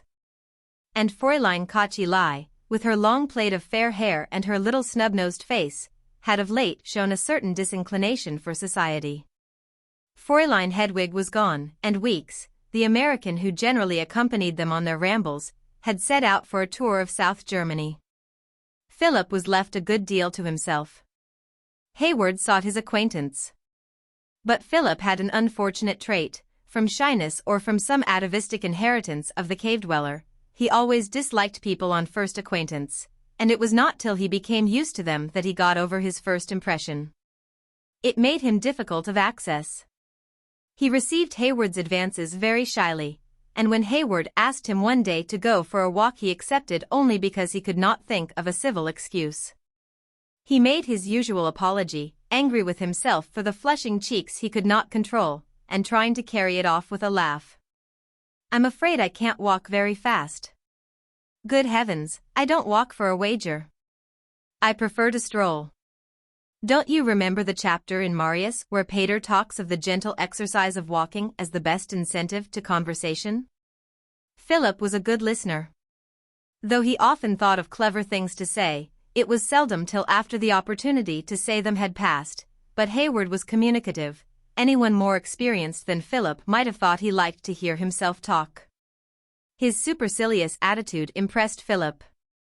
He could not help admiring, and yet being awed by, a man who faintly despised so many things which Philip had looked upon as almost sacred. He cast down the fetish of exercise, damning with the contemptuous word pot-hunters all those who devoted themselves to its various forms, and Philip did not realize that he was merely putting up in its stead the other fetish of culture. They wandered up to the castle and sat on the terrace that overlooked the town. It nestled in the valley along the pleasant Neckar with a comfortable friendliness. The smoke from the chimneys hung over it, a pale blue haze. And the tall roofs, the spires of the churches, gave it a pleasantly medieval air. There was a homeliness in it which warmed the heart. Hayward talked of Richard Feverel and Madame Bovary, of Verlaine, Dante, and Matthew Arnold. In those days Fitzgerald's translation of Omar Khayyam was known only to the elect, and Hayward repeated it to Philip. He was very fond of reciting poetry, his own and that of others, which he did in a monotonous sing-song. By the time they reached home Philip's distrust of Hayward was changed to enthusiastic admiration. They made a practice of walking together every afternoon, and Philip learned presently something of Hayward's circumstances. He was the son of a country judge, on whose death some time before he had inherited 300 a year. His record at Charterhouse was so brilliant that when he went to Cambridge the master of Trinity Hall went out of his way to express his satisfaction that he was going to that college. He prepared himself for a distinguished career. He moved in the most intellectual circles, he read Browning with enthusiasm and turned up his well-shaped nose at Tennyson. He knew all the details of Shelley's treatment of Harriet. He dabbled in the history of art. On the walls of his rooms were reproductions of pictures by G. F. Watts, Burne-Jones, and Botticelli, and he wrote not without distinction verses of a pessimistic character. His friends told one another that he was a man of excellent gifts, and he listened to them willingly when they prophesied his future eminence. In course of time he became an authority on art and literature. He came under the influence of Newman's Apologia. The picturesqueness of the Roman Catholic faith appealed to his aesthetic sensibility. And it was only the fear of his father's wrath, a plain, blunt man of narrow ideas, who read Macaulay, which prevented him from going over. When he only got a pass degree his friends were astonished. But he shrugged his shoulders and delicately insinuated that he was not the dupe of examiners. He made one feel that a first class was ever so slightly vulgar. He described one of the vivas with tolerant humor. Some fellow in an outrageous collar was asking him questions in logic. It was infinitely tedious, and suddenly he noticed that he wore elastic-sided boots. It was grotesque and ridiculous. So he withdrew his mind and thought of the Gothic beauty of the chapel at King's. But he had spent some delightful days at Cambridge, he had given better dinners than anyone he knew, and the conversation in his rooms had been often memorable. He quoted to Philip the exquisite epigram. "They told me, Heraclitus, they told me you were dead." And now, when he related again the picturesque little anecdote about the examiner and his boots, he laughed. Of course it was folly, he said, but it was a folly in which there was something fine. Philip, with a little thrill, thought it magnificent. Then Hayward went to London to read for the bar. He had charming rooms in Clement's Inn, with panelled walls, and he tried to make them look like his old rooms at the Hall. He had ambitions that were vaguely political. He described himself as a Whig, and he was put up for a club which was of liberal but gentlemanly flavor. His idea was to practice at the bar. He chose the Chancery side as less brutal, and get a seat for some pleasant constituency as soon as the various promises made him were carried out. Meanwhile he went a great deal to the opera, and made acquaintance with a small number of charming people who admired the things that he admired. He joined a dining club of which the motto was, the whole, the good, and the beautiful. He formed a platonic friendship with a lady some years older than himself, who lived in Kensington Square, and nearly every afternoon he drank tea with her by the light of shaded candles, and talked of George Meredith and Walter Pater. It was notorious that any fool could pass the examinations of the Bar Council, and he pursued his studies in a dilatory fashion. When he was ploughed for his final he looked upon it as a personal affront. At the same time the lady in Kensington Square told him that her husband was coming home from India on leave, and was a man, though worthy in every way, of a commonplace mind, who would not understand a young man's frequent visits. Hayward felt that life was full of ugliness, his soul revolted from the thought of affronting again the cynicism of examiners, and he saw something rather splendid in kicking away the ball which lay at his feet. He was also a good deal in debt. It was difficult to live in London like a gentleman on 300 a year, and his heart yearned for the Venice and Florence which John Ruskin had so magically described.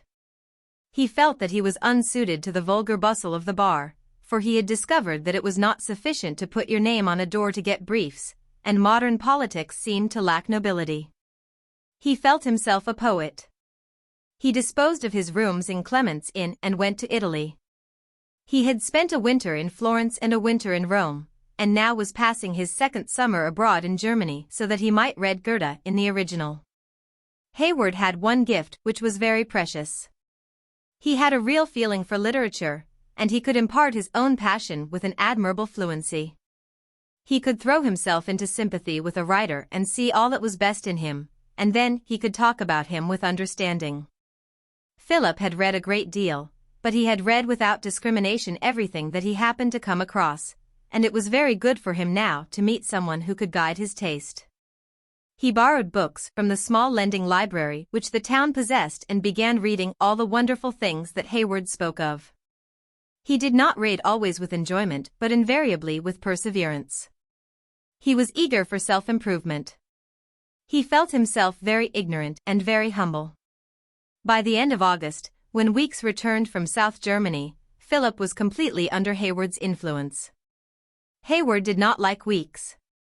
He deplored the American's black coat and pepper and salt trousers, and spoke with a scornful shrug of his New England conscience. Philip listened complacently to the abuse of a man who had gone out of his way to be kind to him, but when Weeks in his turn made disagreeable remarks about Hayward he lost his temper. "Your new friend looks like a poet," said Weeks, with a thin smile on his careworn, bitter mouth. "He is a poet." "Did he tell you so?" "In America we should call him a pretty fair specimen of a waster." "Well, we're not in America," said Philip frigidly. "How old is he?" 25? "And he does nothing but stay in pensions and write poetry." "You don't know him," said Philip hotly. "Oh yes, I do, I've met 147 of him." Weeks' eyes twinkled, but Philip, who did not understand American humor, pursed his lips and looked severe. Weeks to Philip seemed a man of middle age, but he was in point of fact little more than 30. He had a long, thin body in the scholar's stoop, his head was large and ugly, he had pale scanty hair and an earthy skin, his thin mouth and thin, long nose, and the great protuberance of his frontal bones, gave him an uncouth look. He was cold and precise in his manner, a bloodless man, without passion, but he had a curious vein of frivolity which disconcerted the serious-minded among whom his instincts naturally threw him. He was studying theology in Heidelberg, but the other theological students of his own nationality looked upon him with suspicion. He was very unorthodox, which frightened them, and his freakish humor excited their disapproval. "How can you have known 147 of him?" asked Philip seriously. "I've met him in the Latin Quarter in Paris, and I've met him in pensions in Berlin and Munich. He lives in small hotels in Perugia and Assisi. He stands by the dozen before the Botticellis in Florence, and he sits on all the benches of the Sistine Chapel in Rome. In Italy he drinks a little too much wine, and in Germany he drinks a great deal too much beer. He always admires the right thing, whatever the right thing is, and one of these days he's going to write a great work. Think of it, there are 147 great works reposing in the bosoms of 147 great men, and the tragic thing is that not one of those 147 great works will ever be written. And yet the world goes on. Weeks spoke seriously, but his grey eyes twinkled a little at the end of his long speech, and Philip flushed when he saw that the American was making fun of him. "You do talk rot," he said crossly. XXVII. Weeks had 2 little rooms at the back of Frau Erland's house, and one of them, arranged as a parlor, was comfortable enough for him to invite people to sit in. After supper, urged perhaps by the impish humor which was the despair of his friends in Cambridge, Massachusetts, he often asked Philip and Hayward to come in for a chat. He received them with elaborate courtesy and insisted on their sitting in the only 2 comfortable chairs in the room. Though he did not drink himself, with a politeness of which Philip recognized the irony, he put a couple of bottles of beer at Hayward's elbow, and he insisted on lighting matches whenever in the heat of argument Hayward's pipe went out. At the beginning of their acquaintance, Hayward, as a member of so celebrated a university, had adopted a patronizing attitude towards Weeks, who was a graduate of Harvard. And when by chance the conversation turned upon the Greek tragedians, a subject upon which Hayward felt he spoke with authority, he had assumed the air that it was his part to give information rather than to exchange ideas. Weeks had listened politely, with smiling modesty, till Hayward finished. Then he asked 1 or 2 insidious questions, so innocent in appearance that Hayward, not seeing into what a quandary they led him, answered blandly.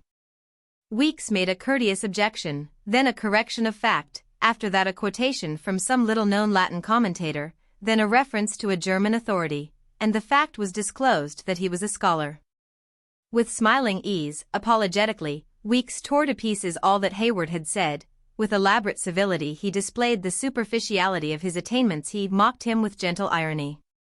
Philip could not help seeing that Hayward looked a perfect fool, and Hayward had not the sense to hold his tongue. In his irritation, his self-assurance undaunted, he attempted to argue. He made wild statements and Weeks amicably corrected them.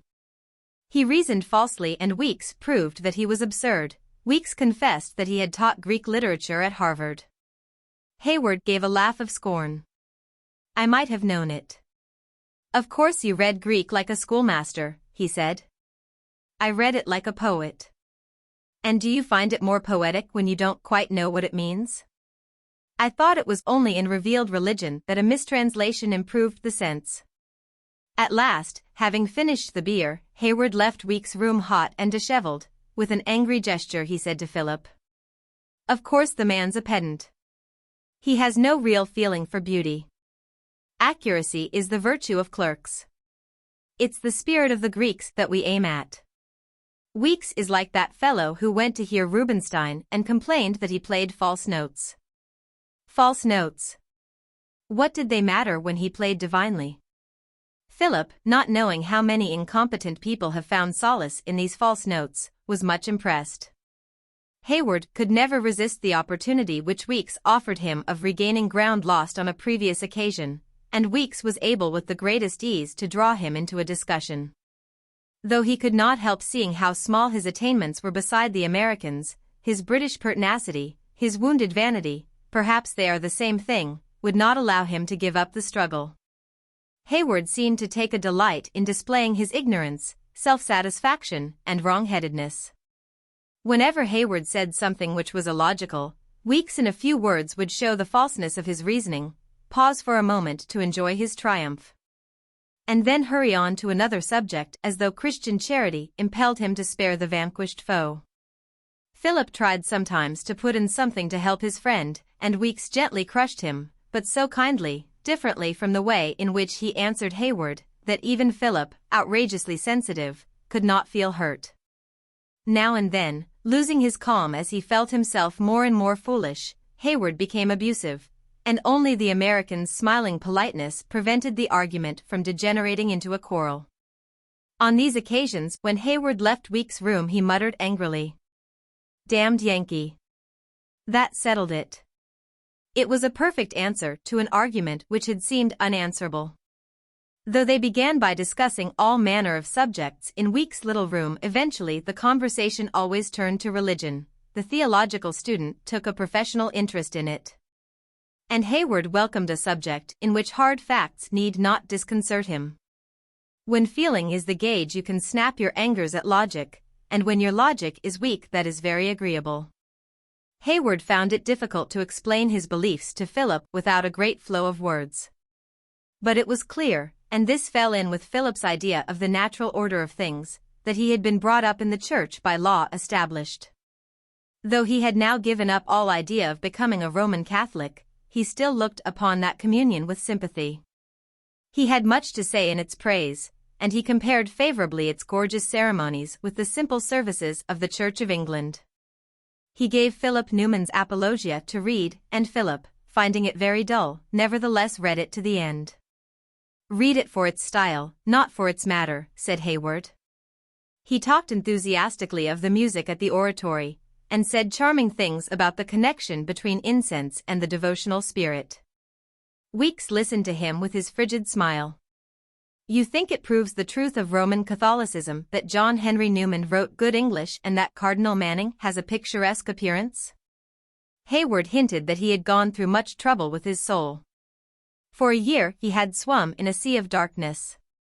He passed his fingers through his fair, waving hair and told them that he would not for £500 endure again those agonies of mind. Fortunately, he had reached calm waters at last. "But what do you believe?" asked Philip, who was never satisfied with vague statements. "I believe in the whole, the good, and the beautiful." Hayward, with his loose large limbs and the fine carriage of his head, looked very handsome when he said this, and he said it with an air. "Is that how you would describe your religion in a census paper?" asked Weekes, in mild tones. "I hate the rigid definition, it's so ugly, so obvious. If you like, I will say that I believe in the Church of the Duke of Wellington and Mr. Gladstone." "That's the Church of England," said Philip.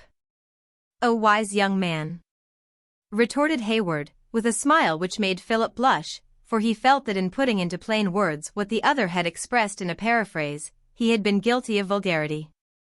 "I belong to the Church of England. But I love the gold and the silk which clothe the priest of Rome and his celibacy, and the confessional and purgatory, and in the darkness of an Italian cathedral, incense-laden and mysterious. I believe with all my heart in the miracle of the Mass. In Venice I have seen a fisherwoman come in, barefoot, throw down her basket of fish by her side, fall on her knees, and pray to the Madonna, and that I felt was the real faith, and I prayed and believed with her. But I believe also in Aphrodite and Apollo and the great god Pan."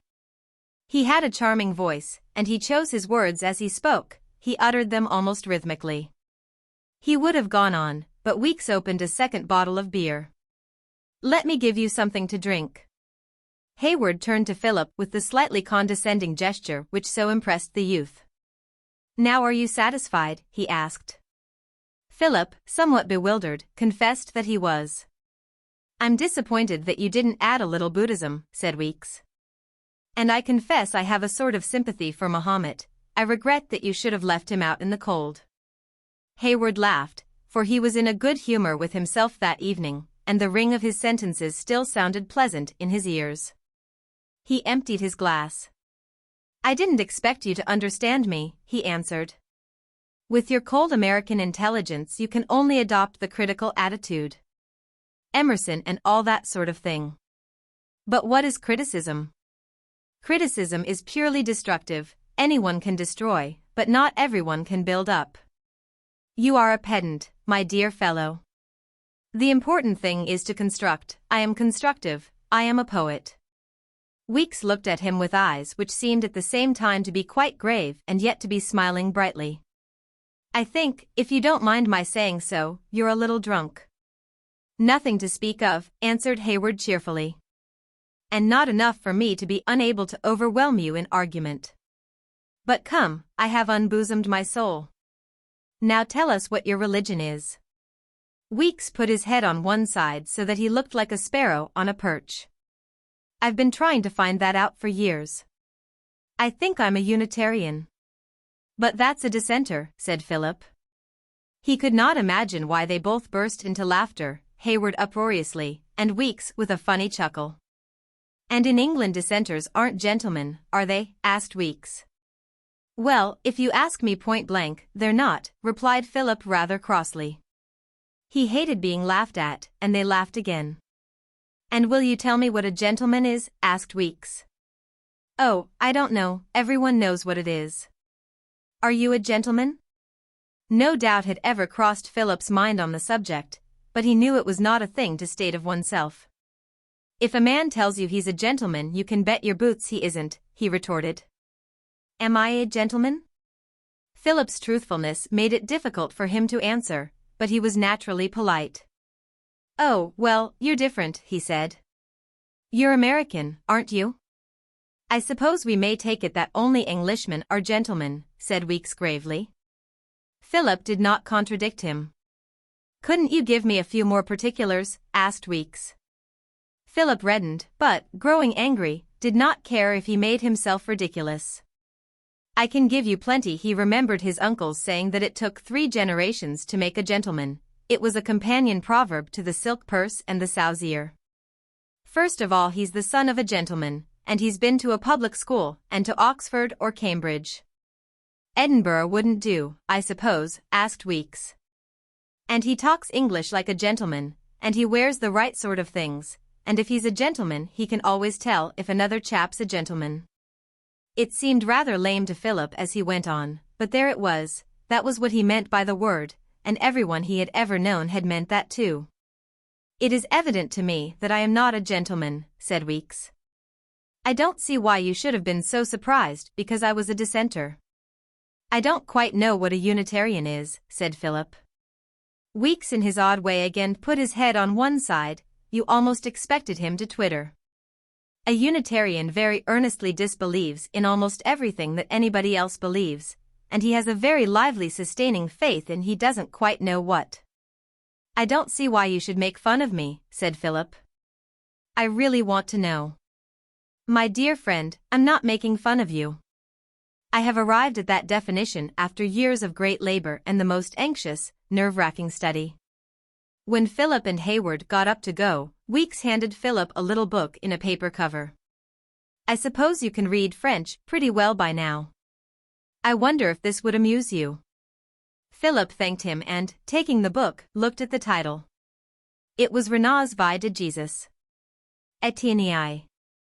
It occurred neither to Hayward nor to Weeks that the conversations which helped them to pass an idle evening were being turned over afterwards in Philip's active brain. It had never struck him before that religion was a matter upon which discussion was possible. To him it meant the Church of England, and not to believe in its tenets was a sign of willfulness which could not fail of punishment here or hereafter. There was some doubt in his mind about the chastisement of unbelievers. It was possible that a merciful judge, reserving the flames of hell for the heathen, Mohammedans, Buddhists, and the rest, would spare dissenters and Roman Catholics, though at the cost of how much humiliation when they were made to realize their error. And it was also possible that he would be pitiful to those who had had no chance of learning the truth. This was reasonable enough. Though such were the activities of the missionary society, there could not be many in this condition, but if the chance had been theirs and they had neglected it, in which category were obviously Roman Catholics and dissenters, the punishment was sure and merited. It was clear that the miscreant was in a parlous state. Perhaps Philip had not been taught it in so many words, but certainly the impression had been given him that only members of the Church of England had any real hope of eternal happiness. One of the things that Philip had heard definitely stated was that the unbeliever was a wicked and a vicious man, but Weeks, though he believed in hardly anything that Philip believed, led a life of Christian purity.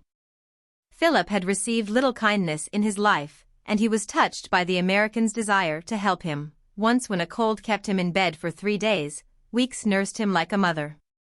There was neither vice nor wickedness in him, but only sincerity and loving kindness. It was evidently possible to be virtuous and unbelieving. Also, Philip had been given to understand that people adhered to other faiths only from obstinacy or self-interest. In their hearts they knew they were false, they deliberately sought to deceive others. Now, For the sake of his German he had been accustomed on Sunday mornings to attend the Lutheran service, but when Hayward arrived he began instead to go with him to Mass. He noticed that, whereas the Protestant church was nearly empty and the congregation had a listless air, the Jesuit on the other hand was crowded and the worshippers seemed to pray with all their hearts.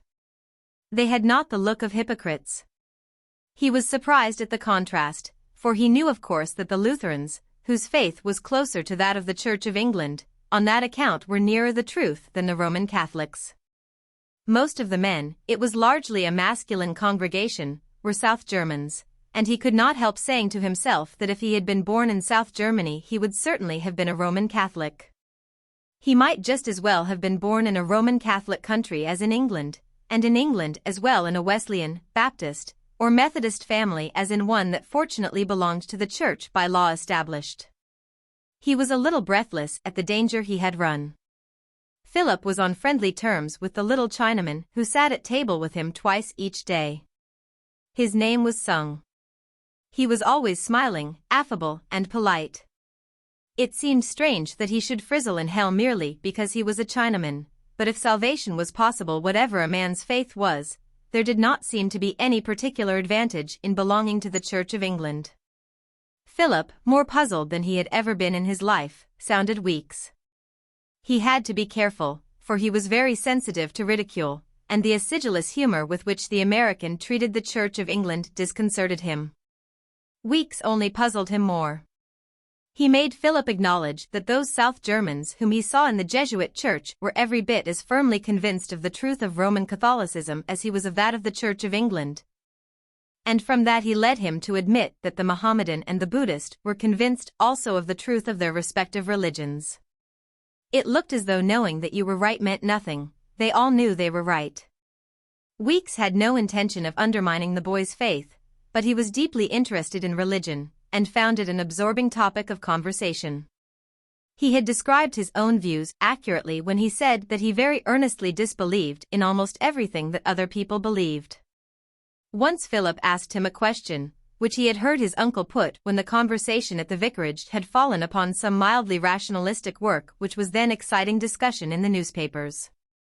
"But why should you be right and all those fellows like St. Anselm and St. Augustine be wrong? You mean that they were very clever and learned men, while you have grave doubts whether I am either?" asked Weeks. "Yes," answered Philip uncertainly, for put in that way his question seemed impertinent.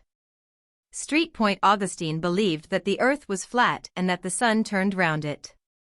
"I don't know what that proves." "Why, it proves that you believe with your generation. Your saints lived in an age of faith, when it was practically impossible to disbelieve what to us is positively incredible. Then how'd you know that we have the truth now?" "I don't." Philip thought this over for a moment, then he said, "I don't see why the things we believe absolutely now shouldn't be just as wrong as what they believed in the past." "Neither do I."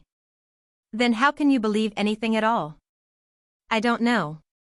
Philip asked Weeks what he thought of Hayward's religion. "Men have always formed gods in their own image," said Weeks. "He believes in the picturesque." Philip paused for a little while, then he said, "I don't see why one should believe in God at all." The words were no sooner out of his mouth than he realized that he had ceased to do so. It took his breath away like a plunge into cold water. He looked at Weeks with startled eyes. Suddenly he felt afraid. He left Weeks as quickly as he could. He wanted to be alone. It was the most startling experience that he had ever had. He tried to think it all out. It was very exciting, since his whole life seemed concerned. He thought his decision on this matter must profoundly affect its course, and a mistake might lead to eternal damnation, but the more he reflected the more convinced he was. And though during the next few weeks he read books, Aids to Skepticism, with eager interest, it was only to confirm him in what he felt instinctively. The fact was that he had ceased to believe not for this reason or the other, but because he had not the religious temperament. Faith had been forced upon him from the outside. It was a matter of environment and example. A new environment and a new example gave him the opportunity to find himself. He put off the faith of his childhood quite simply, like a cloak that he no longer needed. At first life seemed strange and lonely without the belief which, though he never realized it, had been an unfailing support. He felt like a man who has leaned on a stick and finds himself forced suddenly to walk without assistance. It really seemed as though the days were colder and the nights more solitary. But he was upheld by the excitement. It seemed to make life a more thrilling adventure.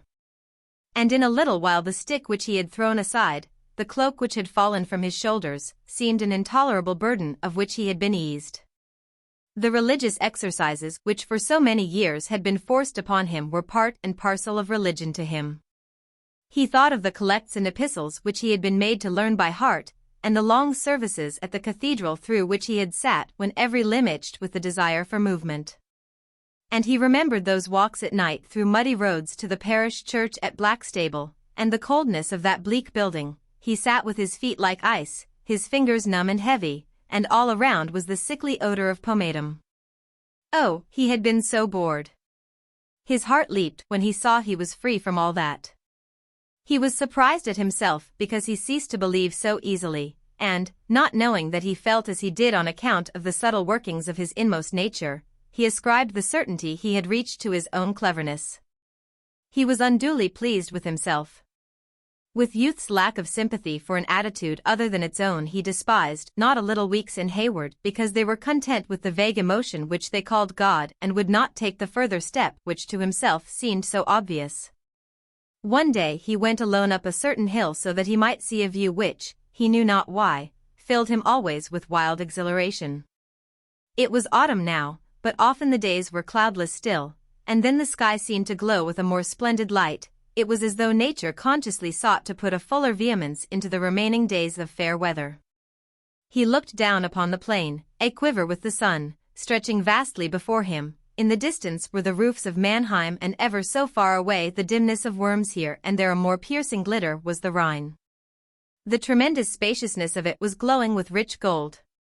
Philip, as he stood there, his heart beating with sheer joy, thought how the tempter had stood with Jesus on a high mountain and shown him the kingdoms of the earth. To Philip, intoxicated with the beauty of the scene, it seemed that it was the whole world which was spread before him, and he was eager to step down and enjoy it. He was free from degrading fears and free from prejudice. He could go his way without the intolerable dread of hellfire. Suddenly he realized that he had lost also that burden of responsibility which made every action of his life a matter of urgent consequence. He could breathe more freely in a lighter air. He was responsible only to himself for the things he did. Freedom. He was his own master at last. From old habit, unconsciously he thanked God that he no longer believed in him. Drunk with pride in his intelligence and in his fearlessness, Philip entered deliberately upon a new life. But his loss of faith made less difference in his behavior than he expected. Though he had thrown on one side the Christian dogmas, it never occurred to him to criticize the Christian ethics. He accepted the Christian virtues, and indeed thought it fine to practice them for their own sake, without a thought of reward or punishment.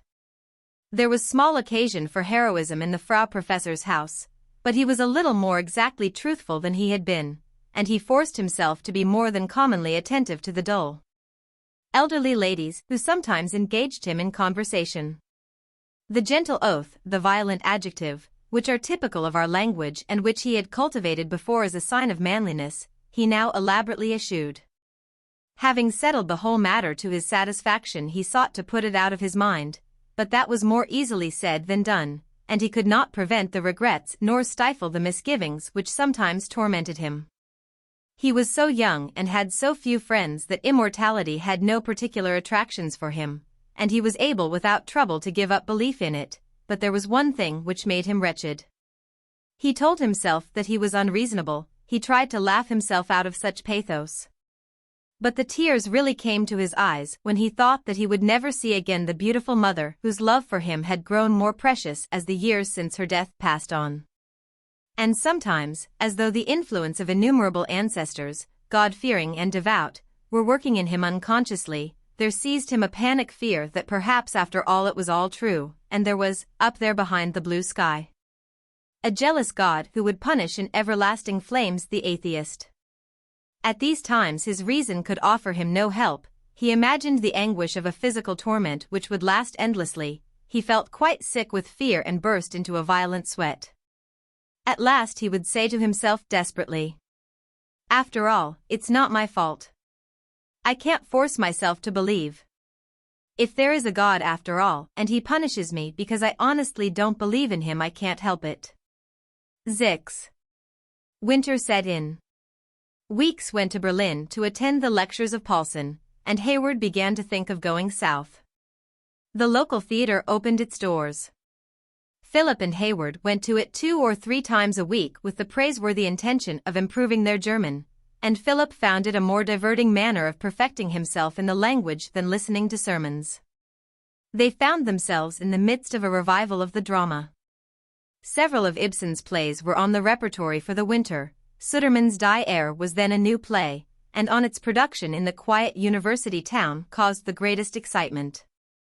It was extravagantly praised and bitterly attacked. Other dramatists followed with plays written under the modern influence, and Philip witnessed a series of works in which the vileness of mankind was displayed before him.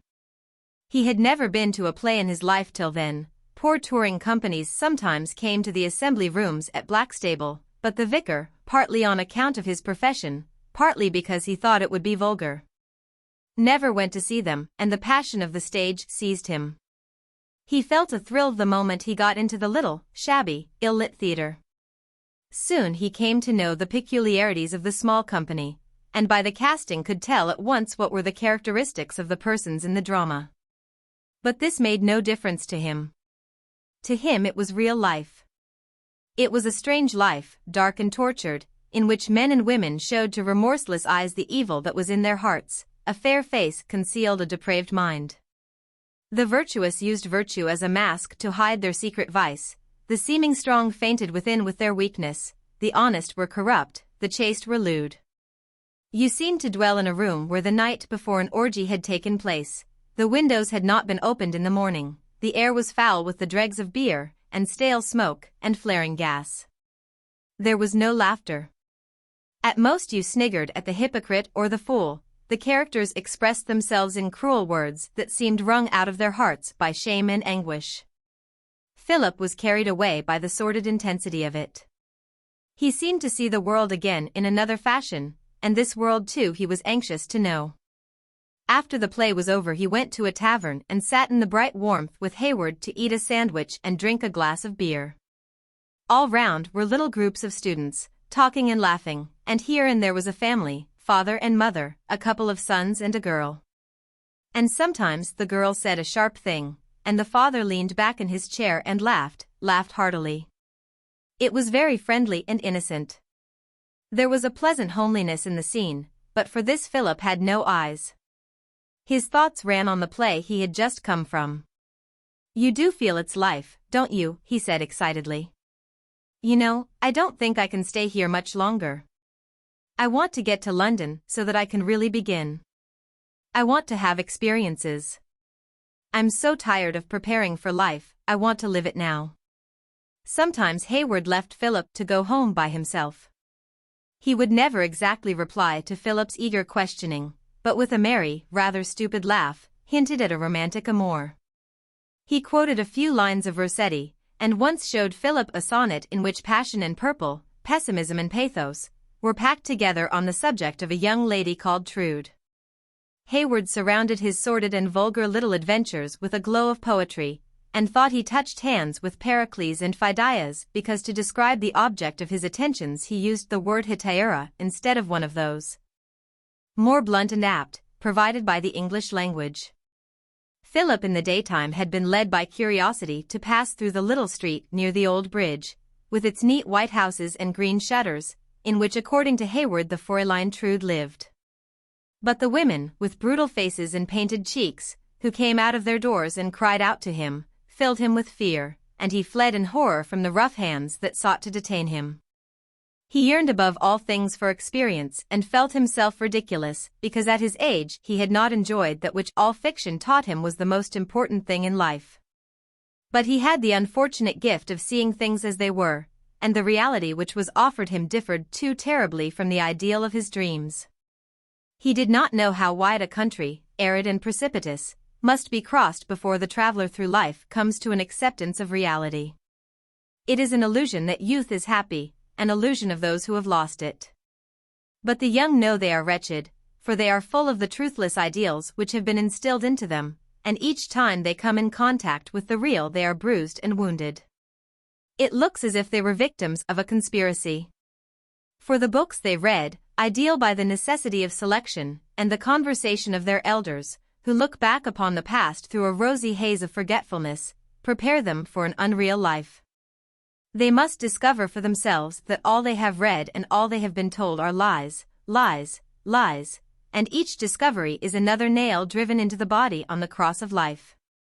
The strange thing is that each one who has gone through that bitter disillusionment adds to it in his turn, unconsciously, by the power within him which is stronger than himself. The companionship of Hayward was the worst possible thing for Philip. He was a man who saw nothing for himself, but only through a literary atmosphere, and he was dangerous because he had deceived himself into sincerity. He honestly mistook his sensuality for romantic emotion, his vacillation for the artistic temperament, and his idleness for philosophic calm. His mind, vulgar in its effort at refinement, saw everything a little larger than life size, with the outlines blurred, in a golden mist of sentimentality. He lied and never knew that he lied, and when it was pointed out to him said that lies were beautiful. He was an idealist. XXX. Philip was restless and dissatisfied. Hayward's poetic allusions troubled his imagination, and his soul yearned for romance. At least that was how he put it to himself. And it happened that an incident was taking place in Frau Erlen's house which increased Philip's preoccupation with the matter of sex. 2 or 3 times on his walks among the hills he had met Fräulein Kocheli wandering by herself. He had passed her with a bow, and a few yards further on had seen the Chinaman. He thought nothing of it, but one evening on his way home, when night had already fallen, he passed 2 people walking very close together. Hearing his footstep, they separated quickly, and though he could not see well in the darkness he was almost certain they were Kocheli and her son. Their rapid movement apart suggested that they had been walking arm in arm. Philip was puzzled and surprised. He had never paid much attention to Fräulein Kocheli. She was a plain girl, with a square face and blunt features. She could not have been more than 16, since she still wore her long fair hair in a plait. That evening at supper he looked at her curiously, and, though of late she had talked little at meals, she addressed him. "Where did you go for your walk today, Herr Carey?" she asked. "Oh, I walked up towards the Königstuhl." "I didn't go out," she volunteered. "I had a headache." The Chinaman, who sat next to her, turned round. "I'm so sorry," he said. "I hope it's better now." Fräulein Kocheli was evidently uneasy, for she spoke again to Philip. "Did you meet many people on the way?" Philip could not help reddening when he told a downright lie. "No. I don't think I saw a living soul." He fancied that a look of relief passed across her eyes. Soon, however, there could be no doubt that there was something between the pair, and other people in the Frau Professor's house saw them lurking in dark places. The elderly ladies who sat at the head of the table began to discuss what was now a scandal. The Frau Professor was angry and harassed. She had done her best to see nothing.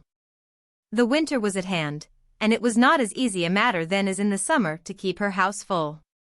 Her son was a good customer, he had 2 rooms on the ground floor, and he drank a bottle of Moselle at each meal.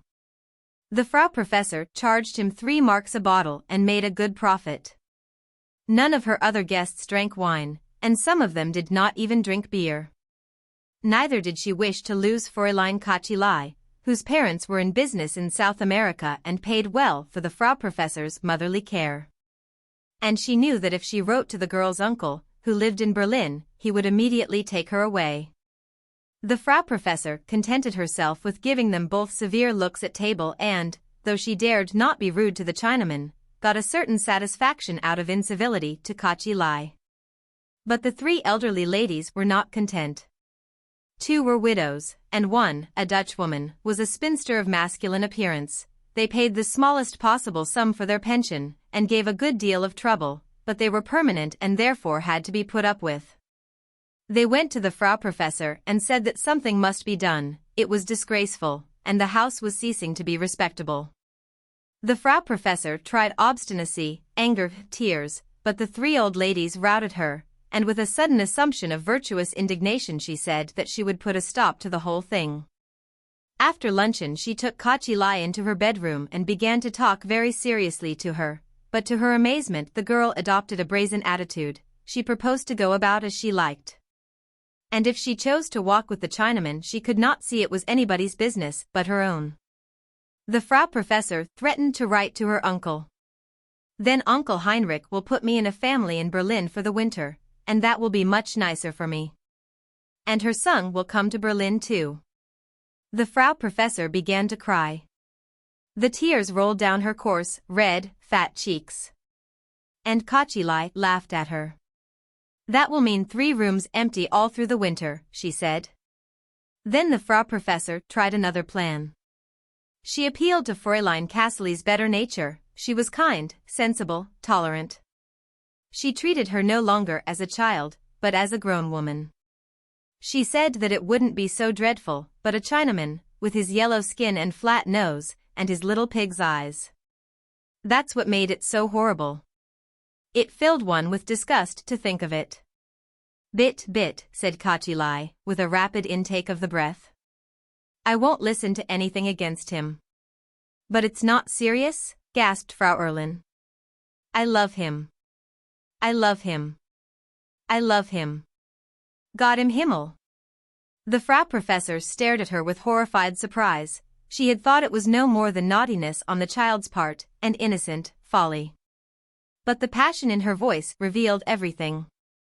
XXIII looked at her for a moment with flaming eyes, and then with a shrug of her shoulders went out of the room.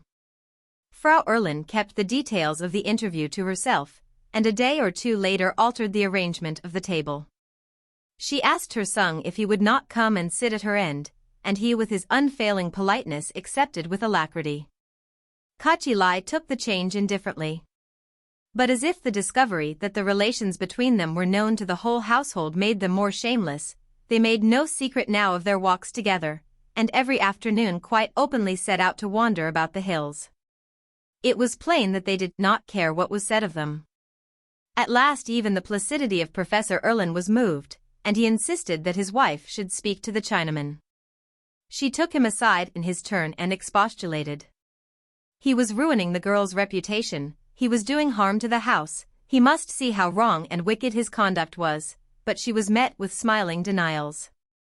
Her son did not know what she was talking about, he was not paying any attention to Fräulein XXIII, he never walked with her, it was all untrue, every word of it. Her son, how can you say such things? You've been seen again and again. No, you're mistaken. It's untrue. He looked at her with an unceasing smile, which showed his even, little white teeth. He was quite calm. He denied everything. He denied with bland effrontery. At last the Frau Professor lost her temper and said the girl had confessed she loved him. He was not moved. He continued to smile. Nonsense. Nonsense. It's all untrue. She could get nothing out of him. The weather grew very bad. There was snow and frost, and then a thaw with a long succession of cheerless days, on which walking was a poor amusement. One evening when Philip had just finished his German lesson with the Herr Professor and was standing for a moment in the drawing-room, talking to Frau Erlin, Anna came quickly in. Mama, where is XXIII? She said.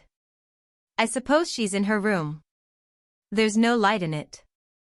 The Frau Professor gave an exclamation, and she looked at her daughter in dismay. The thought which was in Anna's head had flashed across hers. Ring for Emile, she said hoarsely. This was the stupid lout who waited at table and did most of the housework. He came in. Emile, go down to her son's room and enter without knocking. If anyone is there, say you came in to see about the stove. No sign of astonishment appeared on Emile's phlegmatic face. He went slowly downstairs. The Frau Professor and Anna left the door open and listened. Presently they heard Emil come up again, and they called him. Was anyone there? Asked the Frau Professor. Yes, her son was there. Was he alone? The beginning of a cunning smile narrowed his mouth. No, Fräulein XXIII was there. Oh, it's disgraceful, cried the Frau Professor. Now he smiled broadly. Fräulein XXIII is there every evening. She spends hours at a time there. Frau Professor began to wring her hands. Oh, how abominable. But why didn't you tell me? It was no business of mine, he answered, slowly shrugging his shoulders. I suppose they paid you well. Go away. Go. He lurched clumsily to the door. They must go away, Mama, said Anna. And who is going to pay the rent? And the taxes are falling due. It's all very well for you to say they must go away. If they go away, I can't pay the bills. She turned to Philip, with tears streaming down her face. Herr Carey, you will not say what you have heard. If Fräulein Forster, this was the Dutch spinster, if Fräulein Forster knew she would leave at once, and if they all go we must close the house. I cannot afford to keep it. Of course I won't say anything. If she stays, I will not speak to her, said Anna. That evening at supper Fräulein XXIII, redder than usual, with a look of obstinacy on her face, took her place punctually. But her son did not appear, and for a while Philip thought he was going to shirk the ordeal. At last he came, very smiling, his little eyes dancing with the apologies he made for his late arrival. He insisted as usual on pouring out the Frau Professor a glass of his Moselle, and he offered a glass to Fräulein Forster. The room was very hot, for the stove had been alight all day and the windows were seldom opened. Emil blundered about, but succeeded somehow in serving everyone quickly and with order. The three old ladies sat in silence, visibly disapproving. The Frau Professor had scarcely recovered from her tears, her husband was silent and oppressed. Conversation languished. It seemed to Philip that there was something dreadful in that gathering which he had sat with so often. They looked different under the light of the two hanging lamps from what they had ever looked before. He was vaguely uneasy. Once he caught Cassily's eye, and he thought she looked at him with hatred and contempt. The room was stifling. It was as though the beastly passion of that pair troubled them all. There was a feeling of oriental depravity. A faint savor of joss sticks, a mystery of hidden vices, seemed to make their breath heavy. Philip could feel the beating of the arteries in his forehead. He could not understand what strange emotion distracted him. He seemed to feel something infinitely attractive, and yet he was repelled and horrified. For several days things went on. The air was sickly with the unnatural passion which all felt about them, and the nerves of the little household seemed to grow exasperated. Only her son remained unaffected. He was no less smiling, affable, and polite than he had been before. One could not tell whether his manner was a triumph of civilization or an expression of contempt on the part of the Oriental for the vanquished West. XXIII was flaunting and cynical. At last even the Frau Professor could bear the position no longer. Suddenly panic seized her. For Professor Erlin with brutal frankness had suggested the possible consequences of an intrigue which was now manifest to everyone. And she saw her good name in Heidelberg and the repute of her house ruined by a scandal which could not possibly be hidden. For some reason, blinded perhaps by her interests, this possibility had never occurred to her, and now, her wits muddled by a terrible fear, she could hardly be prevented from turning the girl out of the house at once. It was due to Anna's good sense that a cautious letter was written to the uncle in Berlin suggesting that XXIII should be taken away. But having made up her mind to lose the two lodgers, the Frau Professor could not resist the satisfaction of giving rein to the ill temper she had curbed so long. She was free now to say anything she liked to XXIII. I have written to your uncle, XXIII, to take you away. I cannot have you in my house any longer. Her little round eyes sparkled when she noticed the sudden whiteness of the girl's face. You're shameless. Shameless, she went on. She called her foul names. What did you say to my Uncle Heinrich, Frau Professor? The girl asked, suddenly falling from her attitude of flaunting independence. Oh, he'll tell you himself. I expect to get a letter from him tomorrow. Next day, in order to make the humiliation more public, at supper she called down the table to XXIII. I have had a letter from your uncle, XXIII. You are to pack your things tonight, and we will put you in the train tomorrow morning. He will meet you himself in Berlin at the Central Bahnhof. Very good, Frau Professor. Her son smiled in the Frau Professor's eyes, and notwithstanding her protests insisted on pouring out a glass of wine for her. The Frau Professor ate her supper with a good appetite. But she had triumphed unwisely. Just before going to bed she called the servant. Emil, if Fräulein Cassely's box is ready you had better take it downstairs tonight. The porter will fetch it before breakfast. The servant went away and in a moment came back. Fräulein XXIII is not in her room, and her bag has gone. With a cry the Frau Professor hurried along. The box was on the floor, strapped and locked. But there was no bag, and neither hat nor cloak. The dressing table was empty. Breathing heavily, the Frau Professor ran downstairs to the Chinaman's rooms. She had not moved so quickly for 20 years, and Emil called out after her to beware she did not fall. She did not trouble to knock, but burst in. The rooms were empty. The luggage had gone, and the door into the garden, still open, showed how it had been got away. In an envelope on the table were notes for the money due on the month's board and an approximate sum for extras. Groaning, suddenly overcome by her haste, the Frau Professor sank obesely onto a sofa. There could be no doubt. The pair had gone off together. Emil remained stolid and unmoved. XXXI. Hayward, after saying for a month that he was going south next day and delaying from week to week out of inability to make up his mind to the bother of packing and the tedium of a journey, had at last been driven off just before Christmas by the preparations for that festival. He could not support the thought of a Teutonic merrymaking. It gave him gooseflesh to think of the season's aggressive cheerfulness, and in his desire to avoid the obvious he determined to travel on Christmas Eve. Philip was not sorry to see him off, for he was a downright person and it irritated him that anybody should not know his own mind. Though much under Hayward's influence, he would not grant that indecision pointed to a charming sensitiveness. And he resented the shadow of a sneer with which Hayward looked upon his straight ways. They corresponded. Hayward was an admirable letter writer, and knowing his talent took pains with his letters. His temperament was receptive to the beautiful influences with which he came in contact, and he was able in his letters from Rome to put a subtle fragrance of Italy. He thought the city of the ancient Romans a little vulgar, finding distinction only in the decadence of the empire, but the Rome of the popes appealed to his sympathy, and in his chosen words, quite exquisitely, there appeared a rococo beauty. He wrote of old church music and the Alban hills, and of the languor of incense and the charm of the streets by night, in the rain, when the pavements shone and the light of the street lamps was mysterious. Perhaps he repeated these admirable letters to various friends. He did not know what a troubling effect they had upon Philip. They seemed to make his life very humdrum. With the spring Hayward grew dithyrambic. He proposed that Philip should come down to Italy. He was wasting his time at Heidelberg. The Germans were gross and life there was common. How could the soul come to her own in that prim landscape? In Tuscany the spring was scattering flowers through the land, and Philip was 19. Let him come and they could wander through the mountain towns of Umbria. Their names sang in Philip's heart.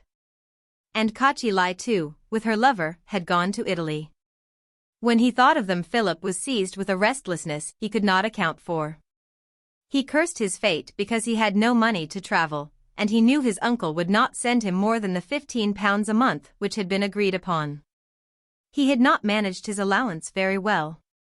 His pension and the price of his lessons left him very little over, and he had found going about with Hayward expensive. Hayward had often suggested excursions, a visit to the play, or a bottle of wine, when Philip had come to the end of his month's money, and with the folly of his age he had been unwilling to confess he could not afford an extravagance. Luckily Hayward's letters came seldom, and in the intervals Philip settled down again to his industrious life. He had matriculated at the university and attended 1 or 2 courses of lectures. Kuno Fischer was then at the height of his fame and during the winter had been lecturing brilliantly on Schopenhauer.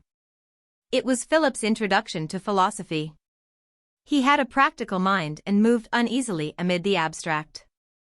But he found an unexpected fascination in listening to metaphysical disquisitions. They made him breathless. It was a little like watching a tightrope dancer doing perilous feats over an abyss, but it was very exciting. The pessimism of the subject attracted his youth, and he believed that the world he was about to enter was a place of pitiless woe and of darkness. That made him none the less eager to enter it, and when, in due course, Mrs. Carey, acting as the correspondent for his guardian's views, suggested that it was time for him to come back to England, he agreed with enthusiasm. He must make up his mind now what he meant to do. If he left Heidelberg at the end of July, they could talk things over during August, and it would be a good time to make arrangements. The date of his departure was settled, and Mrs. Carey wrote to him again. She reminded him of Miss Wilkinson, through whose kindness he had gone to Frau Erlen's house at Heidelberg, and told him that she had arranged to spend a few weeks with them at Blackstable. She would be crossing from Flushing on such and such a day, and if he travelled at the same time he could look after her and come on to Blackstable in her company. Philip's shyness immediately made him write to say that he could not leave till a day or 2 afterwards. He pictured himself looking out for Miss Wilkinson, the embarrassment of going up to her and asking if it were she, and he might so easily address the wrong person and be snubbed. And then the difficulty of knowing whether in the train he ought to talk to her or whether he could ignore her and read his book. At last he left Heidelberg. For 3 months he had been thinking of nothing but the future, and he went without regret. He never knew that he had been happy there.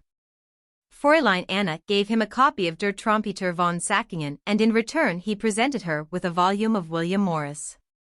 Very wisely neither of them ever read the other's present. XXXII. Philip was surprised when he saw his uncle and aunt. He had never noticed before that they were quite old people. The vicar received him with his usual, not unamiable indifference. He was a little stouter, a little balder, a little grayer. Philip saw how insignificant he was. His face was weak and self-indulgent. Aunt Louisa took him in her arms and kissed him, and tears of happiness flowed down her cheeks. Philip was touched and embarrassed. He had not known with what a hungry love she cared for him. "Oh, the time has seemed long since you've been away, Philip," she cried. She stroked his hands and looked into his face with glad eyes. "You've grown. You're quite a man now." There was a very small mustache on his upper lip. He had bought a razor and now and then with infinite care shaved the down off his smooth chin. "We've been so lonely without you." And then shyly, with a little break in her voice, she asked, "You are glad to come back to your home, aren't you?" "Yes, rather." She was so thin that she seemed almost transparent. The arms she put round his neck were frail bones that reminded you of chicken bones, and her faded face was so wrinkled. The grey curls which she still wore in the fashion of her youth gave her a queer, pathetic look, and her little withered body was like an autumn leaf. You felt it might be blown away by the first sharp wind. Philip realized that they had done with life, these 2 quiet little people. They belonged to a past generation, and they were waiting there patiently, rather stupidly, for death. And he, in his vigor and his youth, thirsting for excitement and adventure, was appalled at the waste. They had done nothing, and when they went it would be just as if they had never been. He felt a great pity for Aunt Louisa, and he loved her suddenly because she loved him. Then Miss Wilkinson, who had kept discreetly out of the way till the Careys had had a chance of welcoming their nephew, came into the room. "This is Miss Wilkinson, Philip," said Mrs. Carey. "The prodigal has returned," she said, holding out her hand. "I have brought a rose for the prodigal's buttonhole." With a gay smile she pinned to Philip's coat the flower she had just picked in the garden. He blushed and felt foolish. He knew that Miss Wilkinson was the daughter of his Uncle William's last rector, and he had a wide acquaintance with the daughters of clergymen.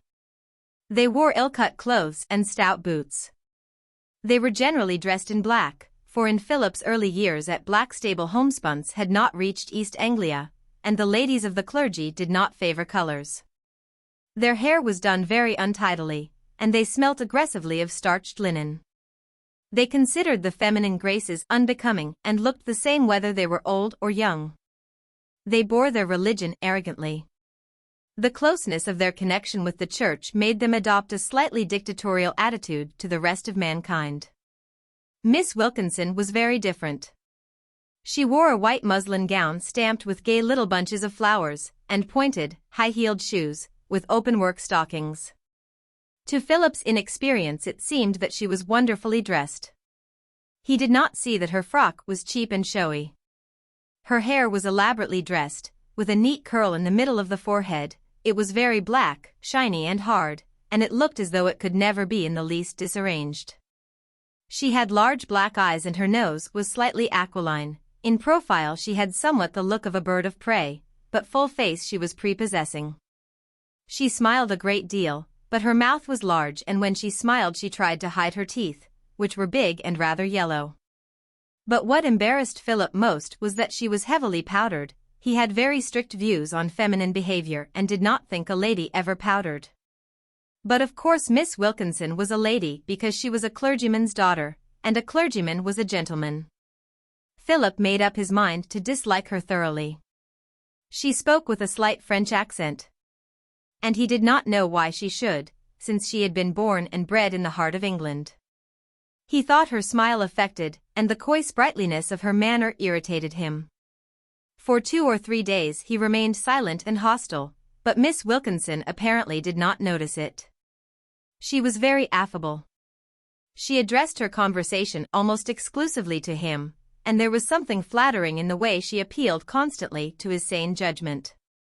She made him laugh too, and Philip could never resist people who amused him. He had a gift now and then of saying neat things, and it was pleasant to have an appreciative listener.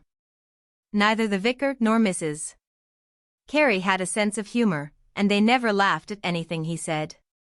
As he grew used to Miss Wilkinson, and his shyness left him, he began to like her better. He found the French accent picturesque. And at a garden party which the doctor gave she was very much better dressed than anyone else. She wore a blue foulard with large white spots, and Philip was tickled at the sensation it caused. "I'm certain they think you're no better than you should be," he told her, laughing. "It's the dream of my life to be taken for an abandoned hussy," she answered. One day, when Miss Wilkinson was in her room, he asked Aunt Louisa how old she was. "Oh, my dear, you should never ask a lady's age, but she's certainly too old for you to marry." The vicar gave his slow, obese smile. "She's no chicken, Louisa," he said. "She was nearly grown up when we were in Lincolnshire, and that was 20 years ago. She wore a pigtail hanging down her back." "She may not have been more than 10, said Philip. "She was older than that," said Aunt Louisa. "I think she was near 20, said the vicar. "Oh no, William. 16 or 17 at the outside." "That would make her well over 30, said Philip. At that moment Miss Wilkinson tripped downstairs, singing a song by Benjamin Goddard. She had put her hat on, for she and Philip were going for a walk, and she held out her hand for him to button her glove. He did it awkwardly. He felt embarrassed but gallant. Conversation went easily between them now, and as they strolled along they talked of all manner of things. She told Philip about Berlin, and he told her of his year in Heidelberg. As he spoke, things which had appeared of no importance gained a new interest. He described the people at Frau Erlen's house. And to the conversations between Hayward and Weeks, which at the time seemed so significant, he gave a little twist, so that they looked absurd. He was flattered at Miss Wilkinson's laughter. "I'm quite frightened of you," she said. "You're so sarcastic." Then she asked him playfully whether he had not had any love affairs at Heidelberg. Without thinking, he frankly answered that he had not, but she refused to believe him. "How secretive you are," she said. "At your age, is it likely?" He blushed and laughed. "You want to know too much," he said. Ah, I thought so, she laughed triumphantly. Look at him blushing. He was pleased that she should think he had been a sad dog, and he changed the conversation so as to make her believe he had all sorts of romantic things to conceal. He was angry with himself that he had not. There had been no opportunity. Miss Wilkinson was dissatisfied with her lot. She resented having to earn her living and told Philip a long story of an uncle of her mother's, who had been expected to leave her a fortune but had married his cook and changed his will. She hinted at the luxury of her home and compared her life in Lincolnshire, with horses to ride and carriages to drive in, with the mean dependence of her present state. Philip was a little puzzled when he mentioned this afterwards to Aunt Louisa, and she told him that when she knew the Wilkinsons they had never had anything more than a pony and a dog-cart. Aunt Louisa had heard of the rich uncle, but as he was married and had children before Emily was born she could never have had much hope of inheriting his fortune. Miss Wilkinson had little good to say of Berlin, where she was now in a situation. She complained of the vulgarity of German life, and compared it bitterly with the brilliance of Paris, where she had spent a number of years.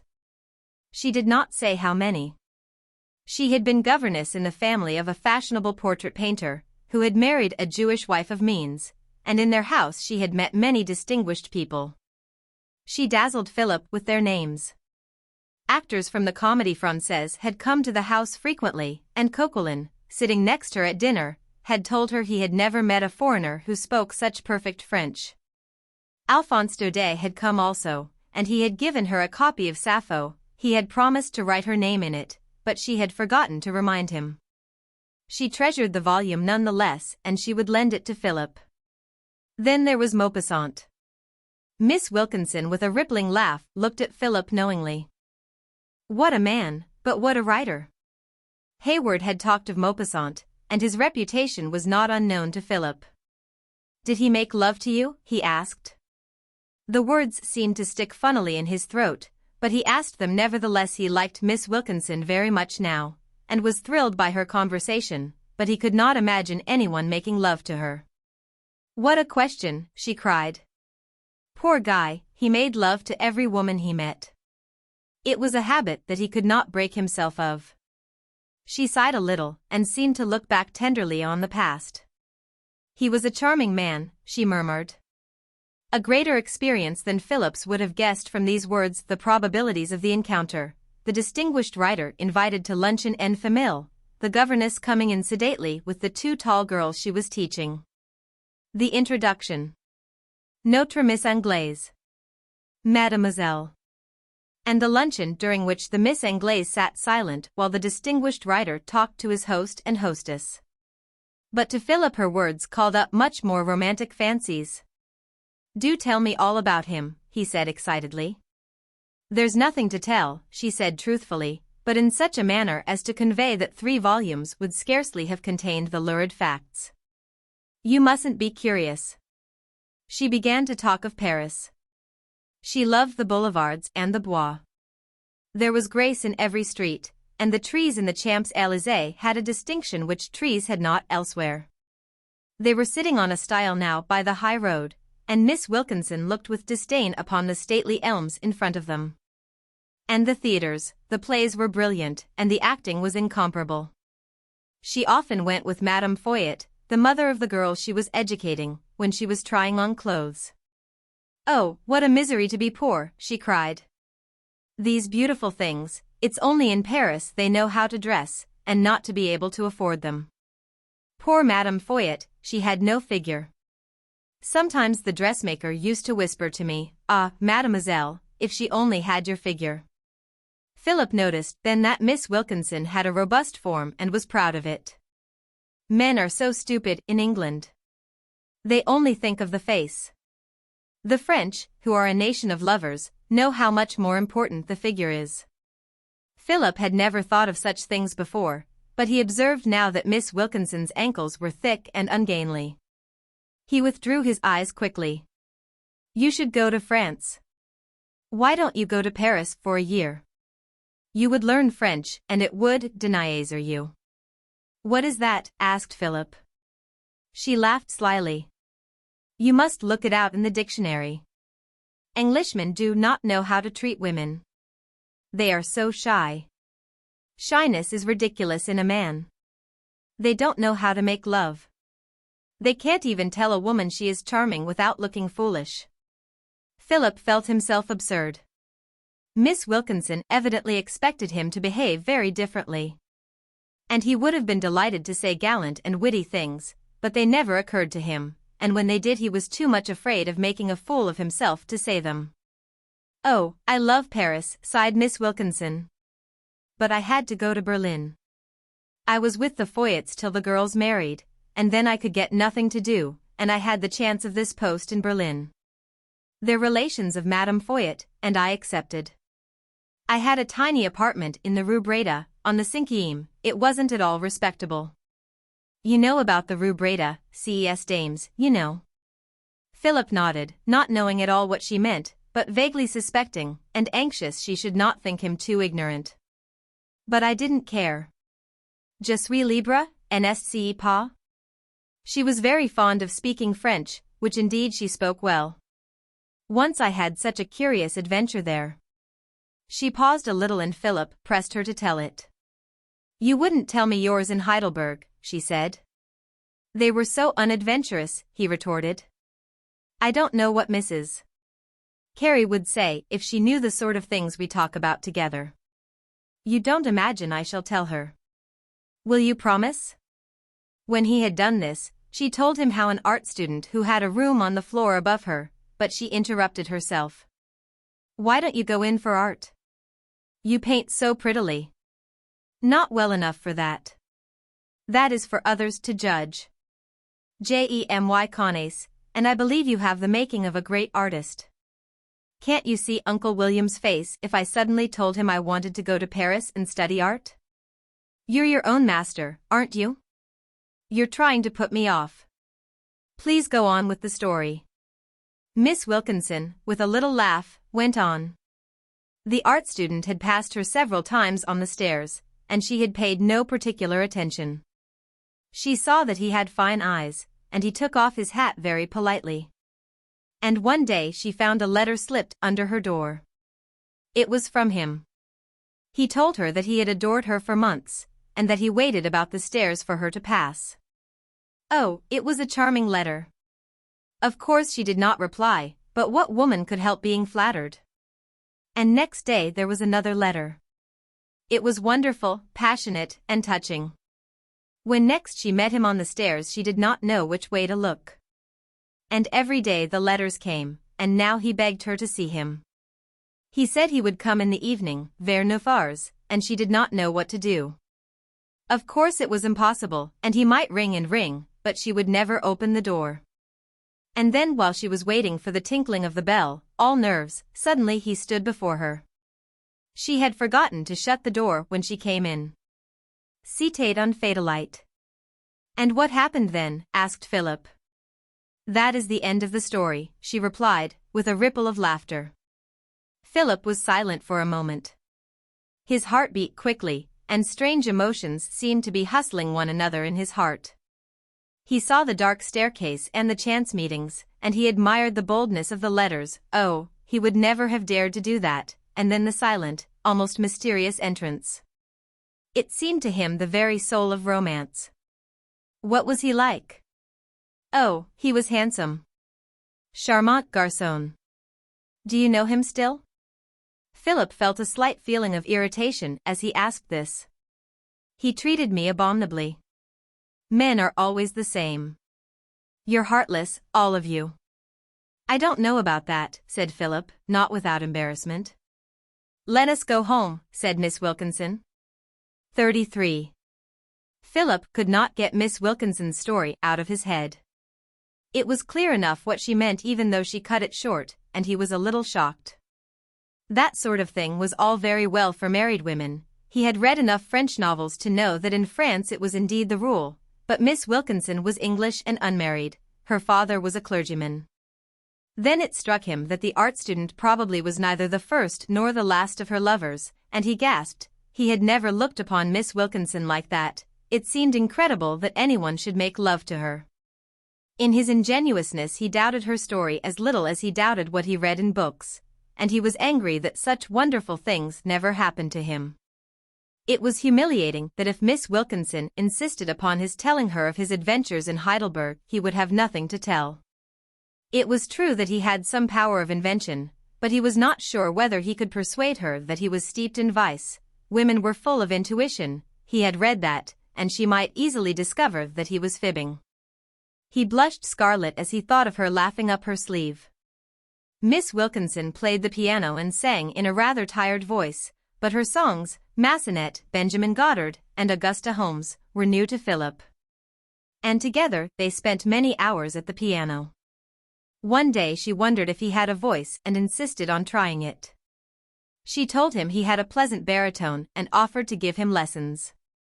At first with his usual bashfulness he refused, but she insisted, and then every morning at a convenient time after breakfast she gave him an hour's lesson. She had a natural gift for teaching, and it was clear that she was an excellent governess. She had method and firmness. Though her French accent was so much part of her that it remained, all the mellifluousness of her manner left her when she was engaged in teaching. She put up with no nonsense. Her voice became a little peremptory, and instinctively she suppressed inattention and corrected slovenliness. She knew what she was about and put Philip to scales and exercises. When the lesson was over she resumed without effort her seductive smiles, her voice became again soft and winning, but Philip could not so easily put away the pupil as she the pedagogue. And this impression convicted with the feelings her stories had aroused in him. He looked at her more narrowly. He liked her much better in the evening than in the morning. In the morning she was rather lined and the skin of her neck was just a little rough. He wished she would hide it, but the weather was very warm just then and she wore blouses which were cut low. She was very fond of white. In the morning it did not suit her. At night she often looked very attractive. She put on a gown which was almost a dinner dress, and she wore a chain of garnets round her neck.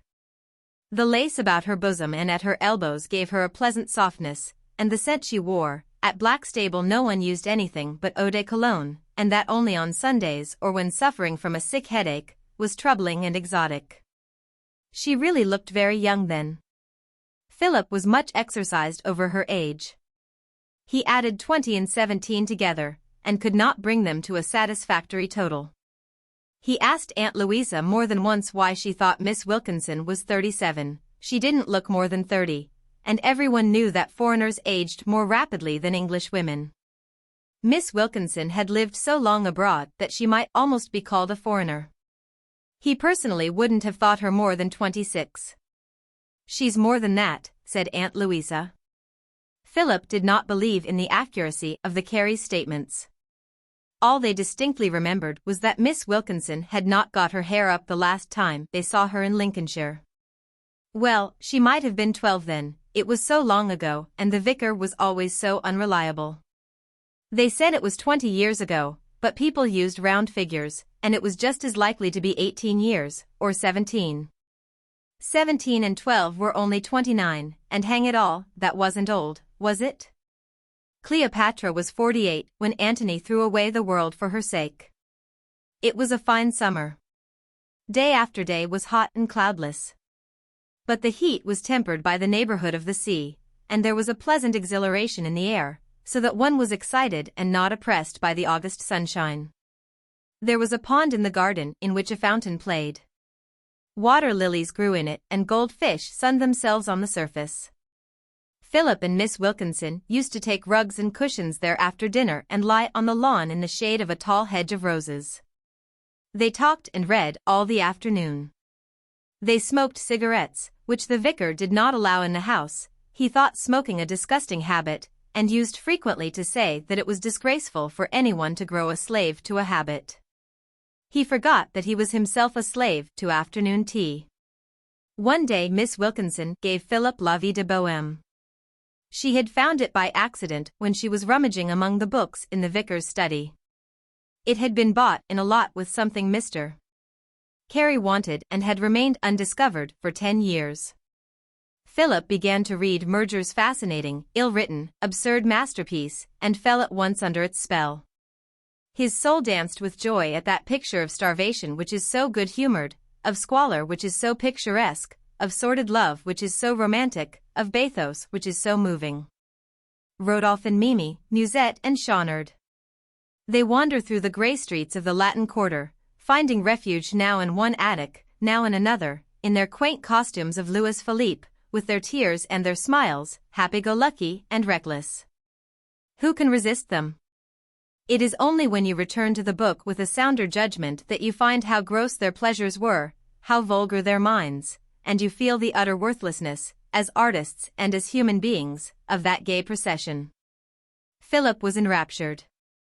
"Don't you wish you were going to Paris instead of London?" asked Miss Wilkinson, smiling at his enthusiasm. "It's too late now even if I did," he answered. During the fortnight he had been back from Germany there had been much discussion between himself and his uncle about his future. He had refused definitely to go to Oxford, and now that there was no chance of his getting scholarships even Mr. Carey came to the conclusion that he could not afford it. His entire fortune had consisted of only £2,000, and though it had been invested in mortgages at 5%, he had not been able to live on the interest. It was now a little reduced. It would be absurd to spend £200 a year, the least he could live on at a university, for 3 years at Oxford, which would lead him no nearer to earning his living. He was anxious to go straight to London. Mrs. Carey thought there were only 4 professions for a gentleman: the army, the navy, the law, and the church. She had added medicine because her brother-in-law practiced it, but did not forget that in her young days no one ever considered the doctor a gentleman. The first 2 were out of the question, and Philip was firm in his refusal to be ordained.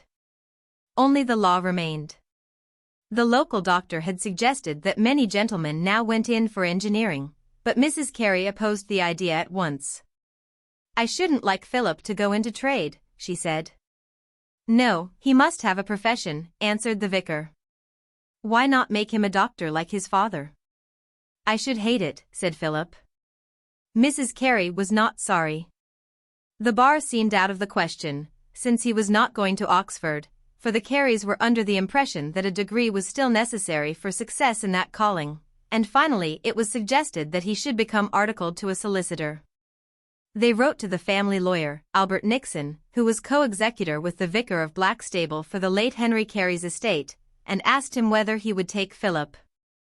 In a day or 2 the answer came back that he had not a vacancy, and was very much opposed to the whole scheme. The profession was greatly overcrowded, and without capital or connections a man had small chance of becoming more than a managing clerk. He suggested, however, that Philip should become a chartered accountant. Neither the vicar nor his wife knew in the least what this was, and Philip had never heard of anyone being a chartered accountant. But another letter from the solicitor explained that the growth of modern businesses and the increase of companies had led to the formation of many firms of accountants to examine the books and put into the financial affairs of their clients an order which old-fashioned methods had lacked. Some years before a royal charter had been obtained, and the profession was becoming every year more respectable, lucrative, and important. The chartered accountants whom Albert Nixon had employed for 30 years happened to have a vacancy for an articled pupil, and would take Philip for a fee of £300. Half of this would be returned during the 5 years the articles lasted in the form of salary. The prospect was not exciting, but Philip felt that he must decide on something, and the thought of living in London overbalanced the slight shrinking he felt. The vicar of Blackstable wrote to ask Mr. Nixon whether it was a profession suited to a gentleman, and Mr. Nixon replied that, since the charter, men were going into it who had been to public schools and a university. Moreover, if Philip disliked the work and after a year wished to leave, Herbert Carter, for that was the accountant's name, would return half the money paid for the articles. This settled it, and it was arranged that Philip should start work on the 15th of September. "I have a full month before me," said Philip. "And then you go to freedom and I to bondage," returned Miss Wilkinson. Her holidays were to last 6 weeks, and she would be leaving Blackstable only a day or 2 before Philip. "I wonder if we shall ever meet again," she said. "I don't know why not." "Oh, don't speak in that practical way. I never knew anyone so unsentimental." Philip reddened. He was afraid that Miss Wilkinson would think him a milksop. After all, she was a young woman, sometimes quite pretty, and he was getting on for 20. It was absurd that they should talk of nothing but art and literature. He ought to make love to her. They had talked a good deal of love. There was the art student in the Rue Breda, and then there was the painter in whose family she had lived so long in Paris. He had asked her to sit for him, and had started to make love to her so violently that she was forced to invent excuses not to sit to him again. It was clear enough that Miss Wilkinson was used to attentions of that sort. She looked very nice now in a large straw hat. It was hot that afternoon, the hottest day they had had, and beads of sweat stood in a line on her upper lip. He called to mind Fräulein XXIII and her song. He had never thought of XXIII in an amorous way. She was exceedingly plain, but now, looking back, the affair seemed very romantic. He had a chance of romance too. Miss Wilkinson was practically French, and that added zest to a possible adventure. When he thought of it at night in bed, or when he sat by himself in the garden reading a book, he was thrilled by it. But when he saw Miss Wilkinson it seemed less picturesque. At all events, after what she had told him, she would not be surprised if he made love to her. He had a feeling that she must think it odd of him to make no sign. Perhaps it was only his fancy, but once or twice in the last day or two he had imagined that there was a suspicion of contempt in her eyes. "A penny for your thoughts," said Miss Wilkinson, looking at him with a smile. "I'm not going to tell you," he answered. He was thinking that he ought to kiss her there and then. He wondered if she expected him to do it. But after all he didn't see how he could without any preliminary business at all. She would just think him mad, or she might slap his face, and perhaps she would complain to his uncle. He wondered how her song had started with Fräulein XXIII. It would be beastly if she told his uncle. He knew what his uncle was. He would tell the doctor and Josiah Graves, and he would look a perfect fool. Aunt Louisa kept on saying that Miss Wilkinson was 37 if she was a day.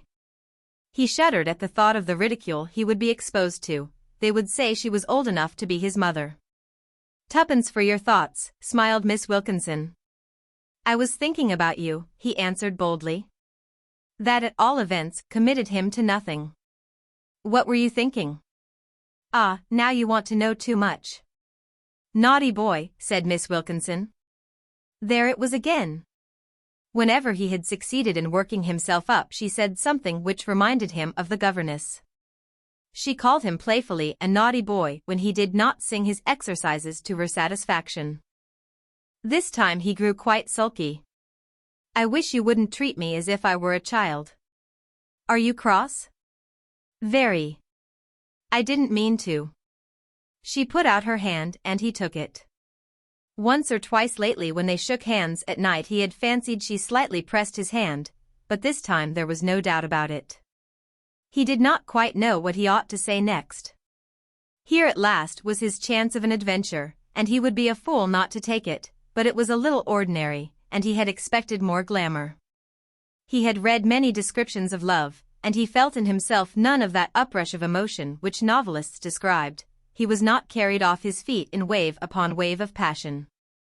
Nor was Miss Wilkinson the ideal. He had often pictured to himself the great violet eyes and the alabaster skin of some lovely girl, and he had thought of himself burying his face in the rippling masses of her auburn hair. He could not imagine himself burying his face in Miss Wilkinson's hair. It always struck him as a little sticky. All the same it would be very satisfactory to have an intrigue, and he thrilled with the legitimate pride he would enjoy in his conquest. He owed it to himself to seduce her. He made up his mind to kiss Miss Wilkinson, not then, but in the evening. It would be easier in the dark, and after he had kissed her the rest would follow. He would kiss her that very evening. He swore an oath to that effect. He laid his plans. After supper he suggested that they should take a stroll in the garden. Miss Wilkinson accepted, and they sauntered side by side. Philip was very nervous. He did not know why, but the conversation would not lead in the right direction. He had decided that the first thing to do was to put his arm round her waist. But he could not suddenly put his arm round her waist when she was talking of the regatta which was to be held next week. He led her artfully into the darkest parts of the garden, but having arrived there his courage failed him. They sat on a bench, and he had really made up his mind that here was his opportunity when Miss Wilkinson said she was sure there were earwigs and insisted on moving. They walked round the garden once more, and Philip promised himself he would take the plunge before they arrived at that bench again, but as they passed the house, they saw Mrs. Carey standing at the door. "Hadn't you young people better come in? I'm sure the night air isn't good for you." "Perhaps we had better go in," said Philip. "I don't want you to catch cold." He said it with a sigh of relief. He could attempt nothing more that night.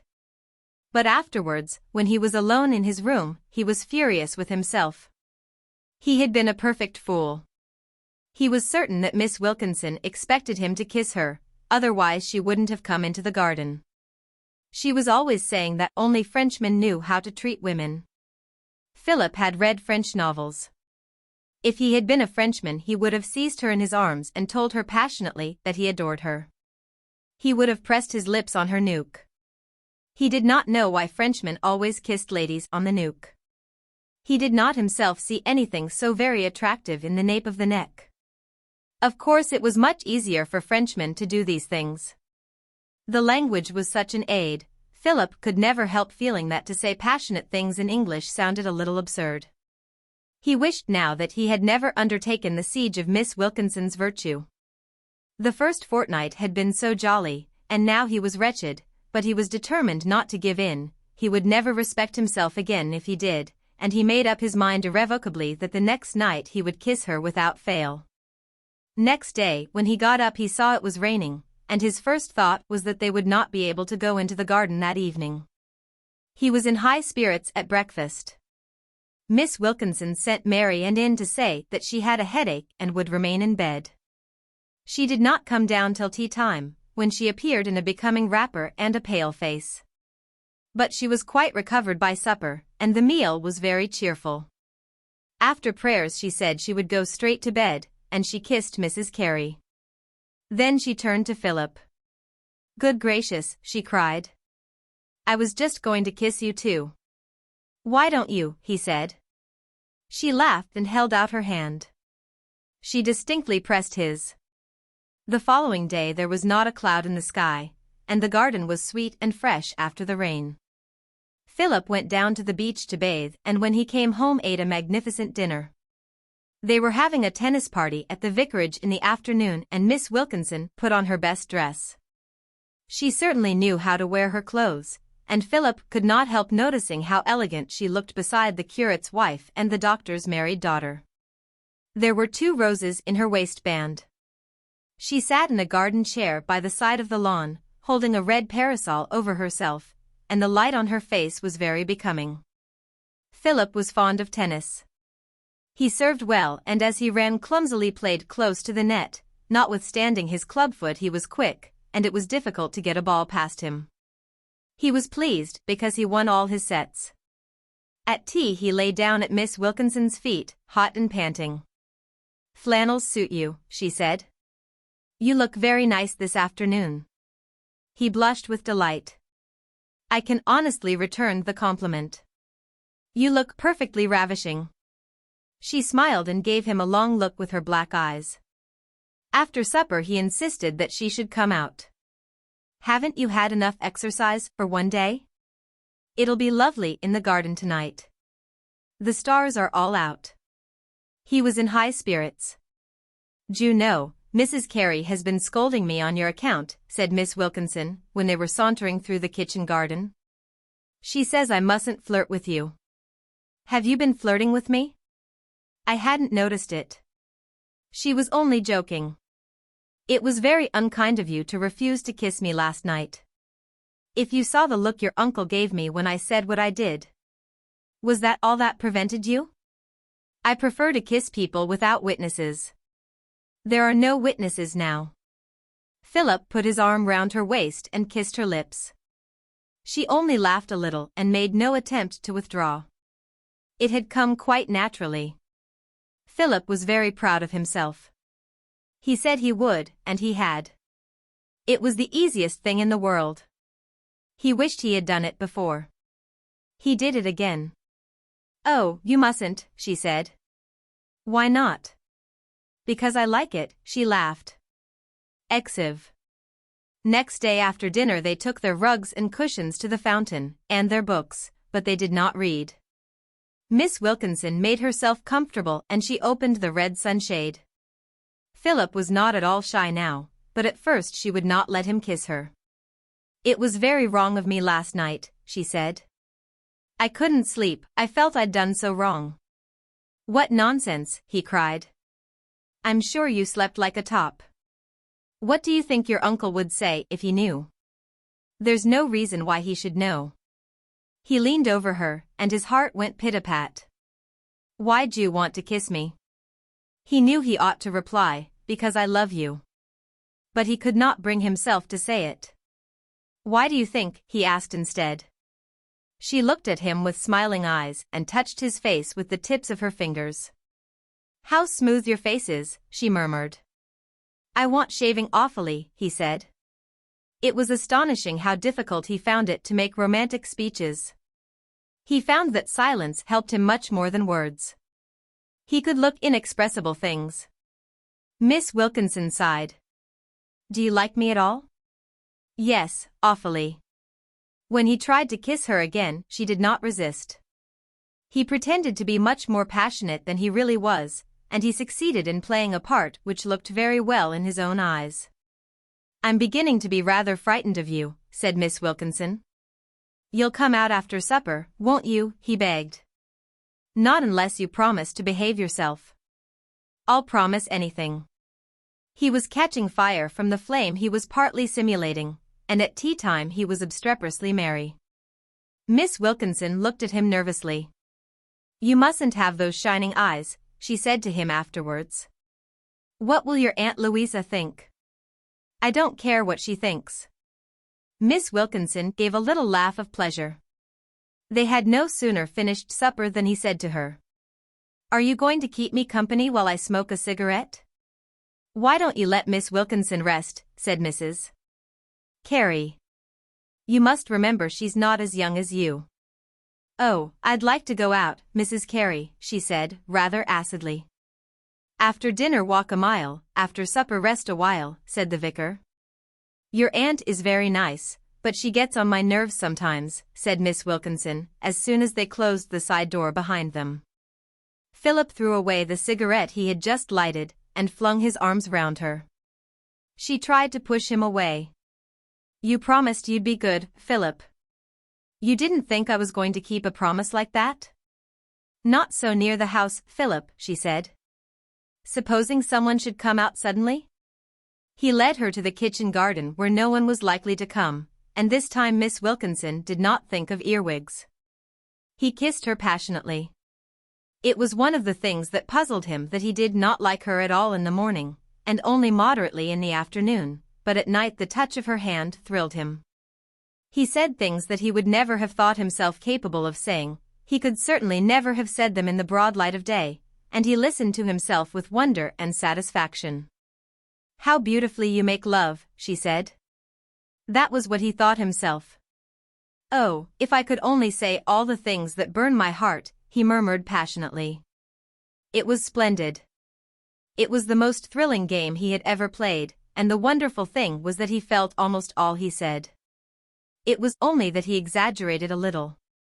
He was tremendously interested and excited in the effect he could see it had on her. It was obviously with an effort that at last she suggested going in. "Oh, don't go yet," he cried. "I must," she muttered. "I'm frightened."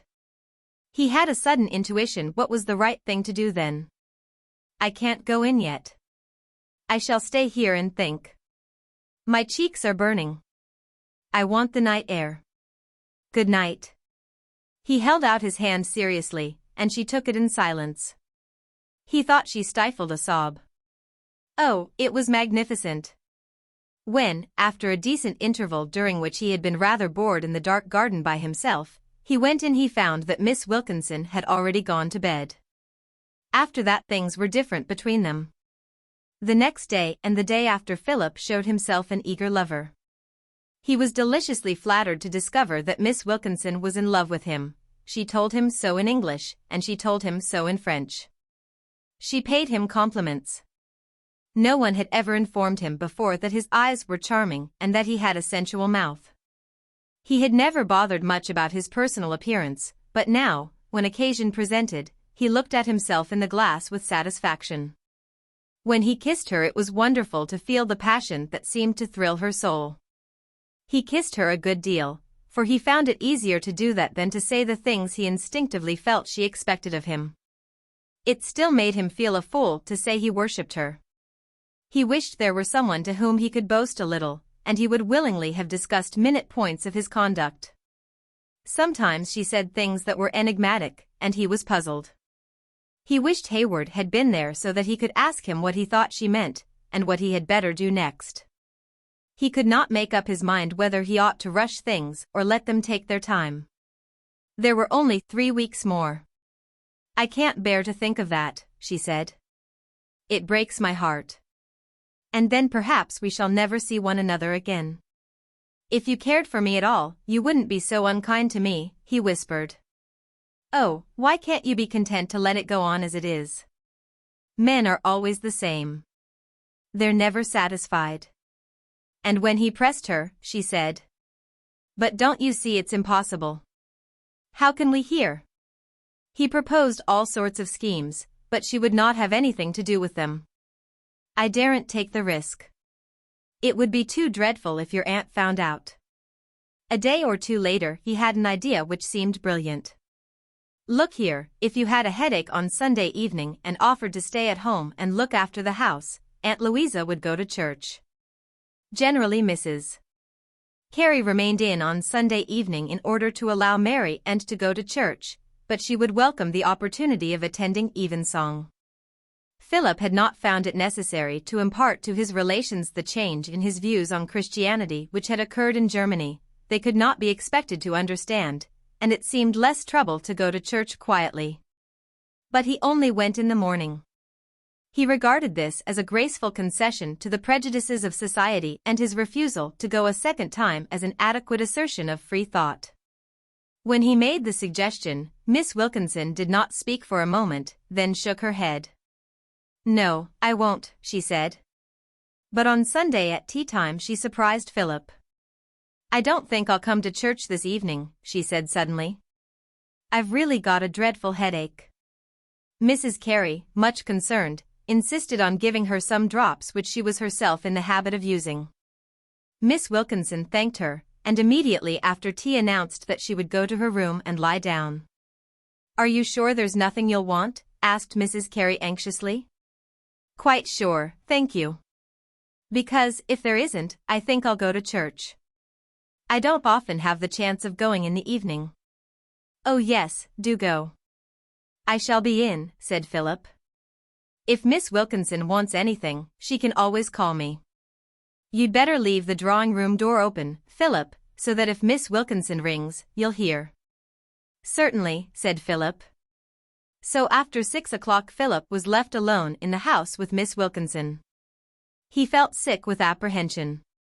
He wished with all his heart that he had not suggested the plan, but it was too late now. He must take the opportunity which he had made. What would Miss Wilkinson think of him if he did not? He went into the hall and listened. There was not a sound. He wondered if Miss Wilkinson really had a headache. Perhaps she had forgotten his suggestion. His heart beat painfully. He crept up the stairs as softly as he could, and he stopped with a start when they creaked. He stood outside Miss Wilkinson's room and listened. He put his hand on the knob of the door handle. He waited. It seemed to him that he waited for at least 5 minutes, trying to make up his mind, and his hand trembled. He would willingly have bolted, but he was afraid of the remorse which he knew would seize him. It was like getting on the highest diving board in a swimming bath. It looked nothing from below, but when you got up there and stared down at the water your heart sank, and the only thing that forced you to dive was the shame of coming down meekly by the steps you had climbed up. Philip screwed up his courage. He turned the handle softly and walked in. He seemed to himself to be trembling like a leaf. Miss Wilkinson was standing at the dressing table with her back to the door, and she turned round quickly when she heard it open. "Oh, it's you. What do you want?" She had taken off her skirt and blouse, and was standing in her petticoat. It was short and only came down to the top of her boots. The upper part of it was black, of some shiny material, and there was a red flounce. She wore a camisole of white calico with short arms. She looked grotesque. Philip's heart sank as he stared at her. She had never seemed so unattractive, but it was too late now. He closed the door behind him and locked it. XXXV. Philip woke early next morning. His sleep had been restless, but when he stretched his legs and looked at the sunshine that slid through the Venetian blinds, making patterns on the floor, he sighed with satisfaction. He was delighted with himself. He began to think of Miss Wilkinson.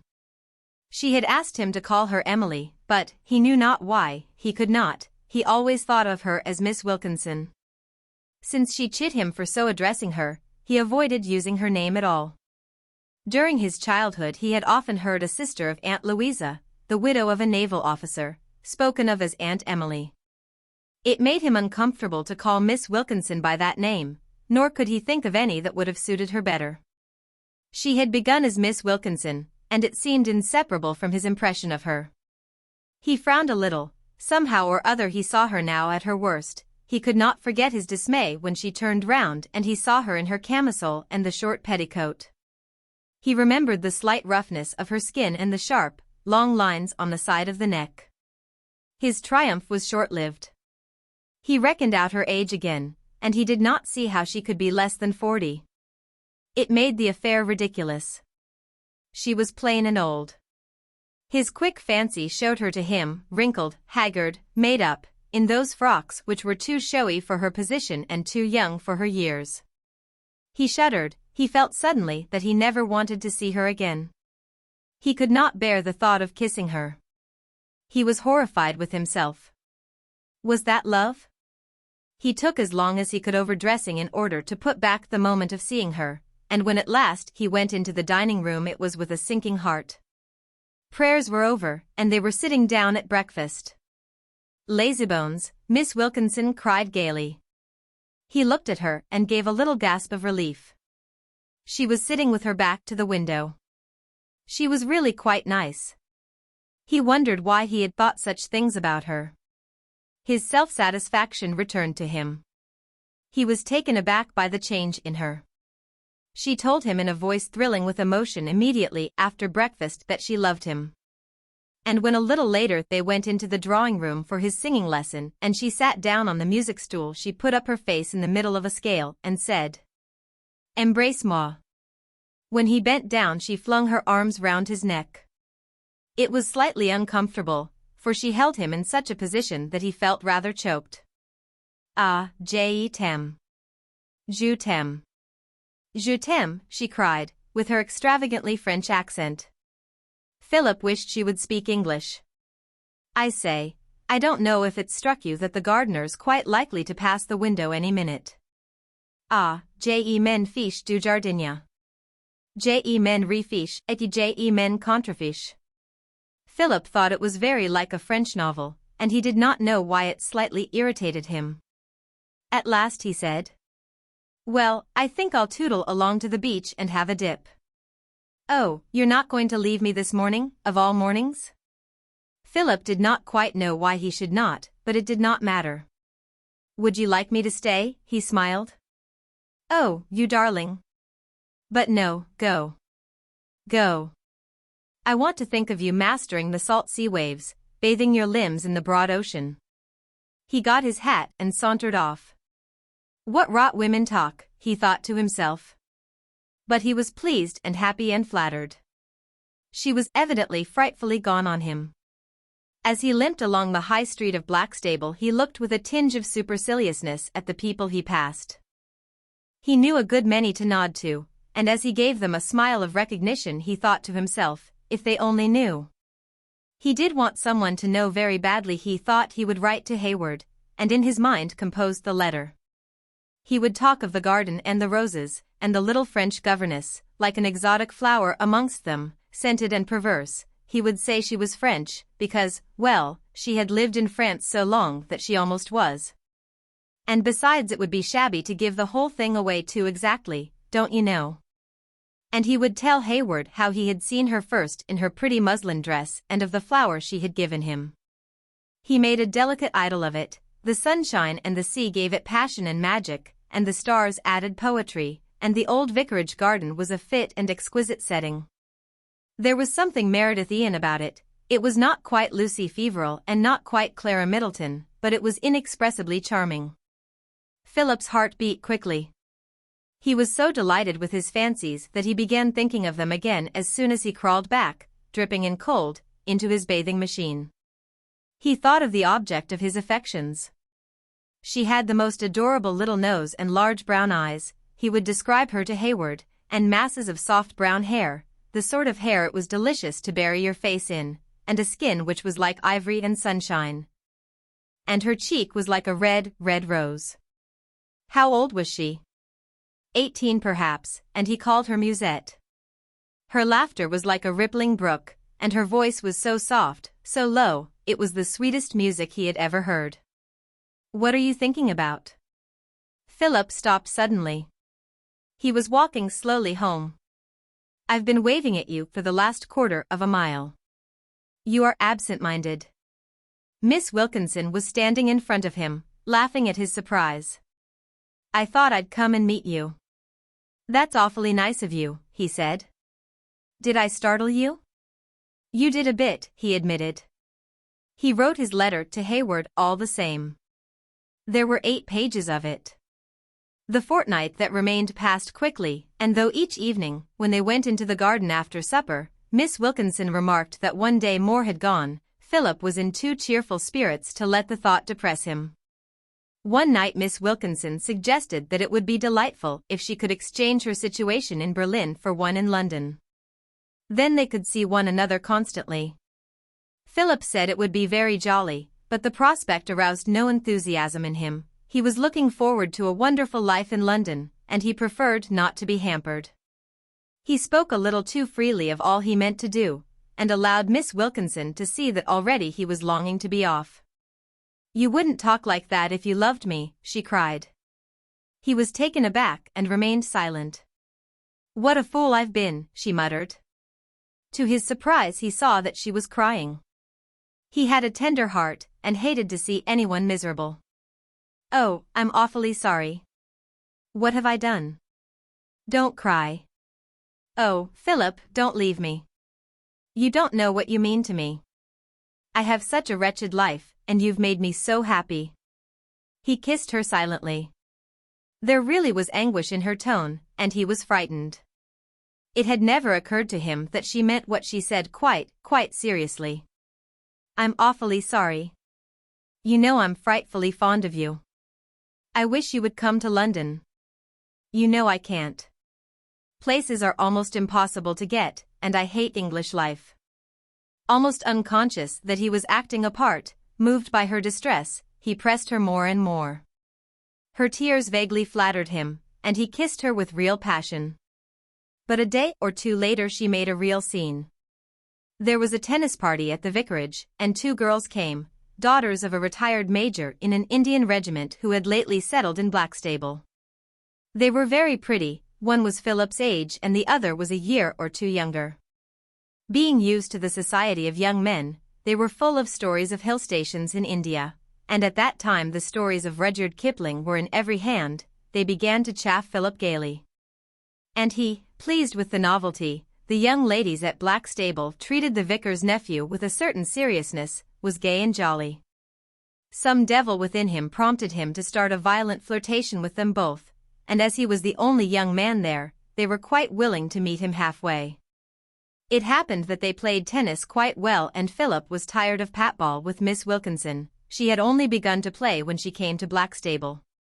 So when he arranged the sets after tea he suggested that Miss Wilkinson should play against the curate's wife, with the curate as her partner. And he would play later with the newcomers. He sat down by the elder Miss O'Connor and said to her in an undertone, We'll get the duffers out of the way first, and then we'll have a jolly set afterwards. Apparently Miss Wilkinson overheard him, for she threw down her racket and, saying she had a headache, went away. It was plain to everyone that she was offended. Philip was annoyed that she should make the fact public. The set was arranged without her, but presently Mrs. Carey called him. "Philip, you've hurt Emily's feelings. She's gone to her room and she's crying." "What about?" "Oh, something about a duffer's set." "Do go to her, and say you didn't mean to be unkind, there's a good boy." "All right." He knocked at Miss Wilkinson's door, but receiving no answer went in. He found her lying face downwards on her bed, weeping. He touched her on the shoulder. "I say, what on earth's the matter? Leave me alone. I never want to speak to you again." "What have I done?" "I'm awfully sorry if I've hurt your feelings. I didn't mean to." "I say, do get up." "Oh, I'm so unhappy. How could you be cruel to me? You know I hate that stupid game. I only play because I want to play with you." She got up and walked towards the dressing table, but after a quick look in the glass sank into a chair. She made her handkerchief into a ball and dabbed her eyes with it. "I've given you the greatest thing a woman can give a man. Oh, what a fool I was, and you have no gratitude. You must be quite heartless. How could you be so cruel as to torment me by flirting with those vulgar girls? We've only got just over a week. Can't you even give me that?" Philip stood over her rather sulkily. He thought her behavior childish. He was vexed with her for having shown her ill temper before strangers. "But you know I don't care tuppence about either of the O'Connors. Why on earth should you think I do?" Miss Wilkinson put away her handkerchief. Her tears had made marks on her powdered face, and her hair was somewhat disarranged. Her white dress did not suit her very well just then. She looked at Philip with hungry, passionate eyes. "Because you're 20 and so's she," she said hoarsely. "And I'm old." Philip reddened and looked away. The anguish of her tone made him feel strangely uneasy. He wished with all his heart that he had never had anything to do with Miss Wilkinson. "I don't want to make you unhappy," he said awkwardly. "You'd better go down and look after your friends. They'll wonder what has become of you." "All right." He was glad to leave her. The quarrel was quickly followed by a reconciliation, but the few days that remained were sometimes irksome to Philip. He wanted to talk of nothing but the future, and the future invariably reduced Miss Wilkinson to tears. At first her weeping affected him, and feeling himself a beast he redoubled his protestations of undying passion. But now it irritated him. It would have been all very well if she had been a girl, but it was silly of a grown-up woman to cry so much. She never ceased reminding him that he was under a debt of gratitude to her which he could never repay. He was willing to acknowledge this since she made a point of it, but he did not really know why he should be any more grateful to her than she to him. He was expected to show his sense of obligation in ways which were rather a nuisance. He had been a good deal used to solitude, and it was a necessity to him sometimes. But Miss Wilkinson looked upon it as an unkindness if he was not always at her beck and call. The Miss O'Connors asked them both to tea, and Philip would have liked to go, but Miss Wilkinson said she only had 5 days more and wanted him entirely to herself. It was flattering, but a bore. Miss Wilkinson told him stories of the exquisite delicacy of Frenchmen when they stood in the same relation to fair ladies as he to Miss Wilkinson. She praised their courtesy, their passion for self-sacrifice, their perfect tact. Miss Wilkinson seemed to want a great deal. Philip listened to her enumeration of the qualities which must be possessed by the perfect lover, and he could not help feeling a certain satisfaction that she lived in Berlin. "You will write to me, won't you? Write to me every day. I want to know everything you're doing. You must keep nothing from me." "I shall be awfully busy," he answered. "I'll write as often as I can." She flung her arms passionately round his neck. He was embarrassed sometimes by the demonstrations of her affection. He would have preferred her to be more passive. It shocked him a little that she should give him so marked a lead. it did not tally altogether with his prepossessions about the modesty of the feminine temperament. At length the day came on which Miss Wilkinson was to go, and she came down to breakfast, pale and subdued, in a serviceable travelling dress of black and white check. She looked a very competent governess. Philip was silent too, for he did not quite know what to say that would fit the circumstance, and he was terribly afraid that, if he said something flippant, Miss Wilkinson would break down before his uncle and make a scene. They had said their last goodbye to one another in the garden the night before, and Philip was relieved that there was now no opportunity for them to be alone. He remained in the dining room after breakfast in case Miss Wilkinson should insist on kissing him on the stairs. He did not want Mary, and, now a woman hard upon middle age with a sharp tongue, to catch them in a compromising position. Mary did not like Miss Wilkinson and called her an old cat. Aunt Louisa was not very well and could not come to the station, but the vicar and Philip saw her off. Just as the train was leaving she leaned out and kissed Mr. Carey. "I must kiss you too, Philip," she said. "All right," he said, blushing. He stood up on the step and she kissed him quickly. The train started, and Miss Wilkinson sank into the corner of her carriage and wept disconsolately. Philip, as he walked back to the vicarage, felt a distinct sensation of relief. "Well, did you see her safely off?" asked Aunt Louisa when they got in. "Yes, she seemed rather weepy. She insisted on kissing me and Philip." "Oh, well, at her age it's not dangerous." Mrs. Carey pointed to the sideboard. "There's a letter for you, Philip." It came by the second post. It was from Hayward and ran as follows. "My dear boy, I answer your letter at once. I ventured to read it to a great friend of mine, a charming woman whose help and sympathy have been very precious to me, a woman withal with a real feeling for art and literature, and we agreed that it was charming. You wrote from your heart and you do not know the delightful naivete which is in every line. And because you love you write like a poet. Ah, dear boy, that is the real thing. I felt the glow of your young passion, and your prose was musical from the sincerity of your emotion. You must be happy. I wish I could have been present unseen in that enchanted garden while you wandered hand in hand, like Daphnis and Chloe, amid the flowers.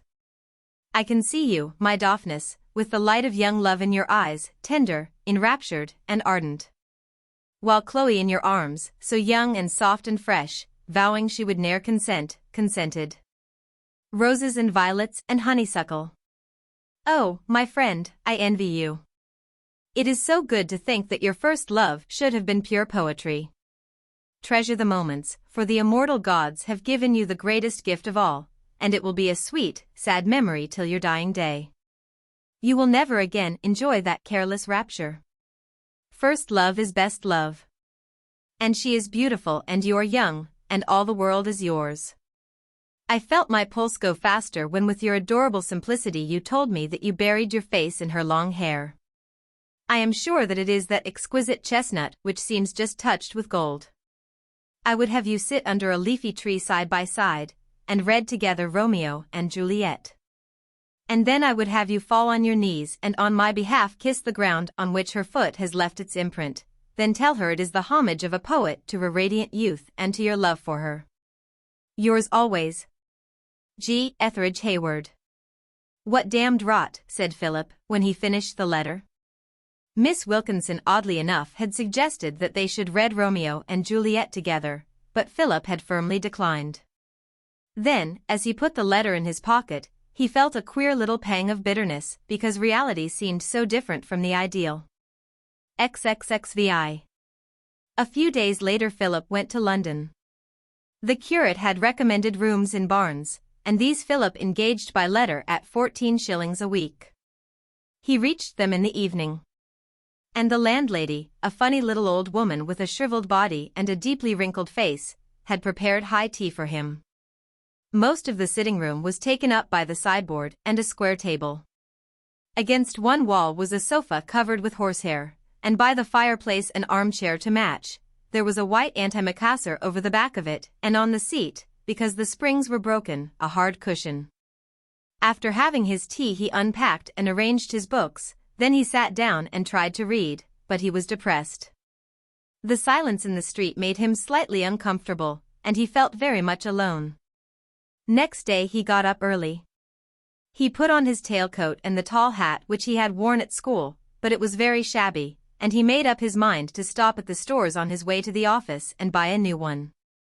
When he had done this he found himself in plenty of time and so walked along the Strand. The office of Messrs. Herbert Carter and Company was in a little street off Chancery Lane, and he had to ask his way 2 or 3 times.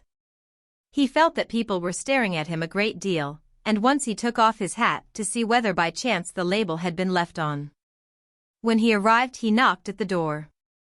But no one answered, and looking at his watch he found it was barely 9:30. He supposed he was too early.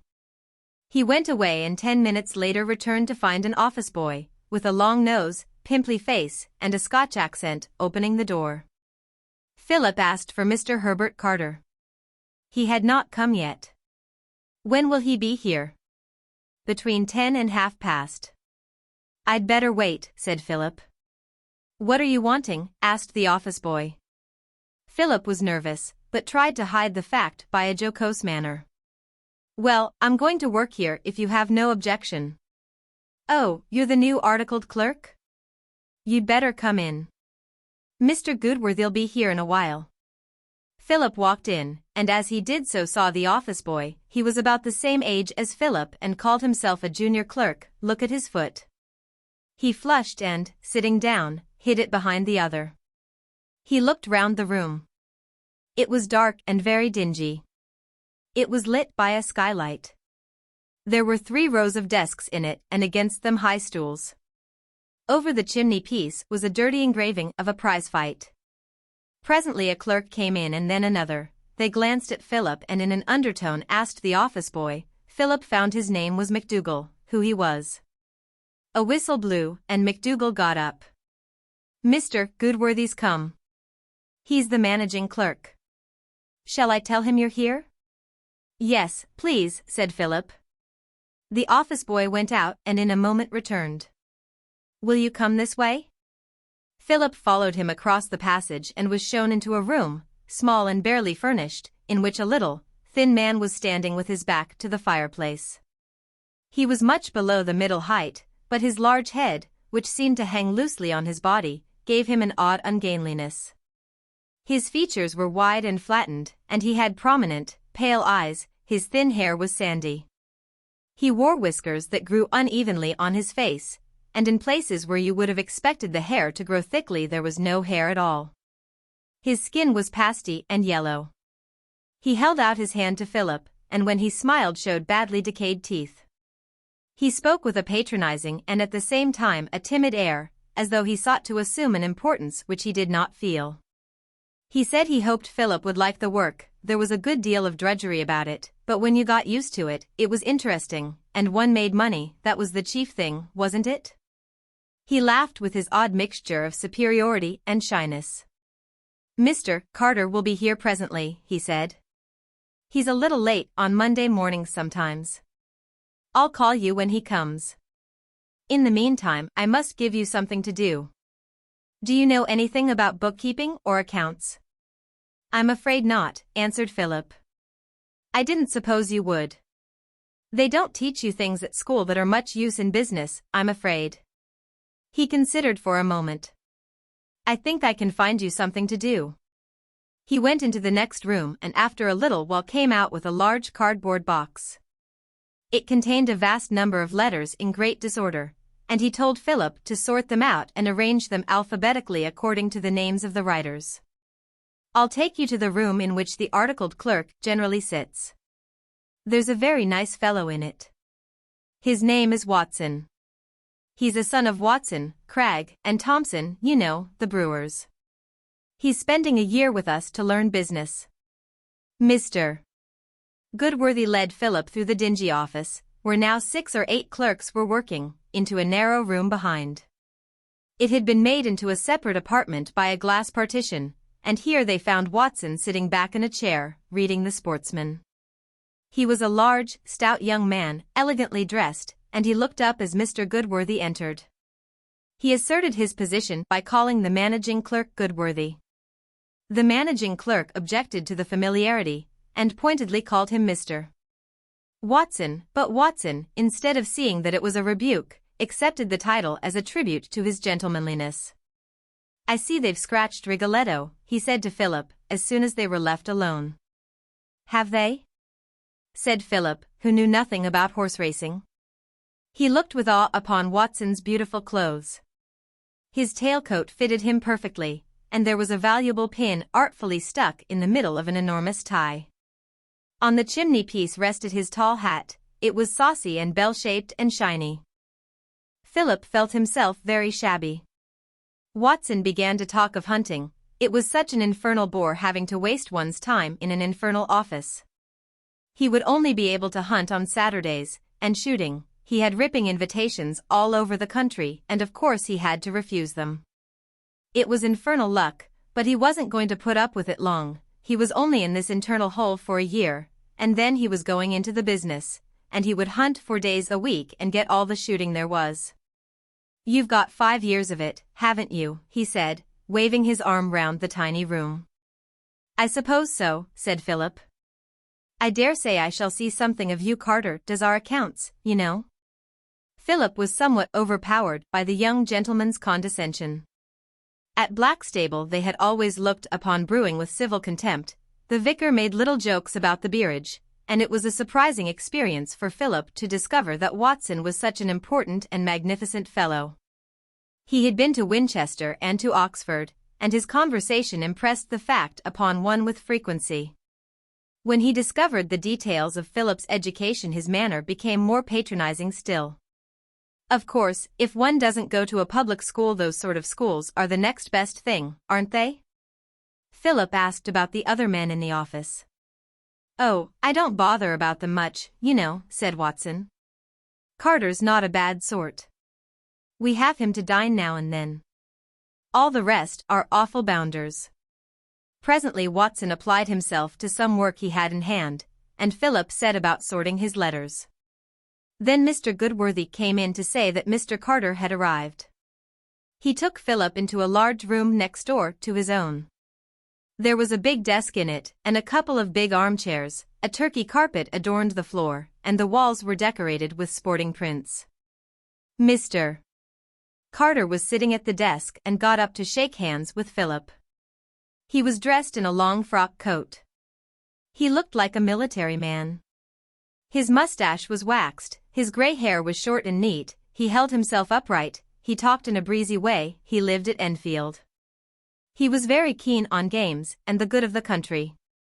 He was an officer in the Hertfordshire Yeomanry and chairman of the Conservative Association. When he was told that a local magnate had said no one would take him for a city man, he felt that he had not lived in vain. He talked to Philip in a pleasant, offhand fashion. Mr. Goodworthy would look after him. Watson was a nice fellow, perfect gentleman, good sportsman. Did Philip hunt? Pity, the sport for gentlemen. Didn't have much chance of hunting now, had to leave that to his son. His son was at Cambridge, he'd sent him to rugby, fine school rugby, nice class of boys there. In a couple of years his son would be articled. That would be nice for Philip, he'd like his son, thorough sportsman. He hoped Philip would get on well and like the work. He mustn't miss his lectures, they were getting up the tone of the profession, they wanted gentlemen in it. Well, Mr. Goodworthy was there. If he wanted to know anything Mr. Goodworthy would tell him. What was his handwriting like? Ah well, Mr. Goodworthy would see about that. Philip was overwhelmed by so much gentlemanliness. In East Anglia they knew who were gentlemen and who weren't, but the gentlemen didn't talk about it. XVIII. At first the novelty of the work kept Philip interested. Mr. Carter dictated letters to him, and he had to make fair copies of statements of accounts. Mr. Carter preferred to conduct the office on gentlemanly lines. He would have nothing to do with typewriting and looked upon shorthand with disfavor. The office boy knew shorthand, but it was only Mr. Goodworthy who made use of his accomplishment. Now and then Philip with one of the more experienced clerks went out to audit the accounts of some firm. He came to know which of the clients must be treated with respect and which were in low water. Now and then long lists of figures were given him to add up. He attended lectures for his first examination. Mr. Goodworthy repeated to him that the work was dull at first, but he would grow used to it. Philip left the office at 6 and walked across the river to Waterloo. His supper was waiting for him when he reached his lodgings, and he spent the evening reading. On Saturday afternoons he went to the National Gallery. Hayward had recommended to him a guide which had been compiled out of Ruskin's works. And with this in hand he went industriously through room after room. He read carefully what the critic had said about a picture and then in a determined fashion set himself to see the same things in it. His Sundays were difficult to get through. He knew no one in London and spent them by himself. Mr. Nixon, the solicitor, asked him to spend a Sunday at Hampstead, and Philip passed a happy day with a set of exuberant strangers. He ate and drank a great deal, took a walk on the heath, and came away with a general invitation to come again whenever he liked, but he was morbidly afraid of being in the way, so waited for a formal invitation. Naturally enough it never came, for with numbers of friends of their own the Nixons did not think of the lonely, silent boy whose claim upon their hospitality was so small. So on Sundays he got up late and took a walk along the towpath. At Barnes the river is muddy, dingy, and tidal. It has neither the graceful charm of the Thames above the locks nor the romance of the crowded stream below London Bridge. In the afternoon he walked about the common, and that is grey and dingy too. It is neither country nor town, the gorse is stunted, and all about is the litter of civilization. He went to a play every Saturday night and stood cheerfully for an hour or more at the gallery door. It was not worth while to go back to Barnes for the interval between the closing of the museum and his meal in an A.B.C. shop, and the time hung heavily on his hands. He strolled up Bond Street or through the Burlington Arcade, and when he was tired went and sat down in the park or in wet weather in the public library in St. Martin's Lane. He looked at the people walking about and envied them because they had friends. Sometimes his envy turned to hatred because they were happy and he was miserable. He had never imagined that it was possible to be so lonely in a great city. Sometimes when he was standing at the gallery door the man next to him would attempt a conversation, but Philip had the country boy's suspicion of strangers and answered in such a way as to prevent any further acquaintance. After the play was over, obliged to keep to himself all he thought about it, he hurried across the bridge to Waterloo. When he got back to his rooms, in which for economy no fire had been lit, his heart sank. It was horribly cheerless. He began to loathe his lodgings and the long solitary evenings he spent in them. Sometimes he felt so lonely that he could not read, and then he sat looking into the fire hour after hour in bitter wretchedness. He had spent 3 months in London now, and except for that one Sunday at Hampstead had never talked to anyone but his fellow clerks. One evening Watson asked him to dinner at a restaurant and they went to a music hall together. But he felt shy and uncomfortable. Watson talked all the time of things he did not care about, and while he looked upon Watson as a Philistine he could not help admiring him. He was angry because Watson obviously set no store on his culture, and with his way of taking himself at the estimate at which he saw others held him he began to despise the acquirements which till then had seemed to him not unimportant. He felt for the first time the humiliation of poverty. His uncle sent him £14 a month and he had had to buy a good many clothes. His evening suit cost him 5 guineas. He had not dared tell Watson that it was bought in the Strand. Watson said there was only one tailor in London. "I suppose you don't dance," said Watson, one day, with a glance at Philip's clubfoot. "No," said Philip. "Pity. I've been asked to bring some dancing men to a ball. I could have introduced you to some jolly girls." Once or twice, hating the thought of going back to Barnes, Philip had remained in town, and late in the evening wandered through the West End till he found some house at which there was a party. He stood among the little group of shabby people, behind the footmen, watching the guests arrive, and he listened to the music that floated through the window. Sometimes, notwithstanding the cold, a couple came on to the balcony and stood for a moment to get some fresh air, and Philip, imagining that they were in love with one another, turned away and limped along the street with a heavy hurt. He would never be able to stand in that man's place. He felt that no woman could ever really look upon him without distaste for his deformity. That reminded him of Miss Wilkinson. He thought of her without satisfaction. Before parting, they had made an arrangement that she should write to Charing Cross Post Office till he was able to send her an address, and when he went there he found 3 letters from her. She wrote on blue paper with violet ink, and she wrote in French.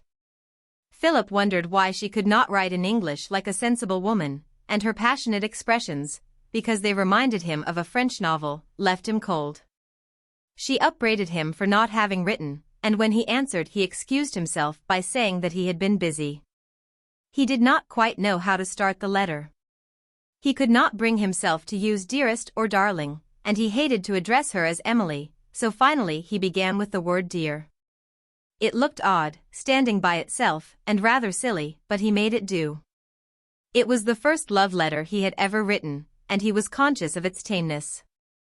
He felt that he should say all sorts of vehement things, how he thought of her every minute of the day and how he longed to kiss her beautiful hands and how he trembled at the thought of her red lips, but some inexplicable modesty prevented him. And instead, he told her of his new rooms and his office. The answer came by return of post, angry, heartbroken, reproachful. How could he be so cold? Did he not know that she hung on his letters? She had given him all that a woman could give, and this was her reward. Was he tired of her already?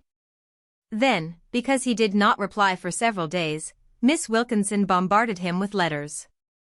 She could not bear his unkindness, she waited for the post, and it never brought her his letter. She cried herself to sleep night after night. She was looking so ill that everyone remarked on it. If he did not love her, why did he not say so? She added that she could not live without him, and the only thing was for her to commit suicide. She told him he was cold and selfish and ungrateful. It was all in French, and Philip knew that she wrote in that language to show off, but he was worried all the same. He did not want to make her unhappy.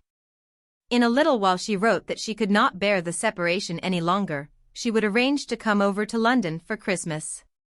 Philip wrote back that he would like nothing better, only he had already an engagement to spend Christmas with friends in the country, and he did not see how he could break it. She answered that she did not wish to force herself on him. It was quite evident that he did not wish to see her. She was deeply hurt, and she never thought he would repay with such cruelty all her kindness. Her letter was touching, and Philip thought he saw marks of her tears on the paper. He wrote an impulsive reply saying that he was dreadfully sorry and imploring her to come. But it was with relief that he received her answer, in which she said that she found it would be impossible for her to get away. Presently, when her letters came, his heart sank. He delayed opening them, for he knew what they would contain: angry reproaches and pathetic appeals. They would make him feel a perfect beast, and yet he did not see with what he had to blame himself. He put off his answer from day to day, and then another letter would come, saying she was ill and lonely and miserable. "I wish to God I'd never had anything to do with her," he said.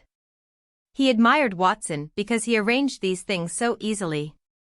The young man had been engaged in an intrigue with a girl who played in touring companies, and his account of the affair filled Philip with envious amazement. But after a time Watson's young affections changed, and one day he described the rupture to Philip. "I thought it was no good making any bones about it, so I just told her I'd had enough of her," he said. "Didn't she make an awful scene?" asked Philip. "The usual thing, you know, but I told her it was no good trying on that sort of thing with me." "Did she cry?" "She began to, but I can't stand women when they cry, so I said she'd better hook it." Philip's sense of humor was growing keener with advancing years. "And did she hook it?" he asked, smiling. "Well, there wasn't anything else for her to do, was there?" Meanwhile the Christmas holidays approached. Mrs. Carey had been ill all through November, and the doctor suggested that she and the vicar should go to Cornwall for a couple of weeks round Christmas so that she should get back her strength. The result was that Philip had nowhere to go, and he spent Christmas Day in his lodgings. Under Hayward's influence he had persuaded himself that the festivities that attend this season were vulgar and barbaric, and he made up his mind that he would take no notice of the day. But when it came, the jollity of all around affected him strangely. His landlady and her husband were spending the day with a married daughter, and to save trouble Philip announced that he would take his meals out. He went up to London towards midday and ate a slice of turkey and some Christmas pudding by himself at Gaddy's, and since he had nothing to do afterwards went to Westminster Abbey for the afternoon service. The streets were almost empty, and the people who went along had a preoccupied look. They did not saunter but walked with some definite goal in view, and hardly anyone was alone. To Philip they all seemed happy.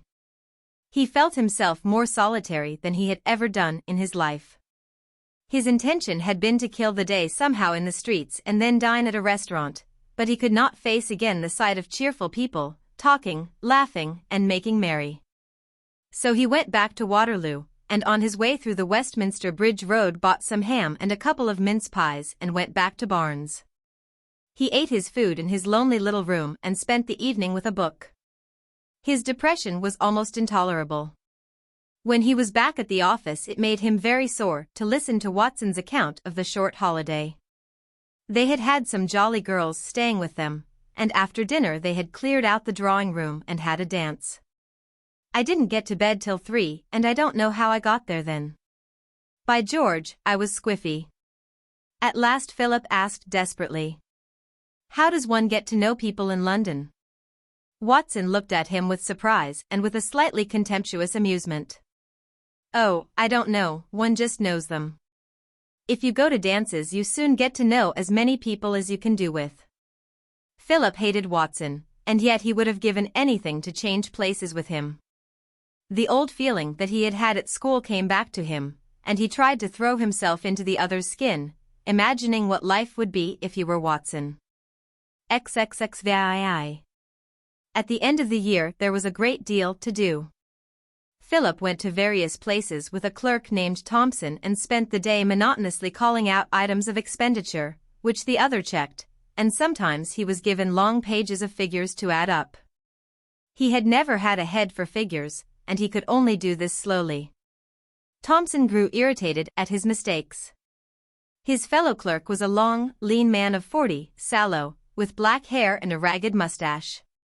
He had hollow cheeks and deep lines on each side of his nose. He took a dislike to Philip because he was an articled clerk. Because he could put down 300 guineas and keep himself for 5 years, Philip had the chance of a career. While he, with his experience and ability, had no possibility of ever being more than a clerk at 35 shillings a week. He was a cross-grained man, oppressed by a large family, and he resented the superciliousness which he fancied he saw in Philip. He sneered at Philip because he was better educated than himself, and he mocked at Philip's pronunciation. He could not forgive him because he spoke without a Cockney accent, and when he talked to him sarcastically exaggerated his H's. At first his manner was merely gruff and repellent, but as he discovered that Philip had no gift for accountancy he took pleasure in humiliating him. His attacks were gross and silly, but they wounded Philip, and in self-defense he assumed an attitude of superiority which he did not feel. "Had a bath this morning?" Thompson said when Philip came to the office late, for his early punctuality had not lasted. "Yes, haven't you?" "No, I'm not a gentleman, I'm only a clerk. I have a bath on Saturday night. I suppose that's why you're more than usually disagreeable on Monday. Will you condescend to do a few sums in simple addition today? I'm afraid it's asking a great deal from a gentleman who knows Latin and Greek. Your attempts at sarcasm are not very happy." But Philip could not conceal from himself that the other clerks, ill-paid and uncouth, were more useful than himself. Once or twice Mr. Goodworthy grew impatient with him. "You really ought to be able to do better than this by now," he said. "You're not even as smart as the office boy." Philip listened sulkily. He did not like being blamed, and it humiliated him, when, having been given accounts to make fair copies of, Mr. Goodworthy was not satisfied and gave them to another clerk to do. At first the work had been tolerable from its novelty, but now it grew irksome, and when he discovered that he had no aptitude for it, he began to hate it. Often, when he should have been doing something that was given him, he wasted his time drawing little pictures on the office notepaper. He made sketches of Watson in every conceivable attitude, and Watson was impressed by his talent. It occurred to him to take the drawings home, and he came back next day with the praises of his family. "I wonder you didn't become a painter," he said. "Only of course there's no money in it." It chanced that Mr. Carter 2 or 3 days later was dining with the Watsons, and the sketches were shown him. The following morning he sent for Philip. Philip saw him seldom and stood in some awe of him. "Look here, young fellow, I don't care what you do out of office hours, but I've seen those sketches of yours and they're on office paper, and Mr. Goodworthy tells me you're slack. You won't do any good as a chartered accountant unless you look alive. It's a fine profession, and we're getting a very good class of men in it, but it's a profession in which you have to." He looked for the termination of his phrase, but could not find exactly what he wanted, so finished rather tamely, "in which you have to look alive." Perhaps Philip would have settled down but for the agreement that if he did not like the work he could leave after a year, and get back half the money paid for his articles. He felt that he was fit for something better than to add up accounts, and it was humiliating that he did so ill something which seemed contemptible. The vulgar scenes with Thompson got on his nerves. In March Watson ended his year at the office, and Philip, though he did not care for him, saw him go with regret. The fact that the other clerks disliked them equally, because they belonged to a class a little higher than their own, was a bond of union. When Philip thought that he must spend over 4 years more with that dreary set of fellows, his heart sank. He had expected wonderful things from London, and it had given him nothing. He hated it now. He did not know a soul, and he had no idea how he was to get to know anyone. He was tired of going everywhere by himself. He began to feel that he could not stand much more of such a life. He would lie in bed at night and think of the joy of never seeing again that dingy office or any of the men in it, and of getting away from those drab lodgings. A great disappointment befell him in the spring. Hayward had announced his intention of coming to London for the season, and Philip had looked forward very much to seeing him again. He had read so much lately and thought so much that his mind was full of ideas which he wanted to discuss, and he knew nobody who was willing to interest himself in abstract things. He was quite excited at the thought of talking his fill with someone, and he was wretched when Hayward wrote to say that the spring was lovelier than ever he had known it in Italy, and he could not bear to tear himself away. He went on to ask why Philip did not come. What was the use of squandering the days of his youth in an office when the world was beautiful? The letter proceeded. "I wonder you can bear it. I think of Fleet Street and Lincoln's Inn now with a shudder of disgust. There are only 2 things in the world that make life worth living, love and art. I cannot imagine you sitting in an office over a ledger, and do you wear a tall hat and an umbrella and a little black bag? My feeling is that one should look upon life as an adventure, one should burn with the hard, gem-like flame, and one should take risks, one should expose oneself to danger. Why do you not go to Paris and study art? I always thought you had talent." The suggestion fell in with the possibility that Philip for some time had been vaguely turning over in his mind. It startled him at first, but he could not help thinking of it, and in the constant rumination over it he found his only escape from the wretchedness of his present state. They all thought he had talent. At Heidelberg they had admired his watercolors. Miss Wilkinson had told him over and over again that they were chasing. Even strangers like the Watsons had been struck by his sketches. La Vie de Bohème had made a deep impression on him. He had brought it to London, and when he was most depressed he had only to read a few pages to be transported into those chasing attics where Rodolphe and the rest of them danced and loved and sang. He began to think of Paris as before he had thought of London, but he had no fear of a second disillusion. He yearned for romance and beauty and love, and Paris seemed to offer them all. He had a passion for pictures, and why should he not be able to paint as well as anybody else? He wrote to Miss Wilkinson and asked her how much she thought he could live on in Paris. She told him that he could manage easily on £80 a year, and she enthusiastically approved of his project. She told him he was too good to be wasted in an office. Who would be a clerk when he might be a great artist, she asked dramatically, and she besought Philip to believe in himself. That was the great thing. But Philip had a cautious nature. It was all very well for Hayward to talk of taking risks. He had £300 a year in gilt-edged securities. Philip's entire fortune amounted to no more than £1,800. He hesitated. Then it chanced that one day Mr. Goodworthy asked him suddenly if he would like to go to Paris. The firm did the accounts for a hotel in the Faubourg Saint-Honoré, which was owned by an English company, and twice a year Mr. Goodworthy and a clerk went over. The clerk who generally went happened to be ill, and a press of work prevented any of the others from getting away. Mr. Goodworthy thought of Philip because he could best be spared, and his articles gave him some claim upon a job which was one of the pleasures of the business. Philip was delighted. "You'll have to work all day," said Mr. Goodworthy, "but we get our evenings to ourselves, and Paris is Paris." He smiled in a knowing way. "They do us very well at the hotel, and they give us all our meals, so it don't cost one anything.